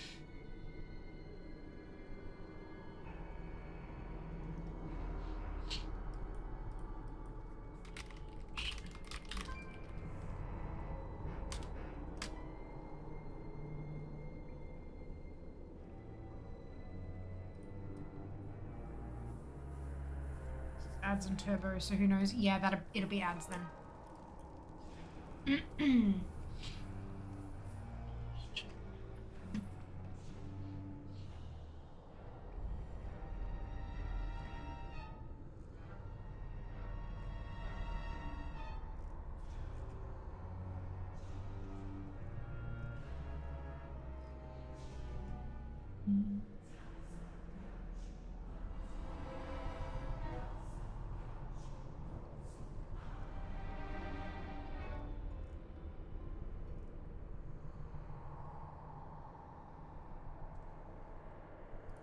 Yeah, seems like it would be ads from VODs.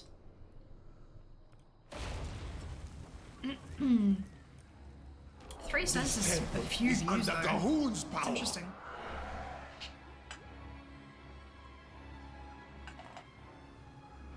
Or like one person watching a bucket load of VODs, one after the other, like having it as background noise. Ugh. I know 3 cents doesn't sound like much, but we work on like a CPM model, so that's pretty decent.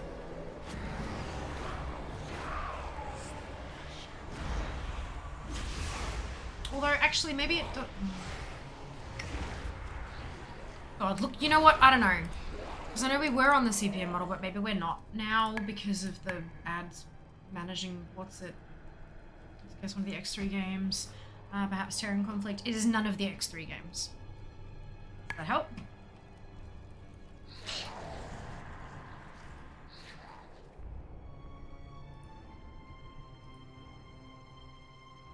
Dave the Diver. Is that an I want to play Dave the Diver. No, it's not that. What is Dave the Diver? Priest has had a rework, hasn't it? Maybe? No? Accurate is working very well. Very fun Steam game.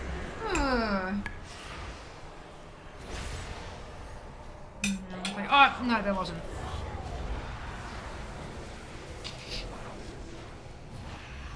But I did say it wasn't any of the X3 games.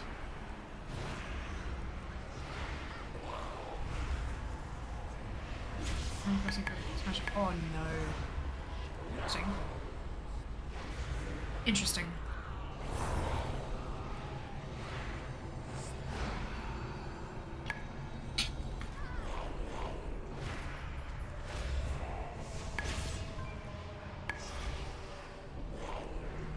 Not going very well. I killed a few of them easy, but this champion.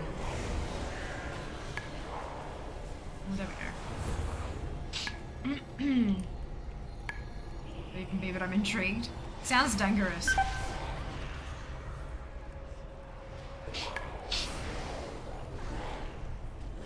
Top 4 suggestions now are Eve, no. Guild Wars 2, no. Ostrus, no. Dave the Diver, no. Help? Does it help? Is that good? Nope, nope, nope, nope. Dave. The Diver. Digital Extra and Deluxe Edition. It's pixels. Casual single-player adventure RPG featuring deep-sea exploration and fishing during the day and sushi restaurant management at night.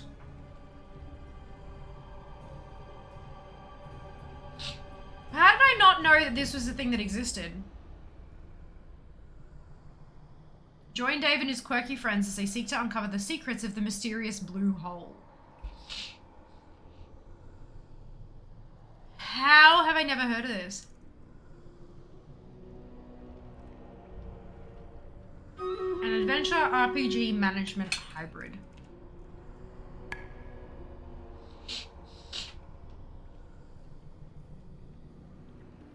The top review says, you know how sometimes you're with the lads, then you tell them you're off to bed, but you're actually playing that single player game you're addicted to? This is that game. That's beautiful. Holy shit.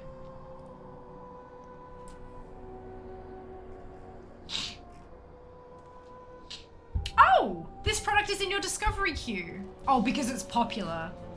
Not because it actually looks like something I play, even though it's similar to games I've played, Stardew Valley and Graveyard Keeper. Players like you love this game. User reviews overwhelmingly positive and in the top sellers. I have 6 friends that want the game and 4 that already own it. There you go.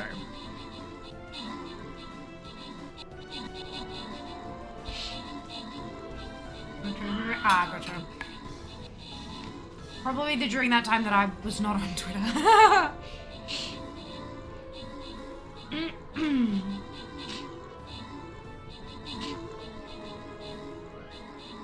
Yeah, so slow. I know. Yeah, my one macro is balked, hey. I wonder if it's an old one. It is not. Dragonflight Season 2 M Shadow. I wonder what's wrong with it then.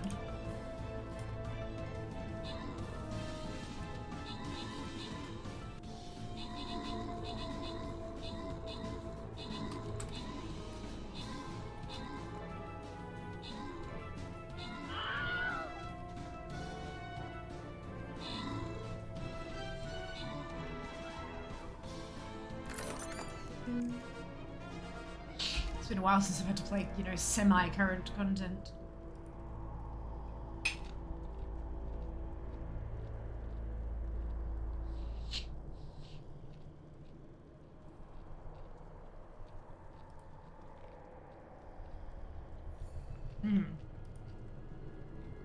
Dragon, Dry, Sibari, Wee, Chief, Dux, and Rin. Congratulations to all of you on your bonus ship. Well done.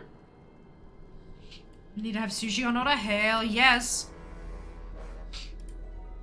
Hell yes. Wait, what? Roots of Pacha? I played not level. No, not Roots of Pacha. It's so random. I am, yeah, really good.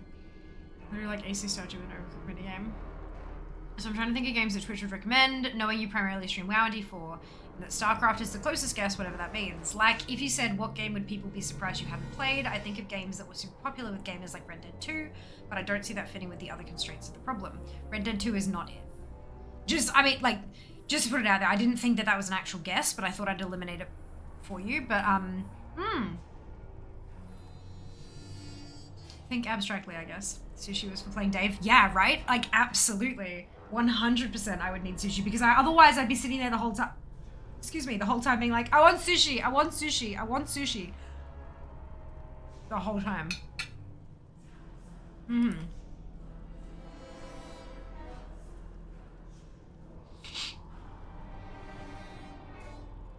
Fallout 76? No. Okay,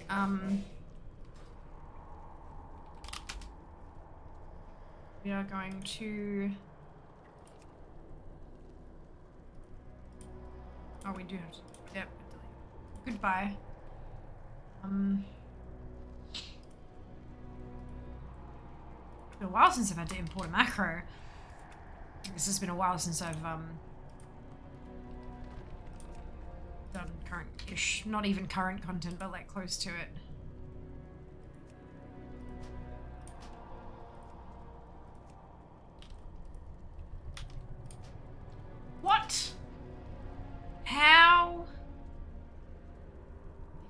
the same.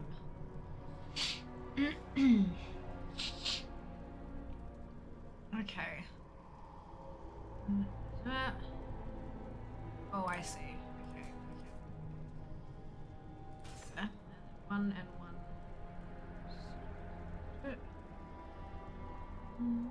Space this one. Space this one. 2, 4. 2, 1.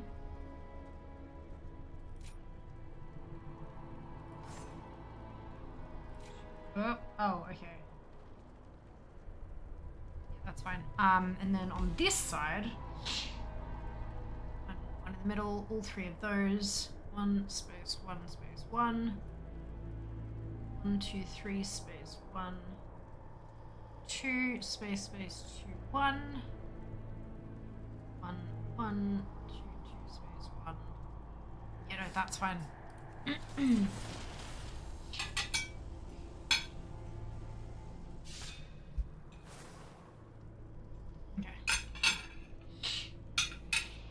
Okay, games would be shocking. She doesn't play Tomatoes, this would be Overwatch. Not Overwatch.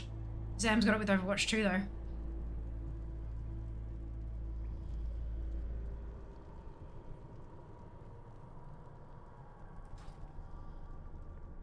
It's Overwatch 2.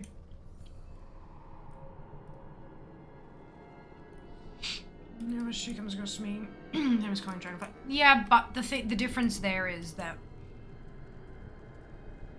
Dragonflight adds on to, extends an already existing game. You can still go back and do all the old stuff, whereas Overwatch 2, you don't. As far as I was aware, they removed characters and stuff like that. They started fresh with a new slate of heroes and all that kind of stuff. Like, it was literally like a refresh. Like starting over, learning from their mistakes and stuff. Just need to. I haven't played either of the Destinies. I guess Overwatch. You didn't. Jiminy Cricket. She played Overwatch, but not Overwatch 2. Correct. I have played I did play Overwatch a lot actually back in the day. We used to do viewer shuffle things. Like, we'd get a whole batch of viewers in for like a 2-team get, like versing each other, and it would shuffle at the end of each round to try to balance the teams as best it could. Which was really fun. Constantly going up against and teaming up with different people. It was good. Really good. The Destiny one, too. Yeah. Yeah.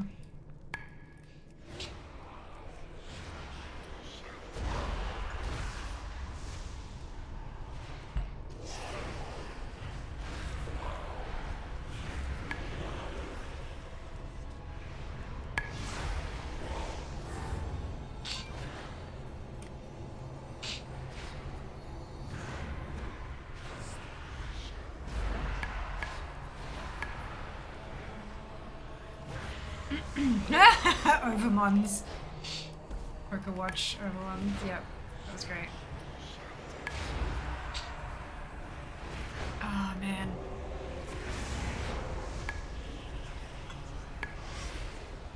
Big announcement: if using sponsorship become professional. That's funny. Hi, the sun will. Oh, that's good. Josh, thank you so much for the Prime Gaming sub. Much appreciated.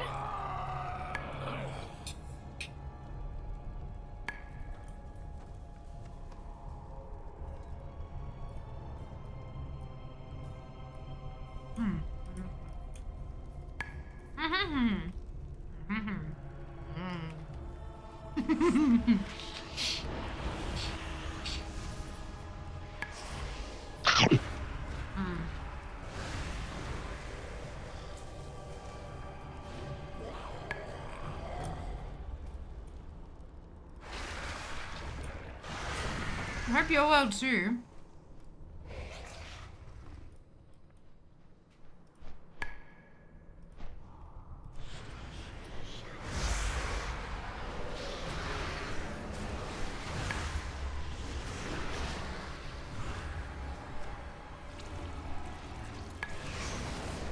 Hello, Morgano. Welcome on back. Hope you're doing well. Music written for you is literally a pro gamer. Literally. Well, technically I am a professional streamer. I get paid to do it. Not every stream is sponsored, but I do make a living in like through Twitch, through streaming. So I am technically a professional content creator, which is so trippy to think about. My God.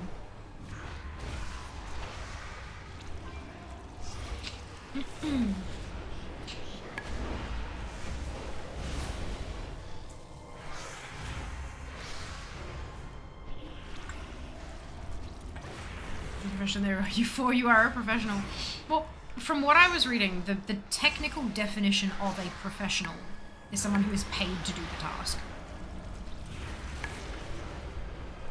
Be that at a workplace or someone like a professional athlete. You know, you've got amateur athletes who do it for fitness or for fun or because they're trying to go pro, and then once they are paid to do their chosen thing, they have become a professional.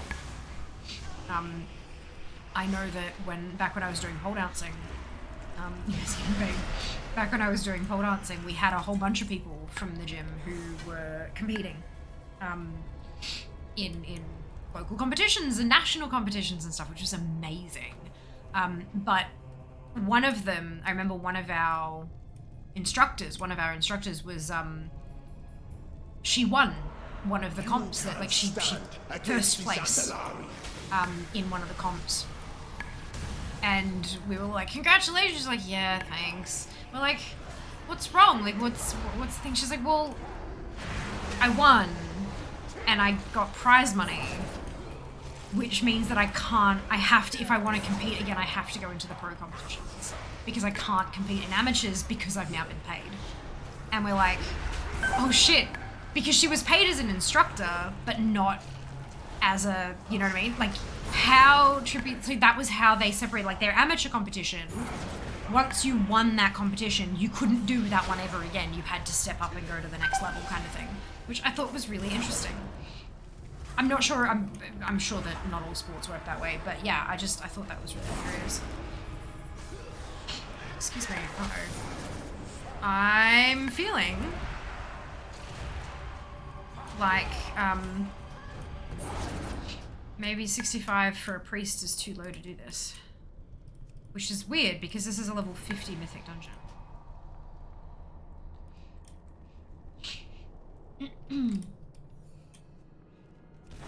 That's right, though, it just means I have to go on. Okay. It's kind of like Heavy Olympics, so once you go pro, you're not eligible anymore. Yeah, having to figure skaters a lot, yeah.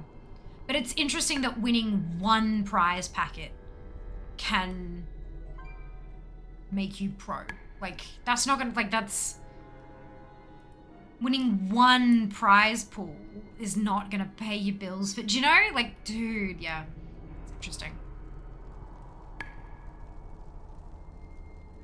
And it must be really tricky for the sports where literally anyone of good, anybody of higher level of skill is part of that country's professional sports league. Like, not great. I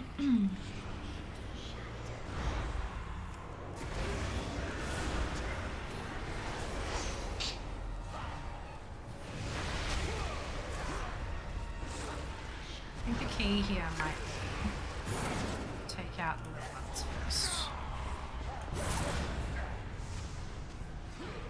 Maybe it's just pay attention. Maybe I wasn't paying attention.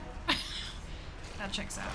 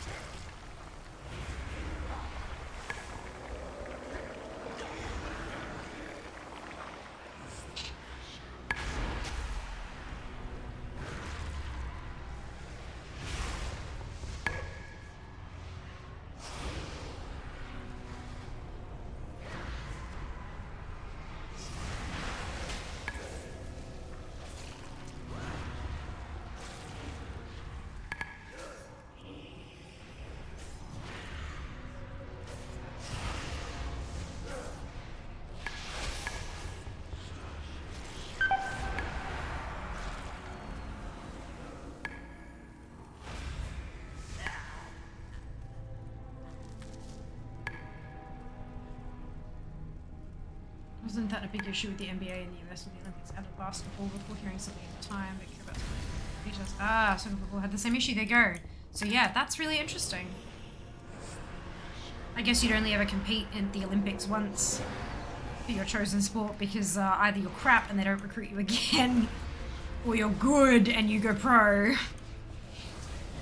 That's fascinating.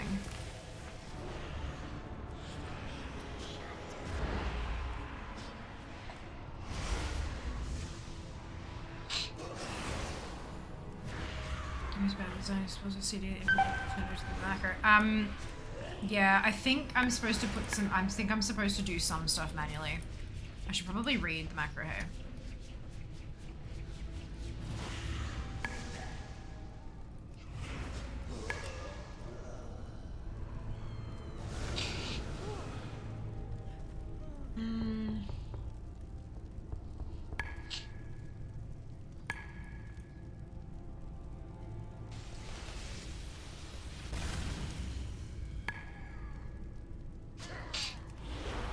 Oh, I should heal. Shit, where's my... this one? Nope, too late.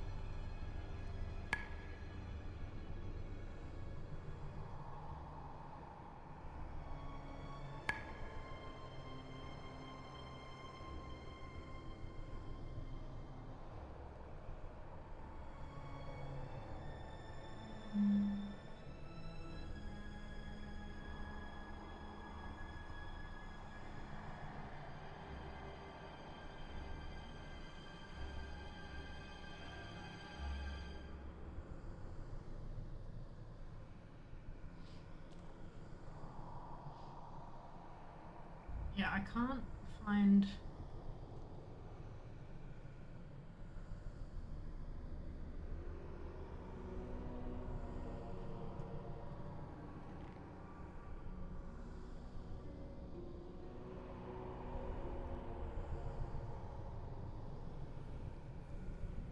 Yeah, I can't find anything. I'm not sure.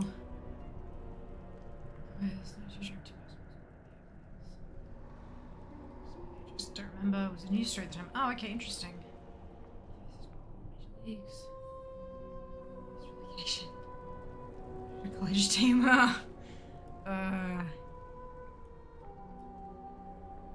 Maybe I just need to use it. This one said it was updated in June, which is why I went for it. But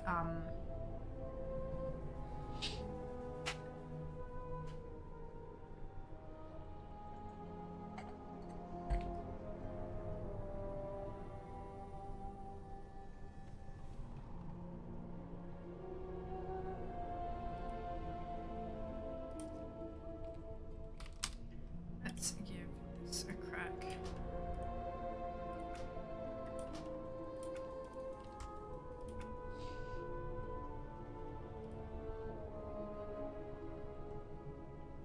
Ret.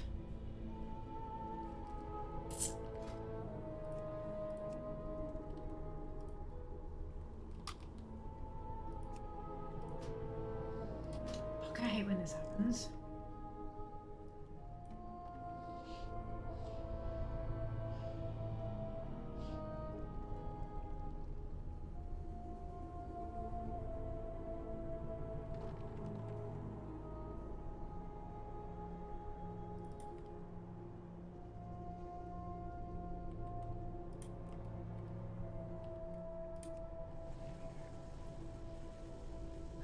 Also, there's a weird thing with the MLS where when Fable Frames will try to join an MLS team, fair.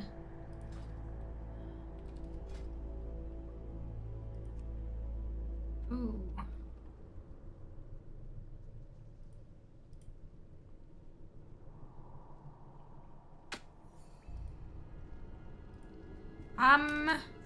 I have a feeling I wasn't actually using the macro I thought I was using there. I have a feeling I was using the wrong one, but let's give this one a crack and see how we go.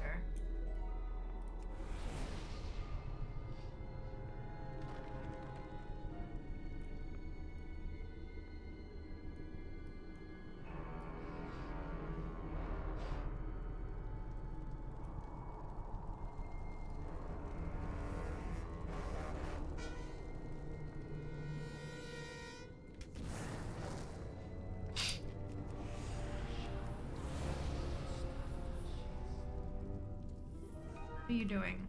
Item is not ready yet. What item? Fuck.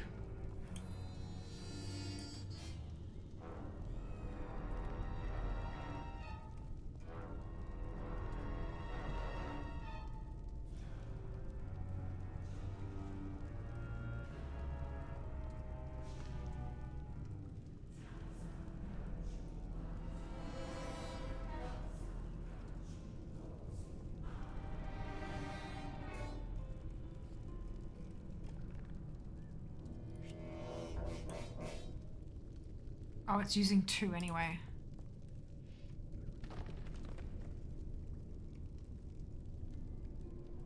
It's this one.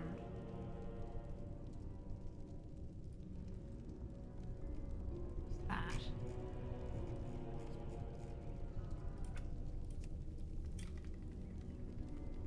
What item are you trying to use?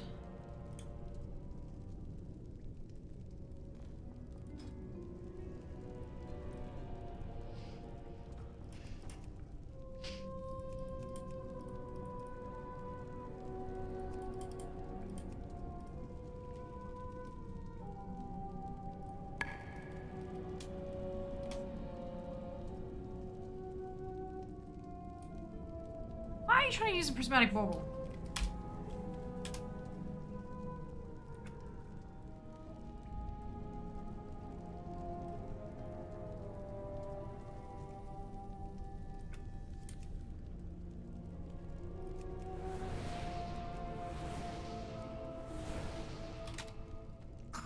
Yeah, okay, where's Elfies? Let me actually use this properly this time.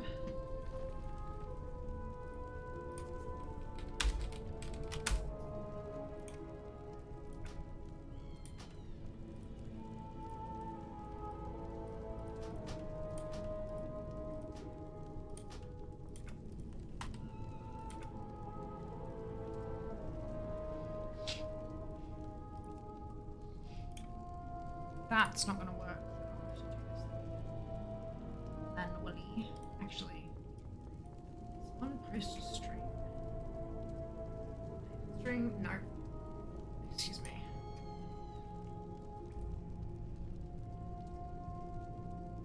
This was the one that didn't work.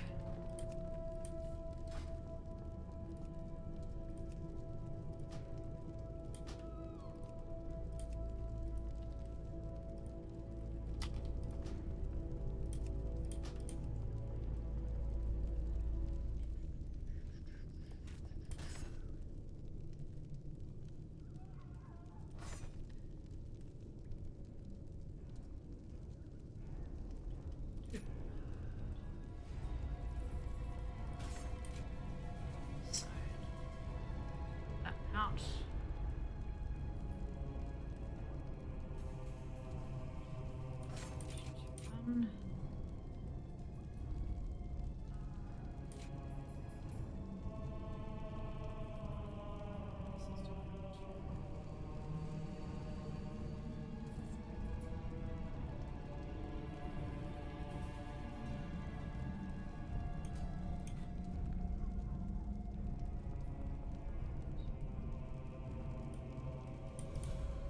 Oh, spent.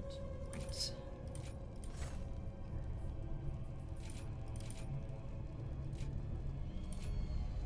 Perfect. Alright.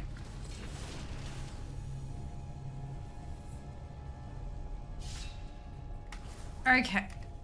Oh no, and then the last bit that I always forget.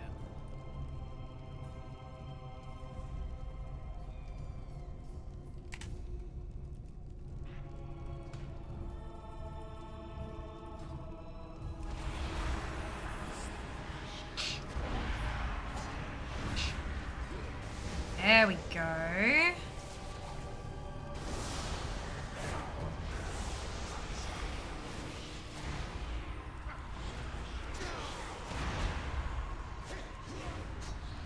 Much better.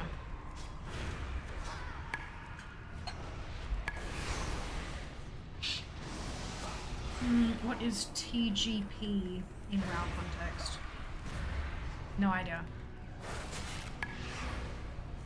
My understanding is that women's soccer in the US is better than men's soccer, but again, sports all I know is like, guys, it's not too bad. Dungeon farm 2 rounds pretty quick.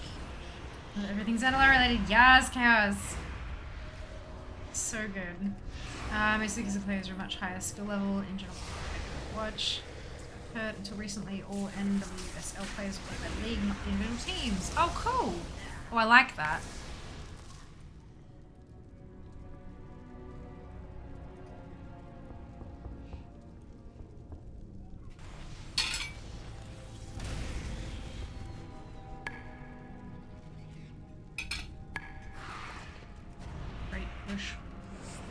I don't know what that means.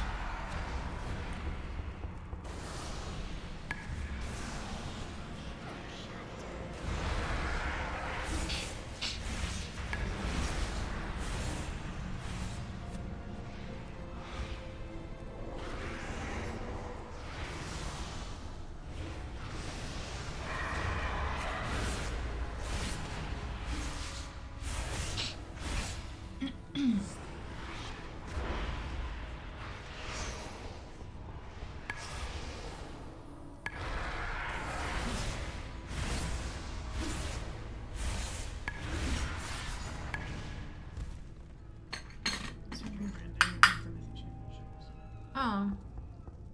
Oh, okay. Yeah, I hadn't heard of that.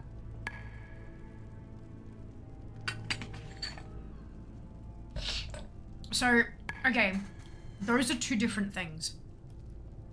The Mythic Championships is not a push for the highest key. Mythic Championships is a handful of teams going head to head to win with higher scores and stuff like that. Competition for pushing the highest Mythic Plus, the Mythic Championship is competed at a specific level of Mythic Plus dungeons. It's not a push to see who can get into the 30s. Those are two very different things.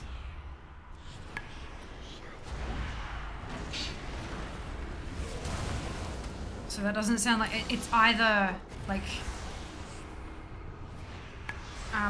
so if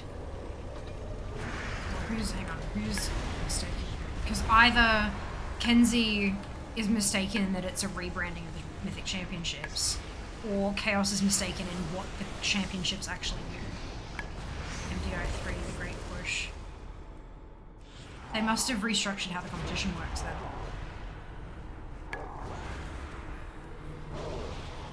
Thousands of So MDI stands for Mythic Dungeon blood-contagion Invitational. almost wiped out So? the Zandalari. Is an invite-only As the game. dead choked their temples, So that's also a fun golems fact. were constructed to dispose of the diseased bodies. I'm sure it will have no problem disposing of you. Is this something that's being run by... It's on the World of Warcraft YouTube, so I'm guessing it's not just on... Oh no, international, sorry, it was invitational. It looks like it's international now, my bad.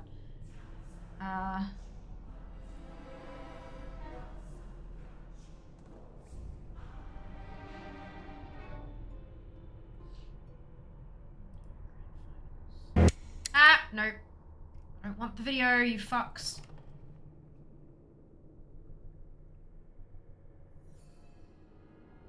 And teams from around the world push keystones to their limit across 3 weekends of competition. Well, okay, but...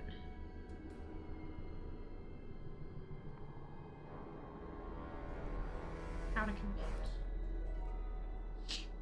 Season format. Proving grounds. Teams practice and push 2 dungeons as high as possible on the tournament realm. Top 18 teams move on to group play. Track the most recent time trials on Raider.io. Group play. The top 18 teams from the Proving Grounds will be divided into 3 separate groups of 6, with one group competing each weekend in a tournament to push their keystones to the maximum live on broadcast. Affixes and dungeon keystone difficulties will vary between each group, with teams being introduced to the dungeons, difficulties, and affixes at the start of each weekend. They will split a weekly 30 grand prize pool, and the top 2 teams from each group will advance to the global finals. 6 teams make it to the online global finals at the end of the season, where 300 grand will be up for grabs. So they have changed the format of it then. Because before it would be, here's 2 identical keys, who gets the best time. That was how you won or lost a matchup. But this seems like they're legitimately just pushing it as high as it'll go, which is, I guess, more exciting.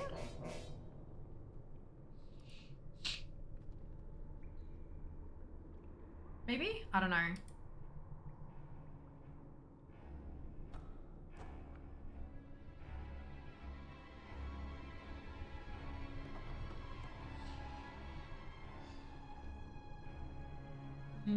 Right. I think that on the launcher, I haven't read it though. Let's see how the scaling breaks at 25.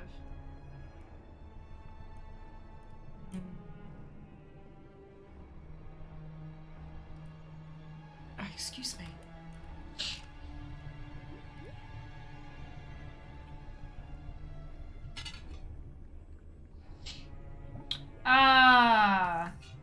Following the continued success of the Mythic Dungeon International and the growth of the Great Push, TGP, we're excited to announce full seasons of both formats in 2023 as players engage with the new Mythic Plus dungeon rotations. Competitions will consist of a dedicated season for speedrunning dungeons in the Mythic Dungeon International and pushing keystones to their limit in the Great Push, each concluding in an epic global finals with 300k USD in prizing, combining for over 800,000 US across the year. Right, so we were both good. Okay, so they are both things.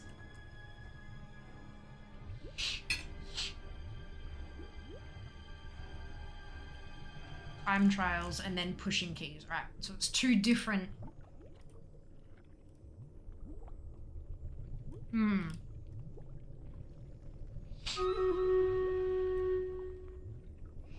2 different formats. Good, good. Now I know.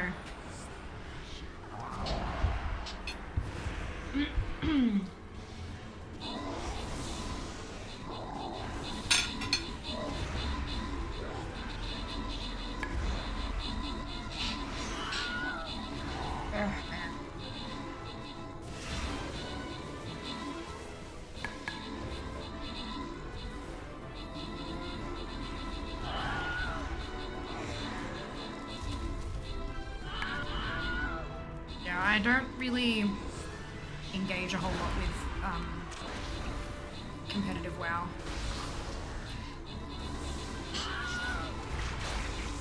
I mean, it's great that those options are there. I think it's absolutely fucking phenomenal that Blizzard lean into that kind of stuff.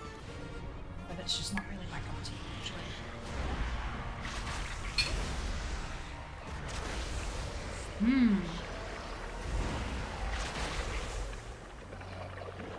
Just escape this green thing.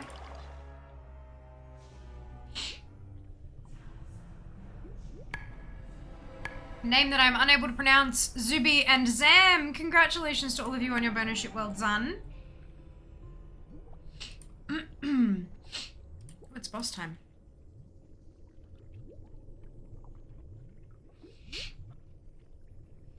Oh.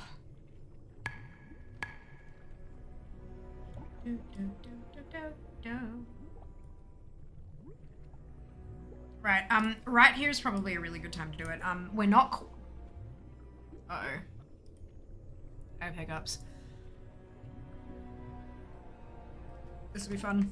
We're not quite due for an ad yet, but we are close. We're only like a handful of minutes away, and I need to go to the bathroom, so I'm going to do it now. Twitch allows us to run 3 minutes of ads every 60 minutes in order to turn off pre-rolls. Turning off pre-rolls can be beneficial to a channel, as it can help facilitate channel growth. if you don't want to see ads, you can either subscribe to the channel, which may help push us down the path to Partner Plus, or you can subscribe to Twitch Turbo, which will get you ad-free viewing across the entire platform without affecting creator income. If you do see ads, you may not see the full 3 minutes. There's a variety of factors that can influence that. And if you do see the full 3 minutes, you could see 3 ads, you could see 30. It's not about the number of ads you're seeing, it's about the total length of the ad break. Because it's a bit of a longer break, it's a great opportunity to get up, stretch your legs, grab a drink or a snack, go to the bathroom like I'm about to do.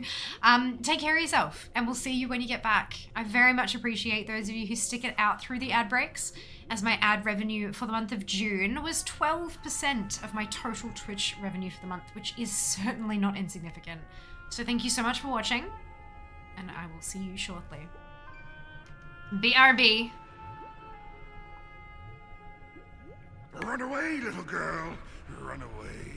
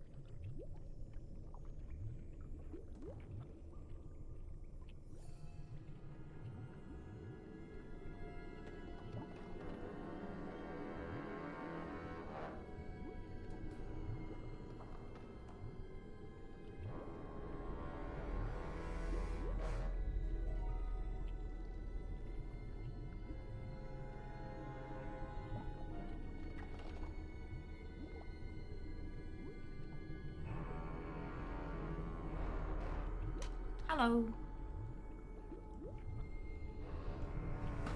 Oh, okay.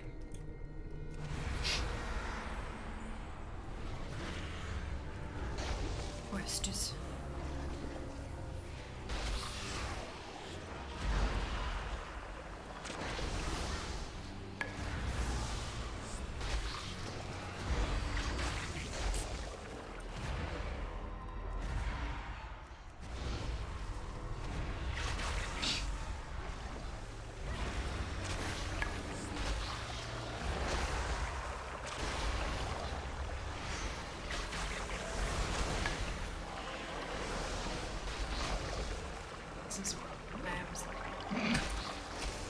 There we go.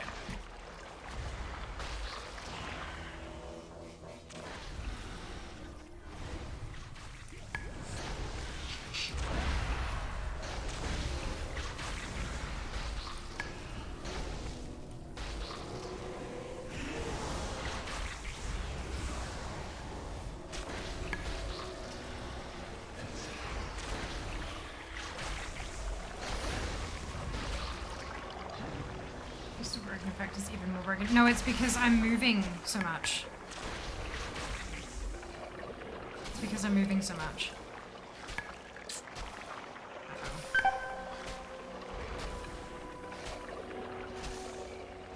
Macros don't like when you don't just...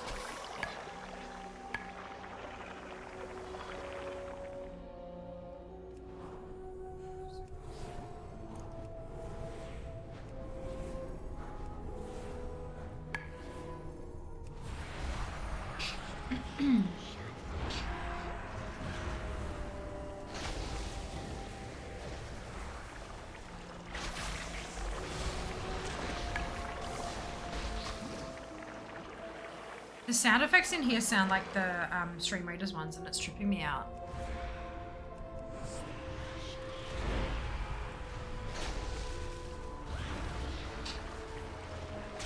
Two random spells in the background. No, I've cast a bunch.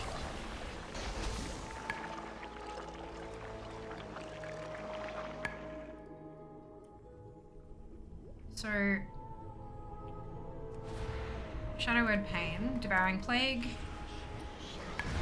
Mind Blast, Shadow Word Pain, Vampiric Touch,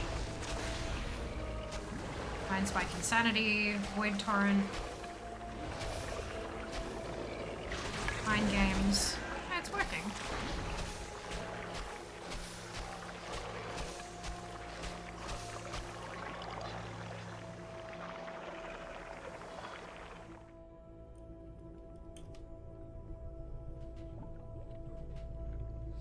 It's just not everything has a cast. It's the moving, yeah. It's because when I interrupt a cast and moving, it doesn't recognize that as try that spell again.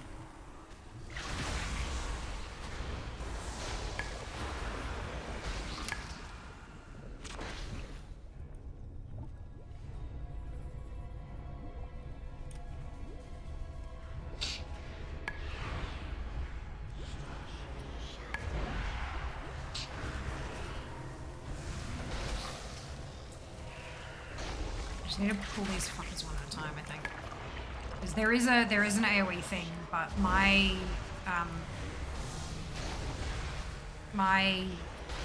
like Shift Alt Control never seems to work with GSE. I think it's because of the way I have my key binding set up, but it just doesn't seem to ever work.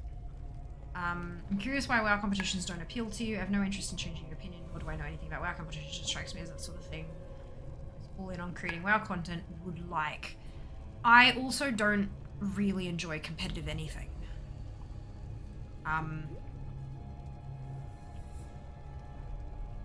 It's like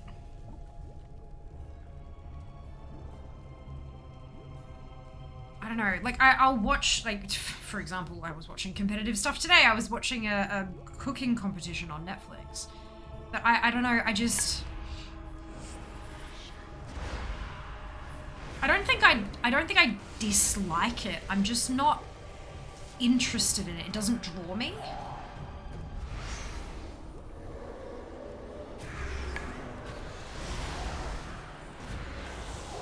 Like, they are very talented players who are doing very complex things.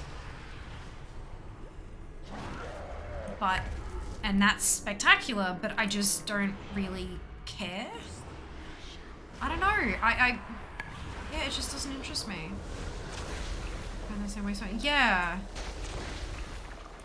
Like, WoW is one of those things where you can have 7 different creators all playing World of Warcraft, and all 7 of them are doing something wildly different. So just because it's WoW content doesn't mean it's my kind of WoW content.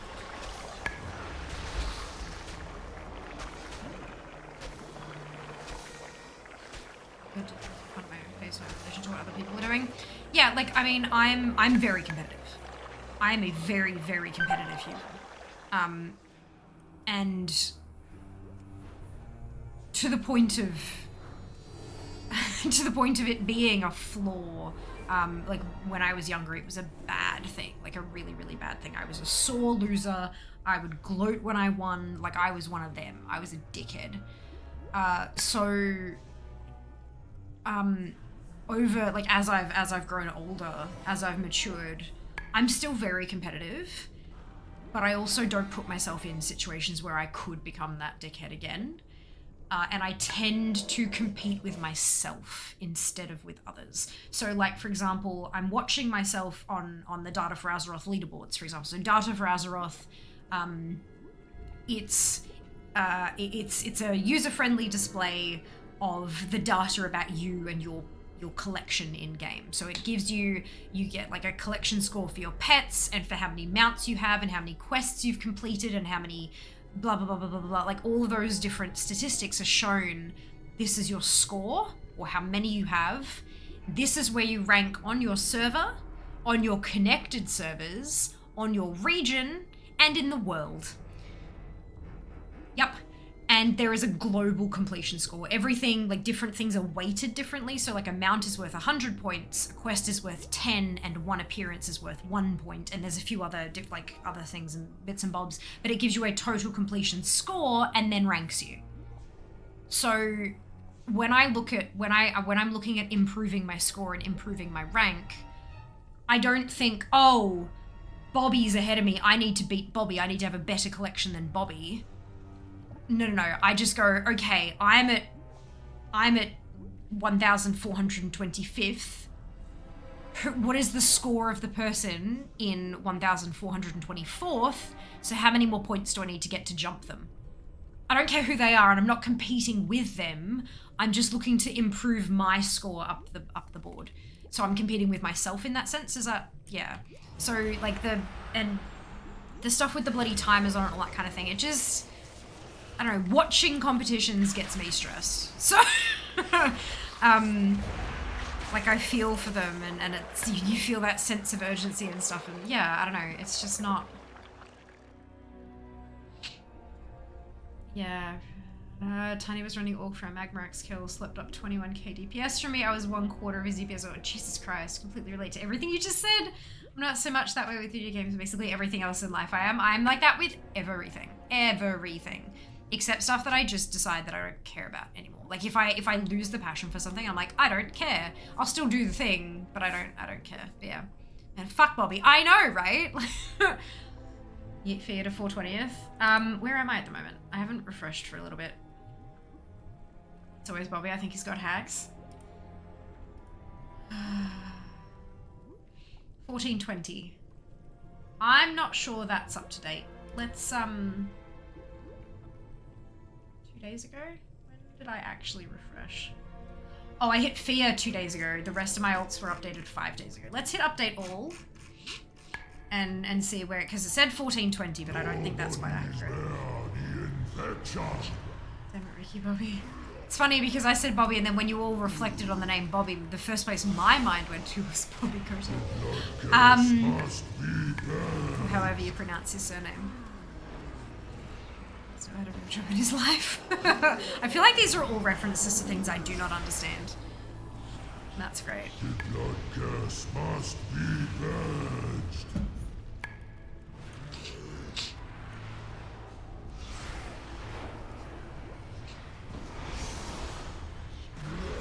The blood curse must be purged.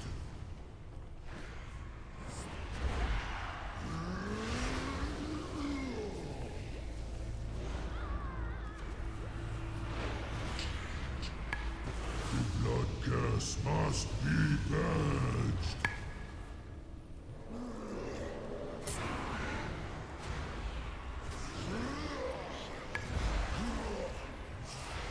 The blood curse must be purged. Ah. Gosh, I've seen Parks and Rec, I just haven't... Interesting. The blood curse must be purged. Feral, I have to be in a specific mood to enjoy that stuff. I don't even know what that mood is, but... Well, Feral is a very special, like, it's a very specific type of comedy. And there's just some days that I'm just not down for it, you know? Nothing against him, obviously. It's just, you know, everyone has their own personal preferences and stuff. And yeah, that particular brand of comedy, I have to be in a mood for it. Ah. And my memory is fresh. This temple is under Gahoon's power. So I wonder, this is the 65 priest. I wonder how the next tune is gonna go. Maybe it's just because it's a priest. And I'm not great with priests. We'll see. We will see.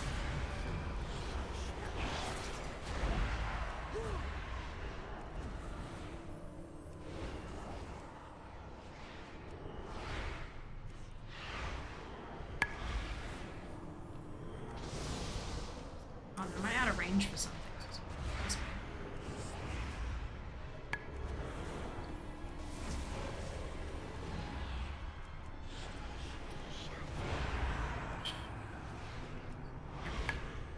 Sometimes these macros just get a bit stuck. It's not a whole lot you can do about it. Some have grown, others like old school a lot. Italian, I tissue with me. Liked Anchorman. Anchorman I've seen a couple times, but it's still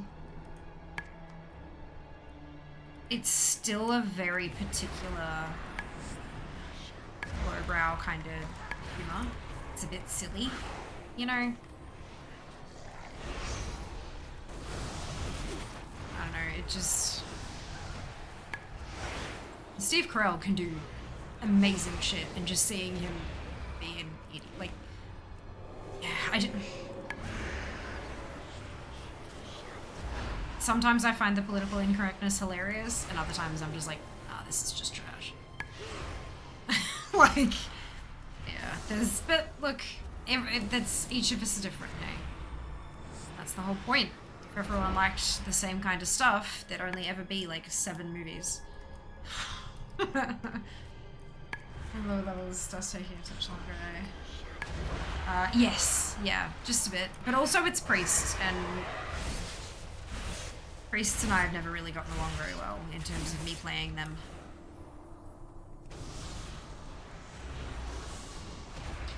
Macros have never quite worked properly and all that kind of stuff, so it's just, it's not a good time.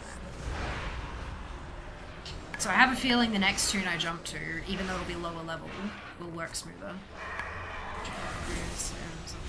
Yeah. That's also a problem. Some folks can separate artists from the art and stuff, and sometimes it's just not worth doing. Australia. I've not heard of either of those. He was spectacular in Space. Space.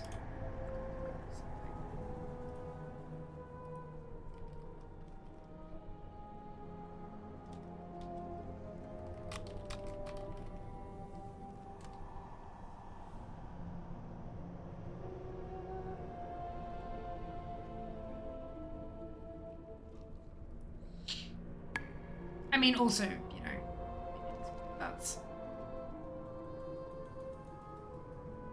Space Force! That one. God, that was good. I very much enjoyed that.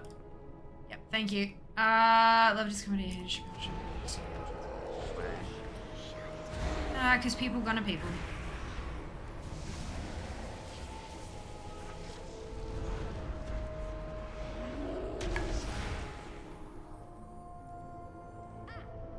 Oh, I did the achievement thing. Whoops.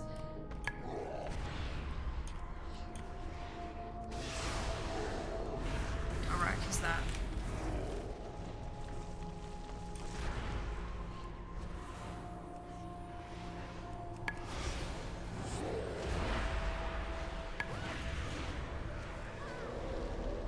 Yeah, Steve Carell is really, really talented, and I just... hit that character is just bad. Like, I don't know.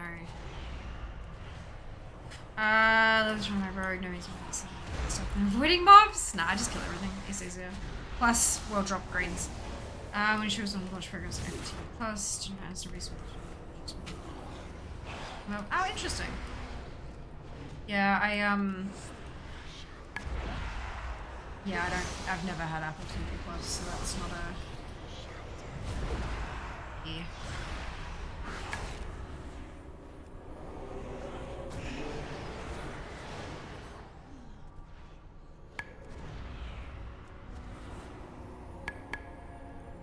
Oh, it actually polymorphed me. Brilliant.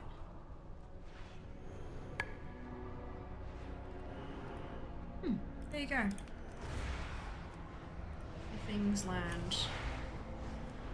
I'm still waiting for DFA to update all of my 60 characters. Just wait, it takes a while. What? 84th in queue? You're kidding. Jesus. That's unusual.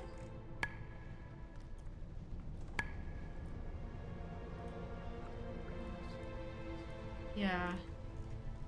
That's really odd that it's taking that long. Usually it doesn't. Logged in, right?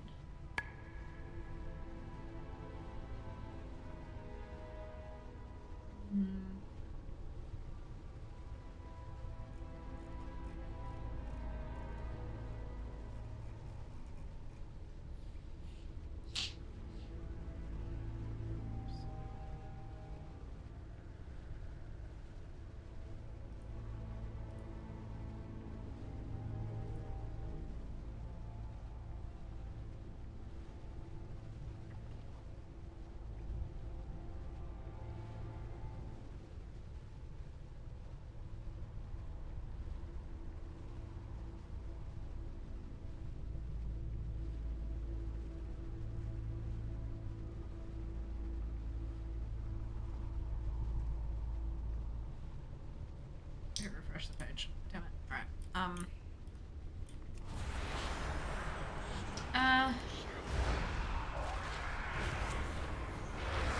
Let's see. As well. There. I wish I no. There you go.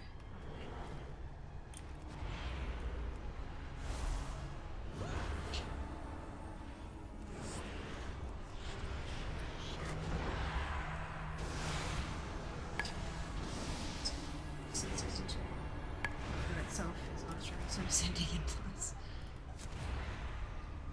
Making fun of themselves. That's the thing.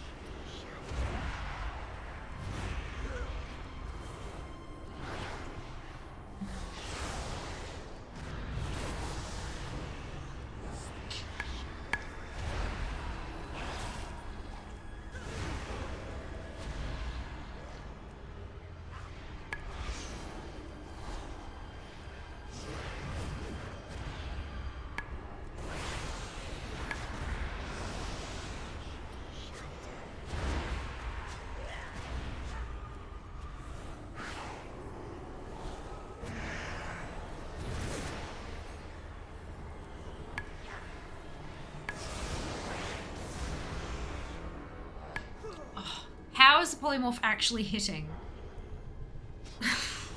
It should be missing. That's fine.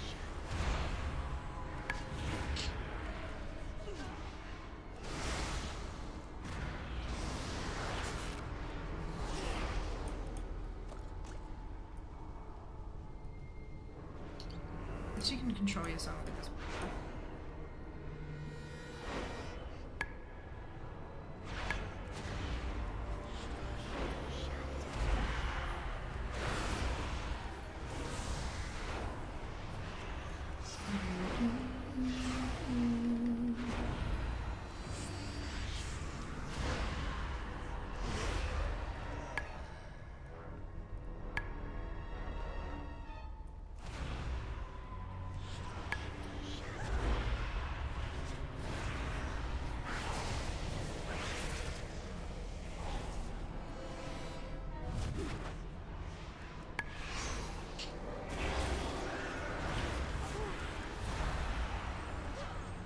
This is where Chef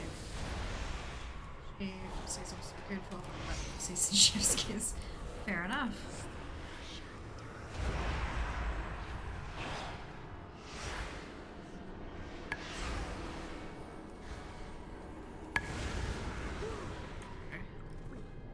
Ugh, it's just taking forever.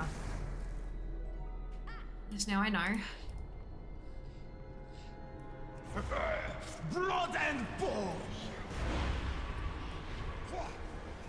Here comes the pain!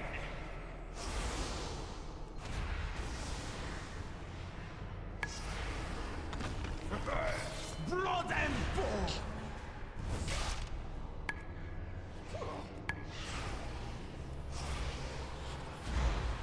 Can be done on priest, but do not recommend.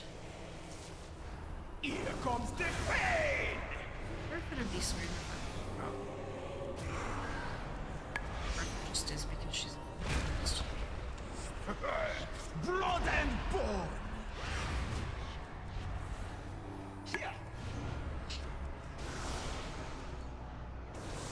Ah, my rage be undying. This fight requires skill, something you are lacking. Time to get the axe.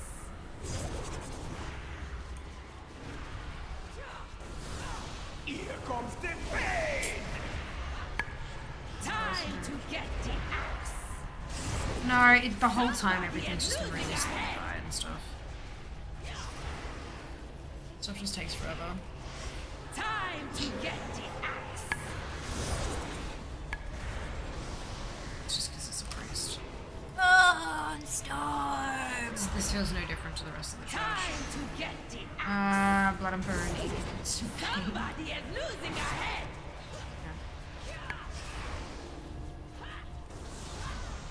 Time to my Blood and head. bone is will a make a fine brand trophy. of fertilizer. Even in death you cannot Fertilized succeed. mulch. Stand aside and witness greatness. There is no antidote for this poison. Few kilos of stuff. Blood and bone for when she was setting up, like redoing the veggie patch, Here veggie comes garden. the pain! We were growing up. So they'd come and deliver it onto a tarp on the front lawn. Then she'd shovel it from there into the wheelbarrow and what she needed to do.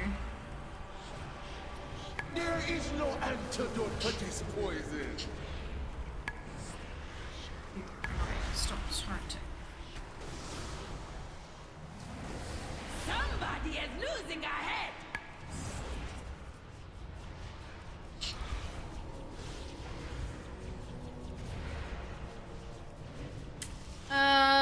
Based on my experience, this was the healing that was lost. There Yeah. is no antidote for this poison. Zero healing required. The elements answer my call. It's just a matter of everything taking too bloody long. When I can 2-tap these mobs on fear, sitting here for a 5-minute fight feels bad. Yeah, we've got very different issues. Please, Hi. me far from these imbeciles.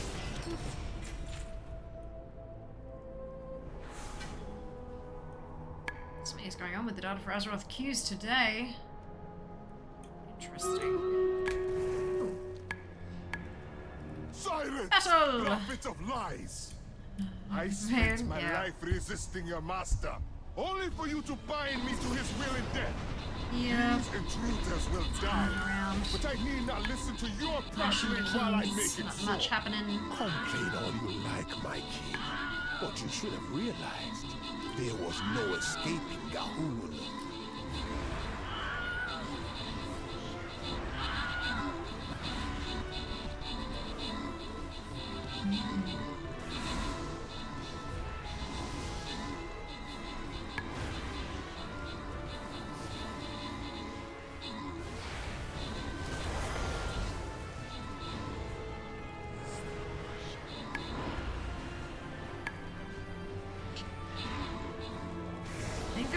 priest is just all the knockbacks. That's the worst bit. Time. Yeah. This one's 65. Like, I don't have any 60 tunes left, so it's not like it's a... This is, yeah, that's my thing. It's like, it's still 65. Like, that's weird that I'm having an issue on this tune. And I guarantee you, I'm gonna hop to the next tune, who's 65 as well, but it's a mage, and she'll smash through it. It's just because it's a fucking priest. Zam, Darkage, Label, Frosty, and Liz. Congratulations to all of you on your bonus ship. Well done. Boss defeated. Lowest figure was my 62 pally. Fair. Very fair. This is the exact same map as the last, like the same layout as the last map, I think. Vistas.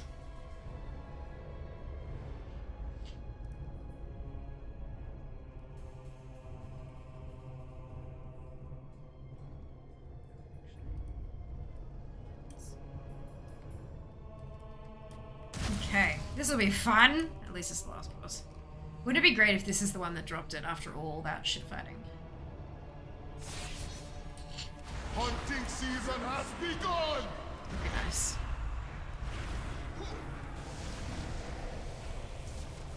None can withstand my blade! Time to bleed!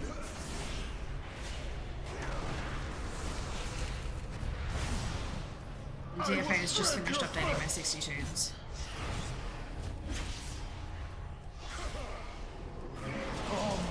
Come, my dear We are It's feeding time! 1480. Time to Damn it, I was inside the top 1400 and I've dropped. Others have been collecting and I've been working. None can withstand my blade! This is the problem, trying to be a professional content creator, so you don't get to play as many anymore.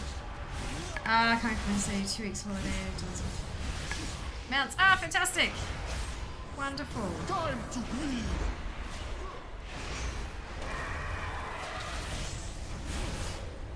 Even death cannot break the bond between us, my friends. Now feast, Azala! Feast! None can withstand my blade! Actually, I have to kill these two off. I will shred your flesh!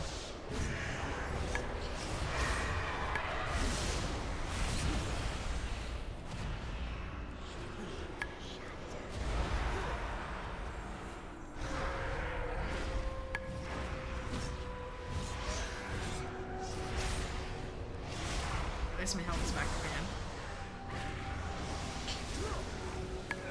Time to bleed!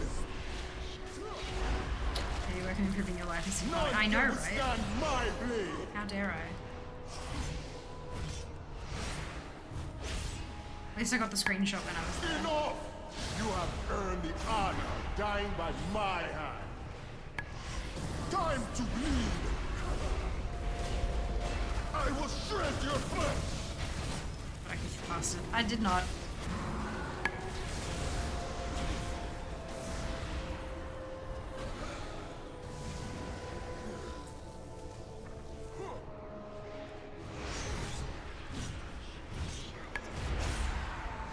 None can withstand my time to bleed! None can withstand my time to bleed. You have broken Zeus' hold! I serve that swine no longer! Why does that remind me of You times when I freed have me from a extraordinarily bad But Zeus menstrual is cramps? merely a puppet in a Like, larger plan. extraordinarily Even bad. now his master That's gathers phenomenal. power. I love it. Zul will not rest Best until overlap of our voice lines world ever. is in the blood god's grip. For the sake of Xandar, That's and spectacular. for your kingdoms as well. Oh, I love it. You must stop him. That shit hurts, okay? Like, legitimate agony. Alright, out we hop. So Benedica can do it, but she probably shouldn't. So I'm gonna make that a different color. Because it's a shit fight, but she can get it done. Alright. I was on track to get 10 attempts today. Oh, okay, that was 9, so maybe I can still get 10 done. I think I thought, yeah, that's it.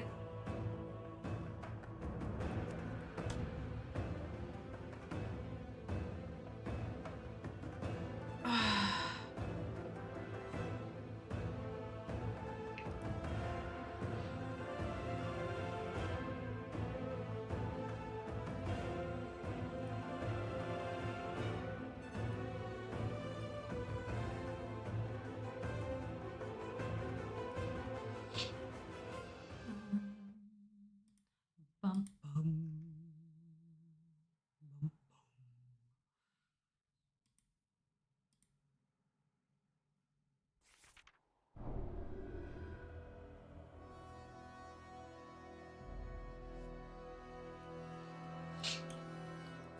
Okay. Oh shit, how do I get to King's Rest? Oh.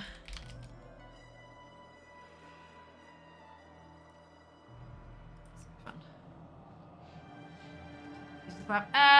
Look, we'll see. It's an alliance, so we've got to get there, which is, it takes a bit longer.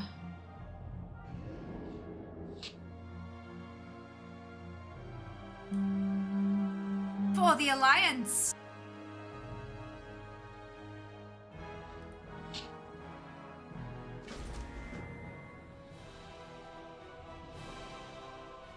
For the Horde!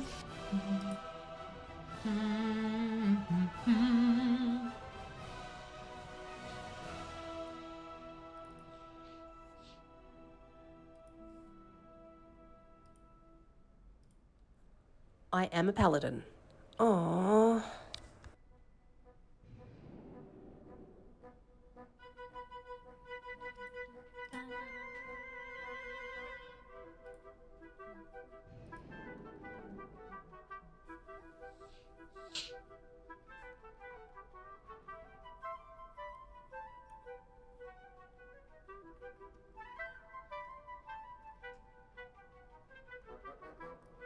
Okay. Oh! Shit, I don't have this mount? Fuck, alright, good. Let's go get this mount. Let me show you what I've got. Travel safely now. Yay, Mount Farm Monday complete. That's funny. I thought I had picked that up. I put it on my to-do list and then it wasn't there anymore. I thought I did that. That's hilarious. Hey there. Have a good one. Did you see Twitter becoming X? What? Why to get him out? Hell yes! It's the one that was added in 10.15. Twitter becoming X. I knew they were changing the company name. Like Twitter, the umbrella company is becoming X, but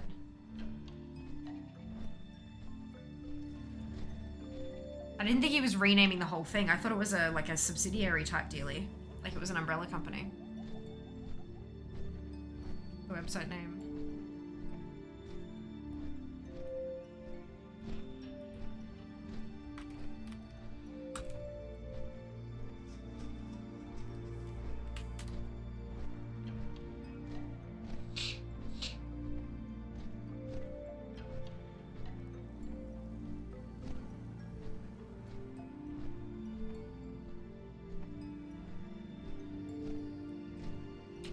See, when he had he changed the terms and conditions and everything so that the word Twitter was replaced with like X Corp or something like that, which just sounds like an evil corporation for a video game, let's be real. I thought that was legitimately just like a background company that owned all of his shit kind of thing. Not that he was...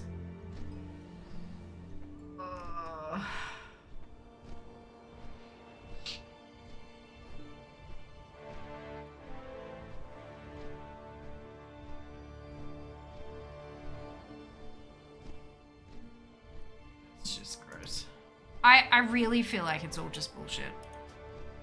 Like, he's like, yeah, you know what? I don't want to actually run this anymore and I don't want to go through the hassle of a sale, so let's just tank it so I don't have to deal with it anymore. Not realizing that, you know, there's hundreds of thousands of people who rely on the platform for a fucking income.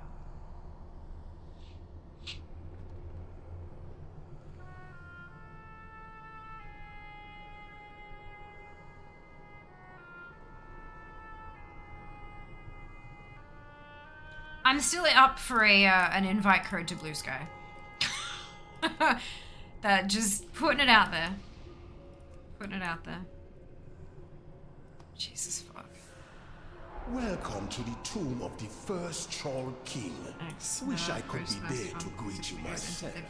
My power has already taken root, binding the ancient spirits to the will of my master. Yeah, look.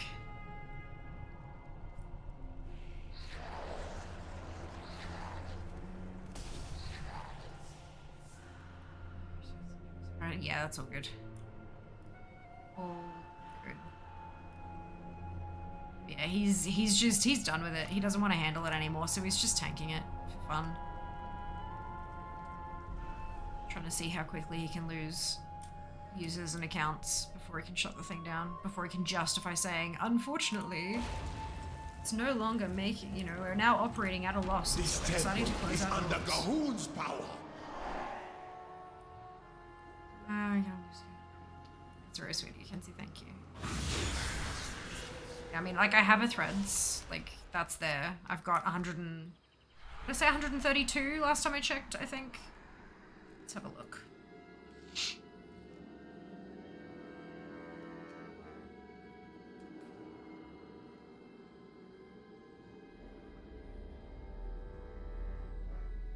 $134 on threads. So that's...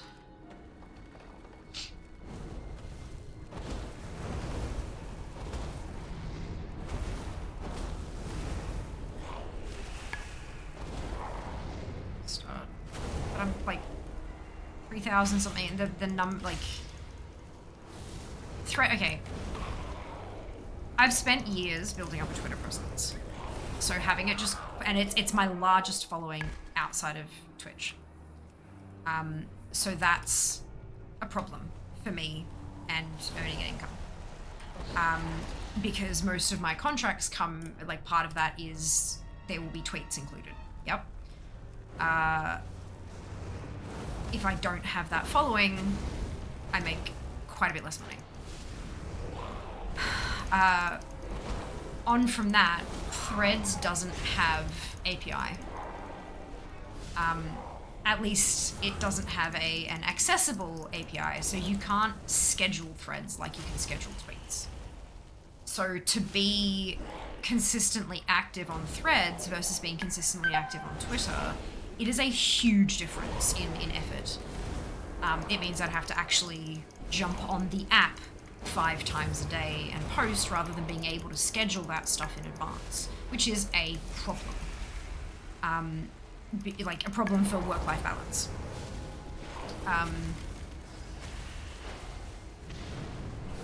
Okay, maybe 65 is just a problem. Outside of Threads, Blue Sky is too exclusive. There aren't enough people on there to be worth selling a post. The reach is just not high enough, and people won't consider it a good marketing tool until they don't have a waitlist anymore. And Threads would be a next best chance, but again, you can't schedule it. So it means that when they want you to post something, you actually have to be there, sitting there ready to press the go button, which is not ideal. I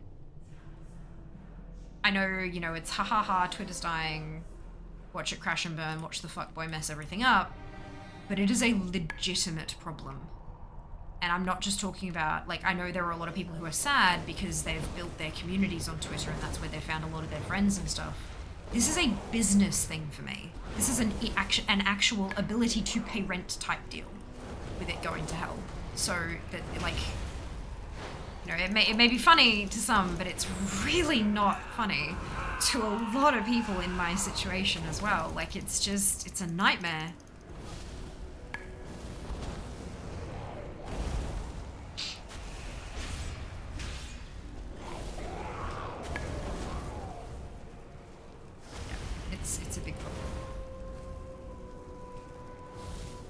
most people on Threads waiting for new promised features, we're using it as their main platform. Yeah. Yeah. But even then, people waiting to make that change, a lot of them are people, like, there are a lot of folk, like, journalists and stuff like that, who post reactively. They don't schedule tweets. When they have a breaking news story, they tweet it. That's not something that's scheduled. Whereas from in my content creator niche, it's very different. It's hugely problematic. There's one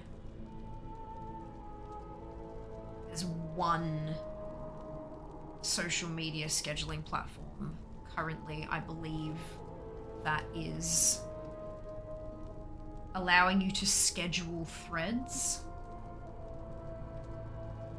and then when it's time, it gives you a push notification and you go into that social media management app, hit post, and it copies and then pastes, and then you hit post in thread. So it's not an auto post, you still have to interact with it.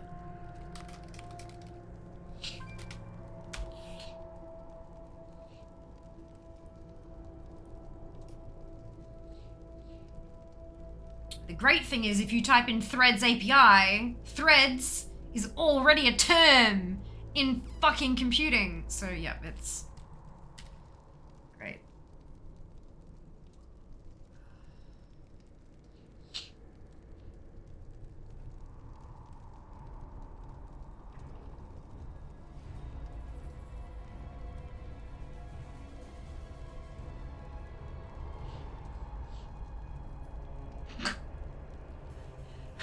Meta for developers. This is developers.facebook.com. Question: when will there be a Threads API access?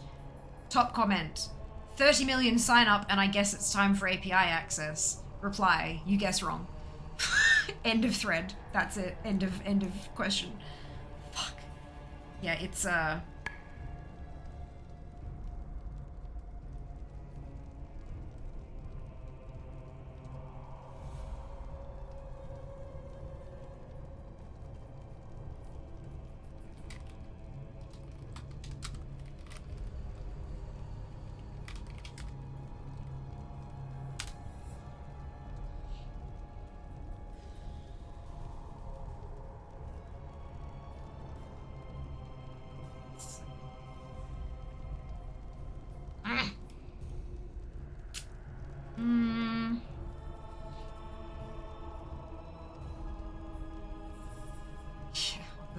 not for long. It's kind of shitty when your business relies on other businesses not fucking this shit up. But, like, that's literally every business nowadays. Like, businesses that sell online, a whole shitload of them use things like Shopify or AWS, or, do you know what I mean? It's just that those companies that are fucking enormous understand that their users are depending on them for an income source, and they don't shoot themselves in the feet simultaneously. Elon's just a fuckboy. He's a dickhead.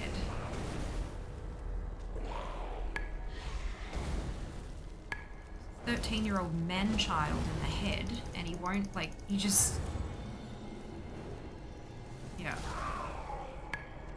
Because he let fly on a social media site.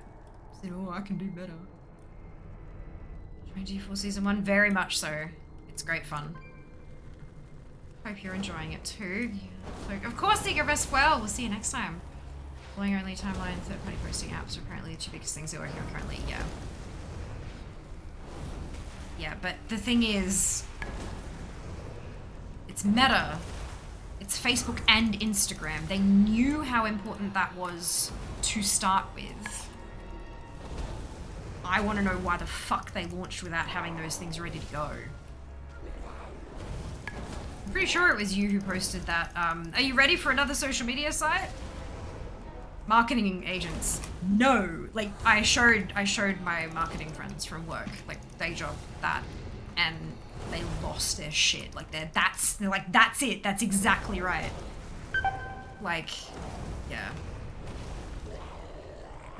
Multi-threading's a whole other thing. Yep. Hey Ashai, no lucky mount drops. I got the mount from the Alliance, like, you know when you zone into Borealis, or like zone into BFA zones, and it's like, hey, time to fly. I forgot that I hadn't done that on Alliance side, so I got that today. But no drops yet. No drops yet. Excuse me. It was, man, it was. Can we add that as a quote? Add what as a quote? I mean, your business relies on another business called Twitch too. Yeah, and Instagram, maybe Google for email, etc. Absolutely. Hard to be an island, doesn't rely on other services. You can change your email provider, but if Twitch shut down without warning, that would be a problem. Fuck yeah. Fewer social media sites, not more. Yes. The problem is if there are fewer, then it, like, the market condenses. It's, yeah, look, it like...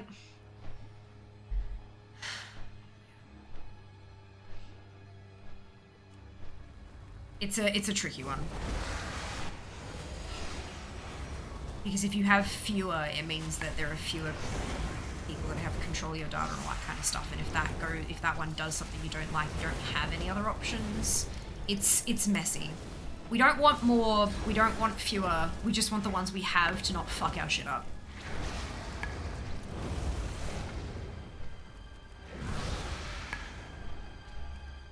Is basically it.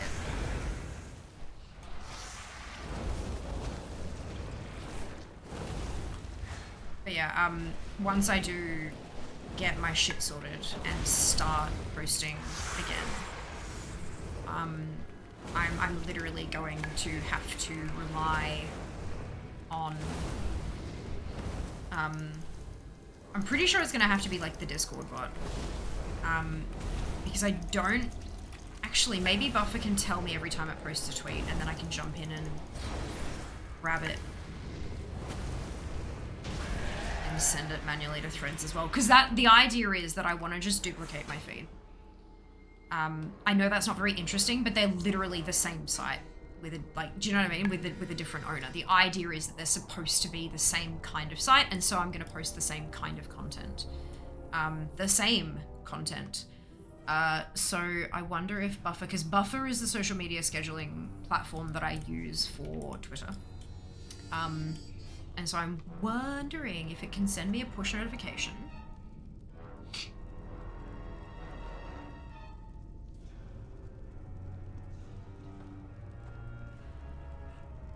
No, okay, it doesn't let me.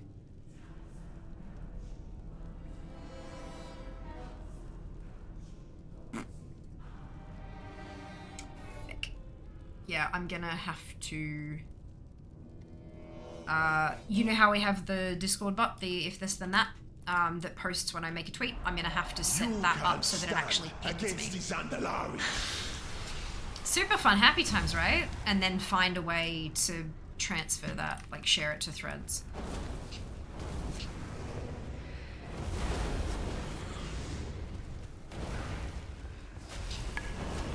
Any media. That's the next problem. Any media that's attached. I know we need peer-to-peer internet. It's supposed to work. Things are far too centralized. Have been since Web 2.0. Yeah. Well, I mean, that's what like things like Mastodon were trying to do. Have it decentralized. But I mean, threads will work with things like Mastodon, or so they claim. They're working on it. Which is why when you jump on the Threads app and it has your username, in a little grey box next to it, it says @threads.net. So, like, it technically will become a part of that decentralized network. But that, I guess, does that just make it a really, really heavily moderated instance of it? Or like a professionally moderated instance of Mastodon, or whatever. I'm not 100% clear on exactly how Mastodon, I have one. Don't use it, but I have one and just, not sure exactly how it functions. But I know the whole idea of it is that it's not all hosted on in one place. It's designed so that almost anybody can host their own instance of it, and then you can speak cross instances if you set yourself up right and stuff. But it's I'm not an expert on this shit, and I probably won't ever be. It's complicated stuff. Oh crap.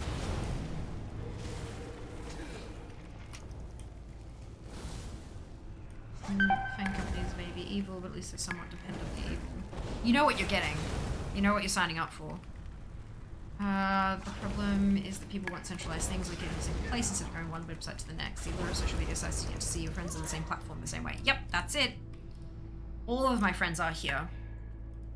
And I can build up a big follower number here, which I can then use to sell myself here. And that's for me, that's my biggest problem. I want something centralized. Because otherwise, how the fuck am I supposed to say, hey, here, look at my reach? I can't. I can't. Like, I literally can't. I said on works, need to look into it. Been waiting for things to settle down before worrying about looking into details of the winner. I was pretty into the open social protocol a long time ago, but it never went anywhere. Yeah, see, for me, anytime anything new pops up, I need to grab my username. In case that becomes the winner.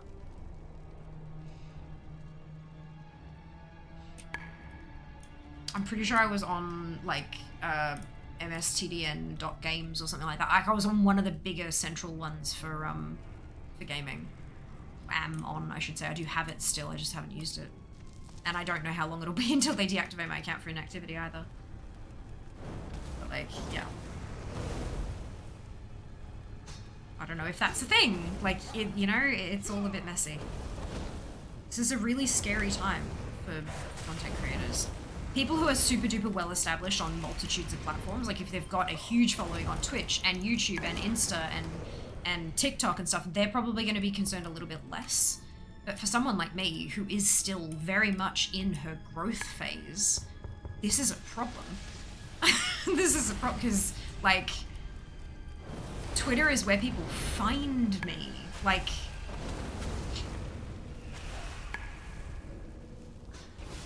Twitter is how I got my Blizzard affiliation. No?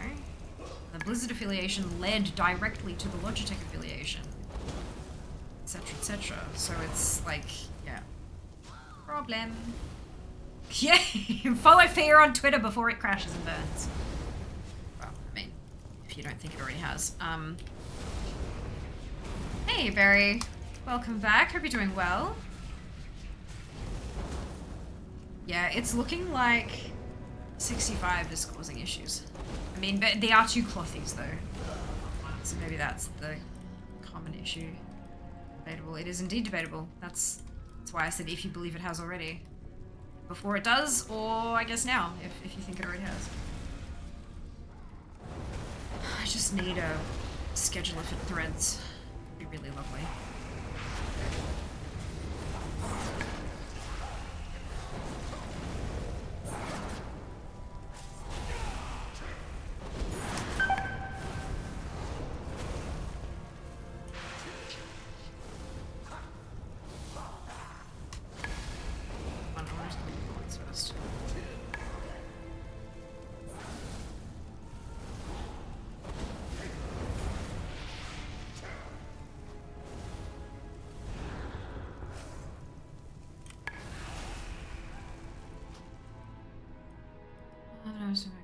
Oh, right.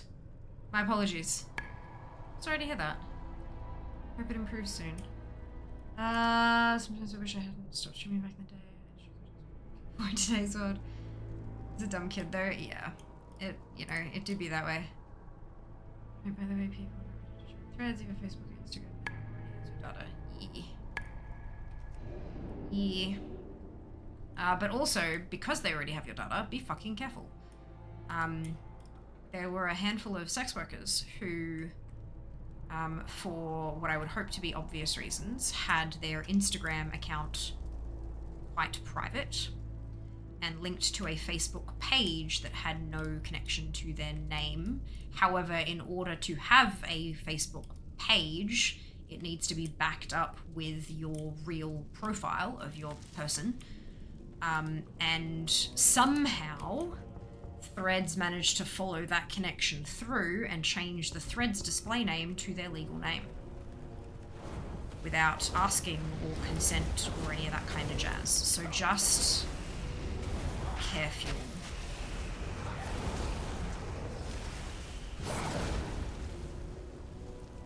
I'm sure it was probably a one-off blip. It once it happened, Threads would have looked into it and fixed that issue, but either that or it could have also been a hoax. You know, that shit happens these days. Fear-mongering hoaxes are a big thing. But just be aware that it is something that people were talking about.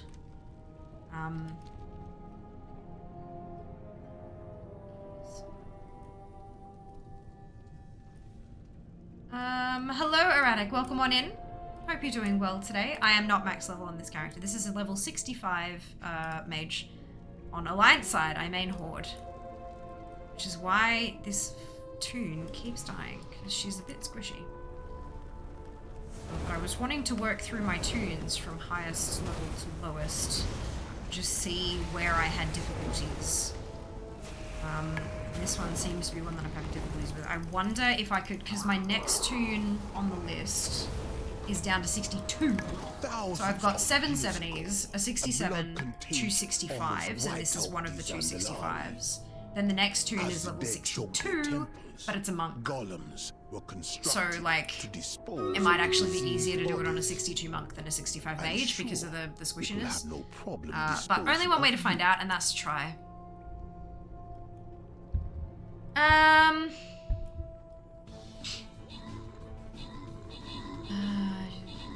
So it seems how I know, right? Like, what the hell is happening here?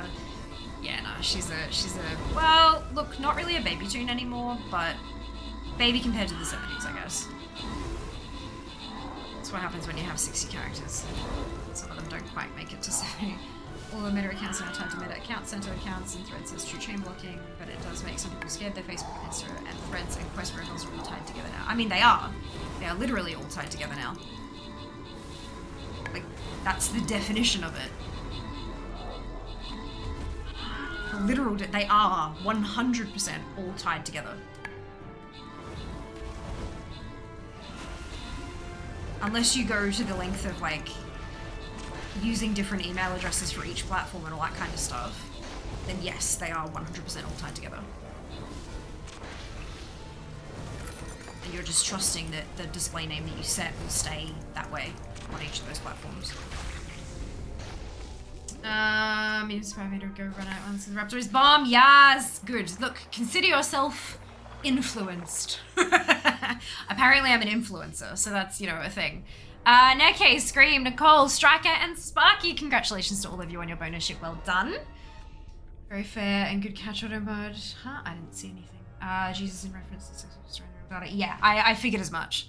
I figured as much. But yeah, look, I don't... I think Zam sent me the tweet that said that that had happened. But, like, you know, however much you believe people on the internet, you know? I believe that there's absolutely a chance it could have happened. Do I believe that it actually happened? Maybe? Like, I don't know. It's, you know, it's one of those kind of tricky things. Oh, shit! It's 10 o'clock. I'm an idiot. Okay, we are gonna finish this dungeon run and then I'm leaving. I want to try to get this mount and then we're leaving. That's probably gonna take fucking half an hour, isn't it? God damn it. It's fine, it's fine, it's fine, it's fine. Influenced. That's it. That's it. And that means we have to do another round of ads. Twitch allows us to run 3 minutes of ads every 60 minutes in order to turn off pre-rolls. Turning off pre-rolls can be beneficial to a channel as it can help facilitate channel growth. If you don't want to see ads, you can either subscribe to the channel, which may help us down the path to Partner Plus here, or you can subscribe to Twitch Turbo, which will get you ad-free viewing across the entire platform without affecting creator income. If you do see ads, you may not see the full 3 minutes. There's a variety of factors that can influence that. And if you do see the full 3 minutes, you could see 3 ads, you could see 30. It's not about the number of ads you're seeing, it's about the total length of the ad break. Because it's a bit of a longer break, it's a great opportunity to get up, stretch your legs, grab a drink or a snack, take care of yourself. And we will see you when you return. Very much appreciate those of you who stick it out through the ad breaks, as my ad revenue for the month of June was 12% of my total Twitch revenue for the month, which is certainly not insignificant. So thank you so much for sticking around, and we'll see you shortly. Oopsie, I shouldn't have put those. screen? Yeah, probably. It's alright, I'm just killing slimes. No biggie. It was you indeed. Brilliant. My PC has run into a device restart. PC all morning. Oh no! Good luck with the fix. Thank you very much for the ads. Prompt there, Zem. Daylight, so like for after dark, but at 7 AM. Oh dear. Such a many shots on the mount. I don't want help either. I very specifically want to see which tunes are capable and which ones aren't. So having help would completely destroy that. Yeah. Because like now I know that the priest has a rough go and the mage has a rough go. Next time I get here, I'll probably skip over the priest and the mage and see how the 62 monk does and see which are going to be the quickest tunes to run through on to maximize my number of attempts per week. Yeah, there's method to the madness. There always is. Always is.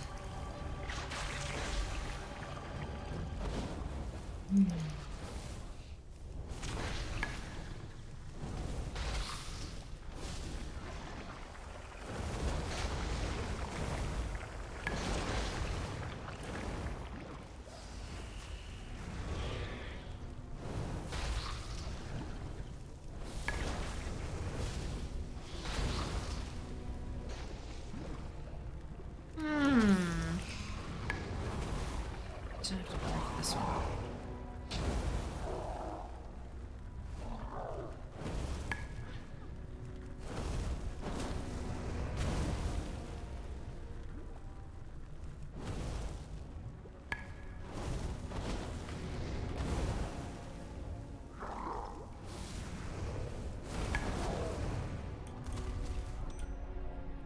Get some health back just in case.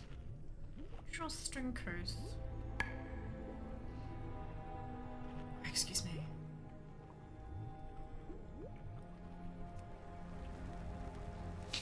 Your blood is cursed.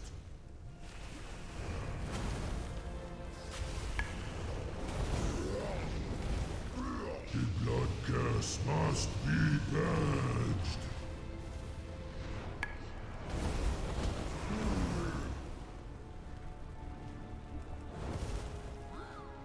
The blood curse must be purged.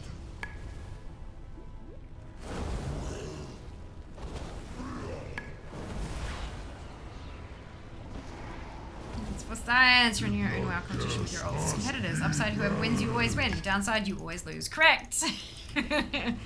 Perfection. Fear never lose except in lax. Shut your face.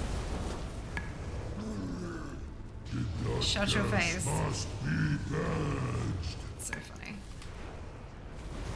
Alexis Zam that loses. No, Zam kicked my ass this weekend. The blood curse must be purged. Kicked my absolute butt. It's very not very nice. The bloody dead must be That's it. This weekend. Yeah, this weekend just gone.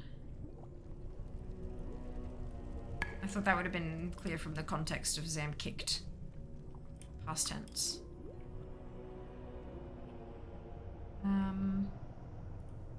I got lost in the second one. Yas. This temple is under Gahoon's power.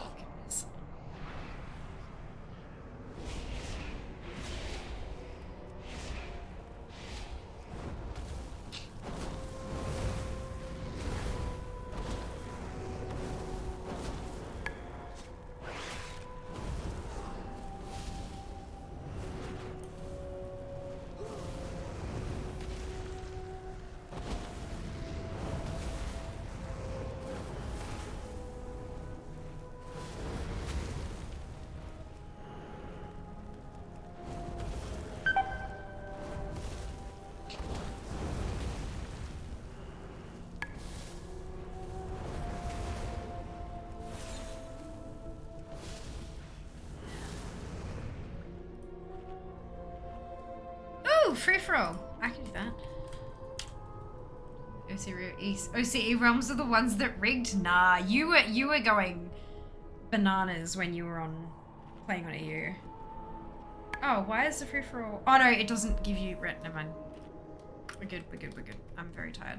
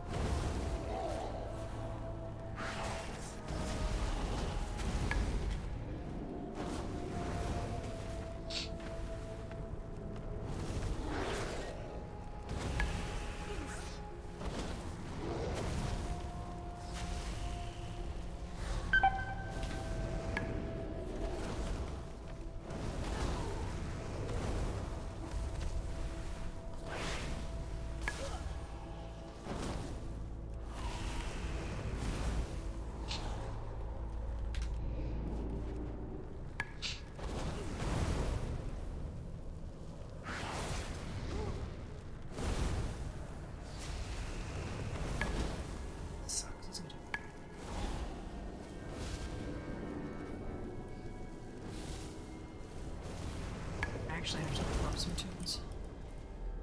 Oh look, I won! Go me.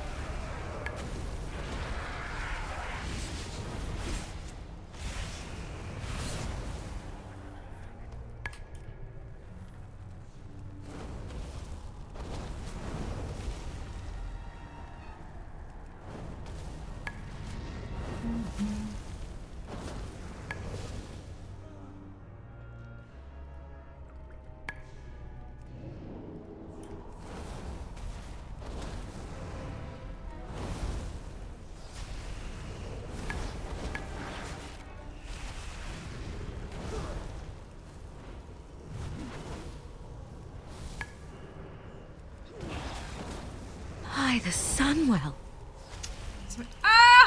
Look in the morning. Thank you so much for the resub, Jazz. Tier 3 as well, my goodness. Much appreciated.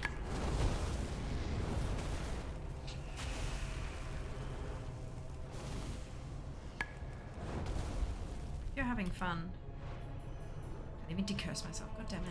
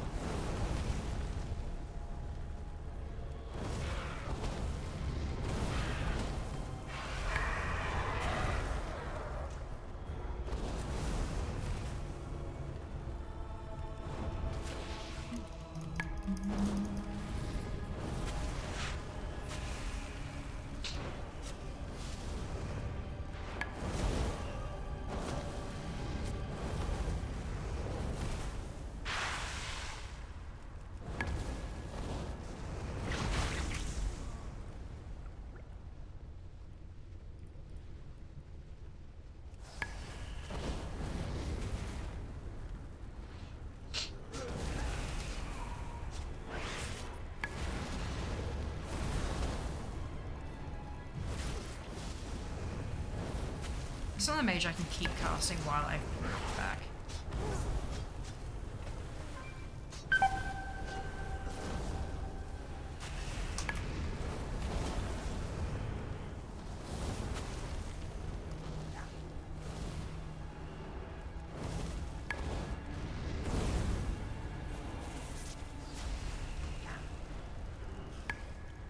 Hello, Sync. Welcome back.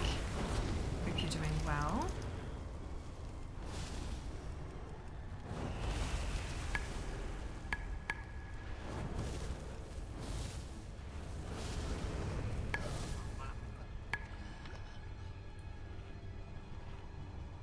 really, really close to D'ing 66, so maybe I should just push it through. Not right now, obviously, but like later.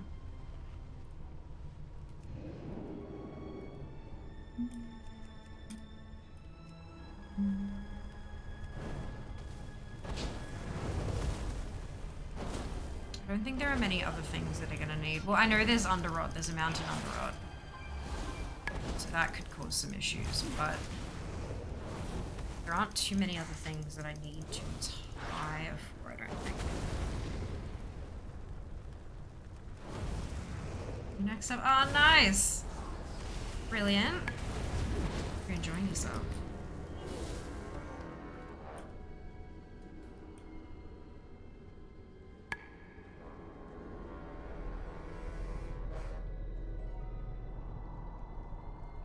Some of the Shadowlands rares could be a bit tricky if they're only like 61. That could be a thing. Head out, no worries at all, artist. Enjoy. We'll see you next time. Blood and bone. Here comes the pain.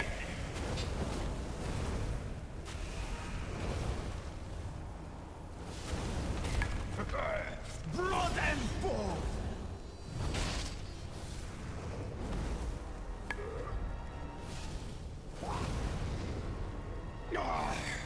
My rage be undone. This fight requires skill, something you are lacking. Time to get the axe.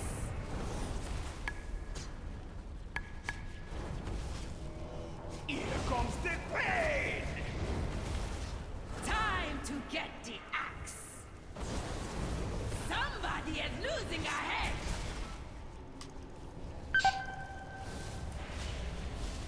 Time to get the axe.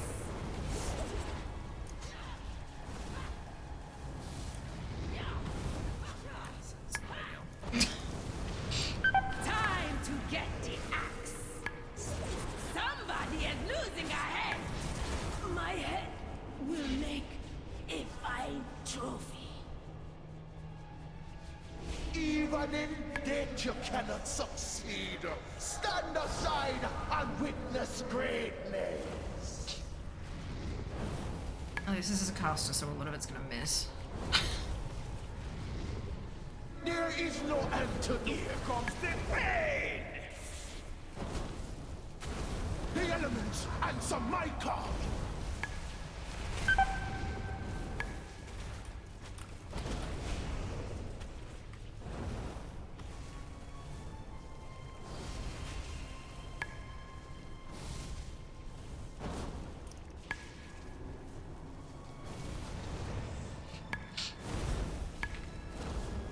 There is no antidote for this poison. Somebody is losing a head.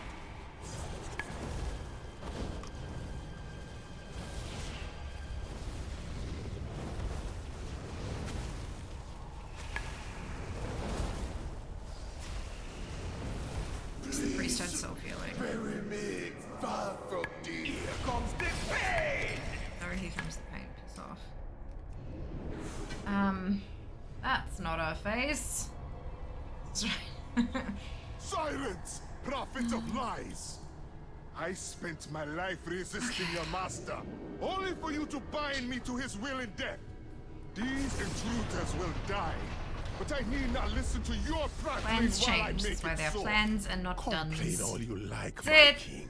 Correct. But you should have realized there was no escaping Gahun. Oh, man.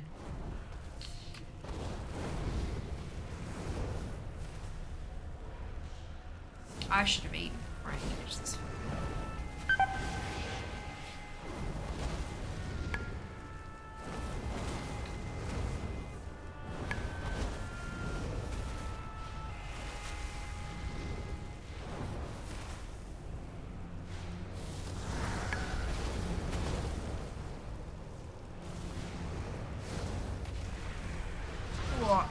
Damn it.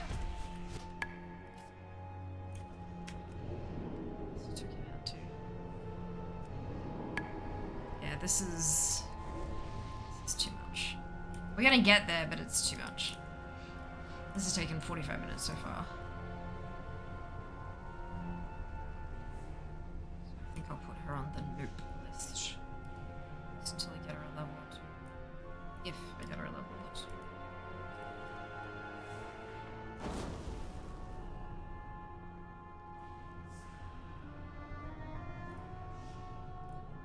Indeed.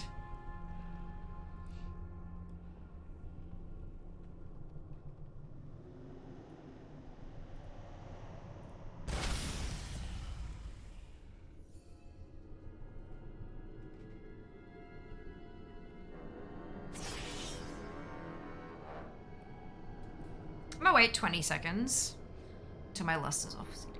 Oh no, wait, I've still got the what's it. Why did I not? Why did that not wipe when I died? Should wipe when I died, that's weird. You will pay for desecrating my temple! This is not a raid. None can withstand my blade! Come! Time to bleed! I will shred your flesh! This one's not.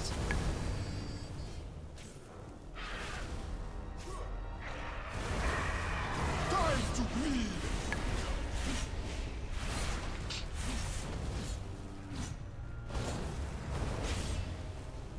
None can withstand my blade!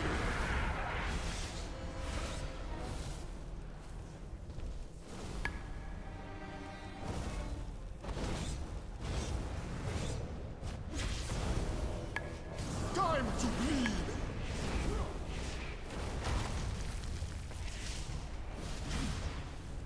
Even death, I will shred your flesh!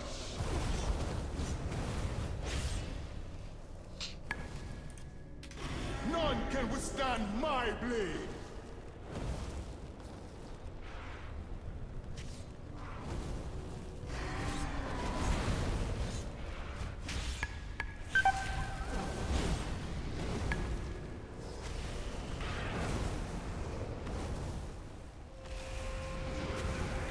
Time to bleed!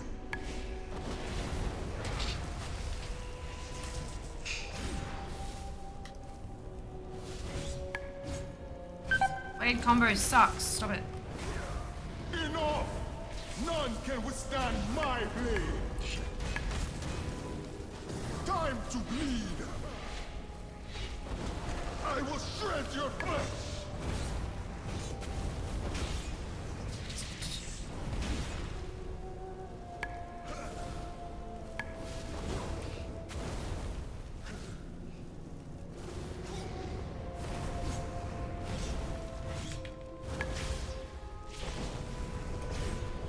Time to bleed!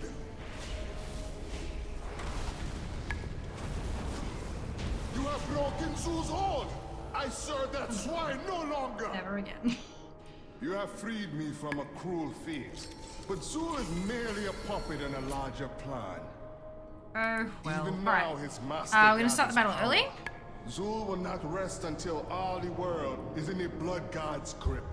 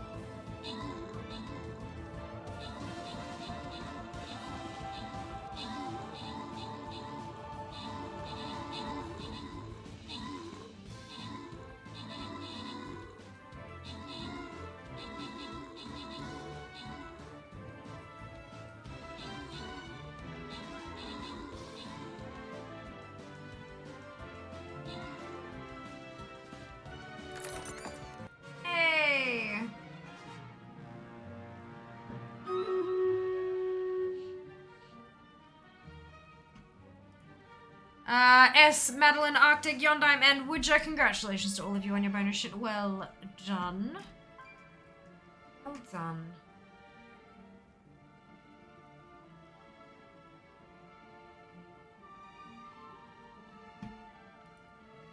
We're not doing that again, because that would be silly.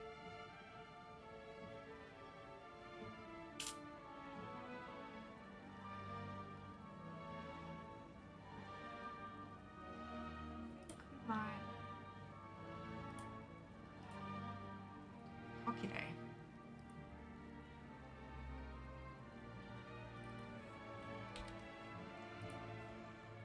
Bam! Here it is. Not much of the month is left. It is currently the 24th of July, and I think with a bit of silliness, always.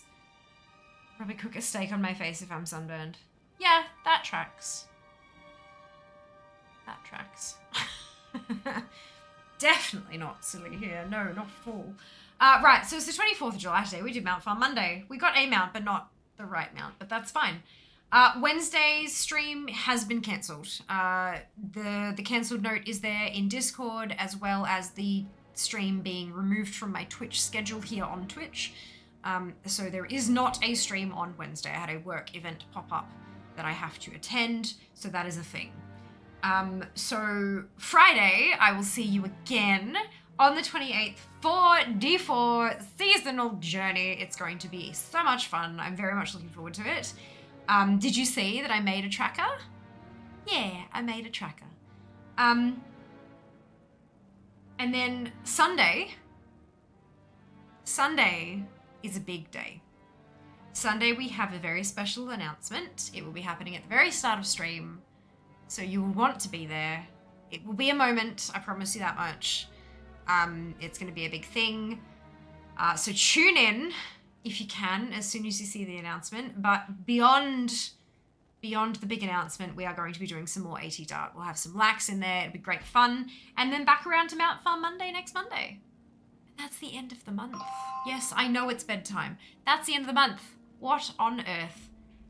Good. All right, so we are going to do a raid. Grab your copy paste if you do not have the Fiamma Hype emote, either because you are not a subscriber or because you have not unlocked it using your channel points, either of which is totally okay. You can still copy and paste the entire message, delete the Fiamma Hype and replace it with your favorite happy, hypey, celebratory emote and drop it into Tomcat's channel when we get there. Tomcat is a lovely kitty. He looks like he's playing some WoW Classic, might even be potentially, no, maybe not hardcore. Not too sure, but that's fine. Testing out somebody else's add-on, helping out with some, is it Joanna? Yeah, Joanna's Guides add-on, working on the Joanna's Guides add-on. So we're gonna dive on in, take care of yourselves, be nice to each other, and I will see you on Friday, which seems like forever away. I will see you on Friday for some D4. All the love. Mwah. Bye, guys.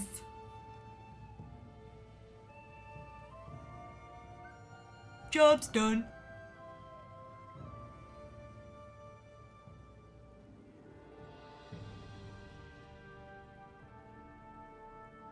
Run away, little girl.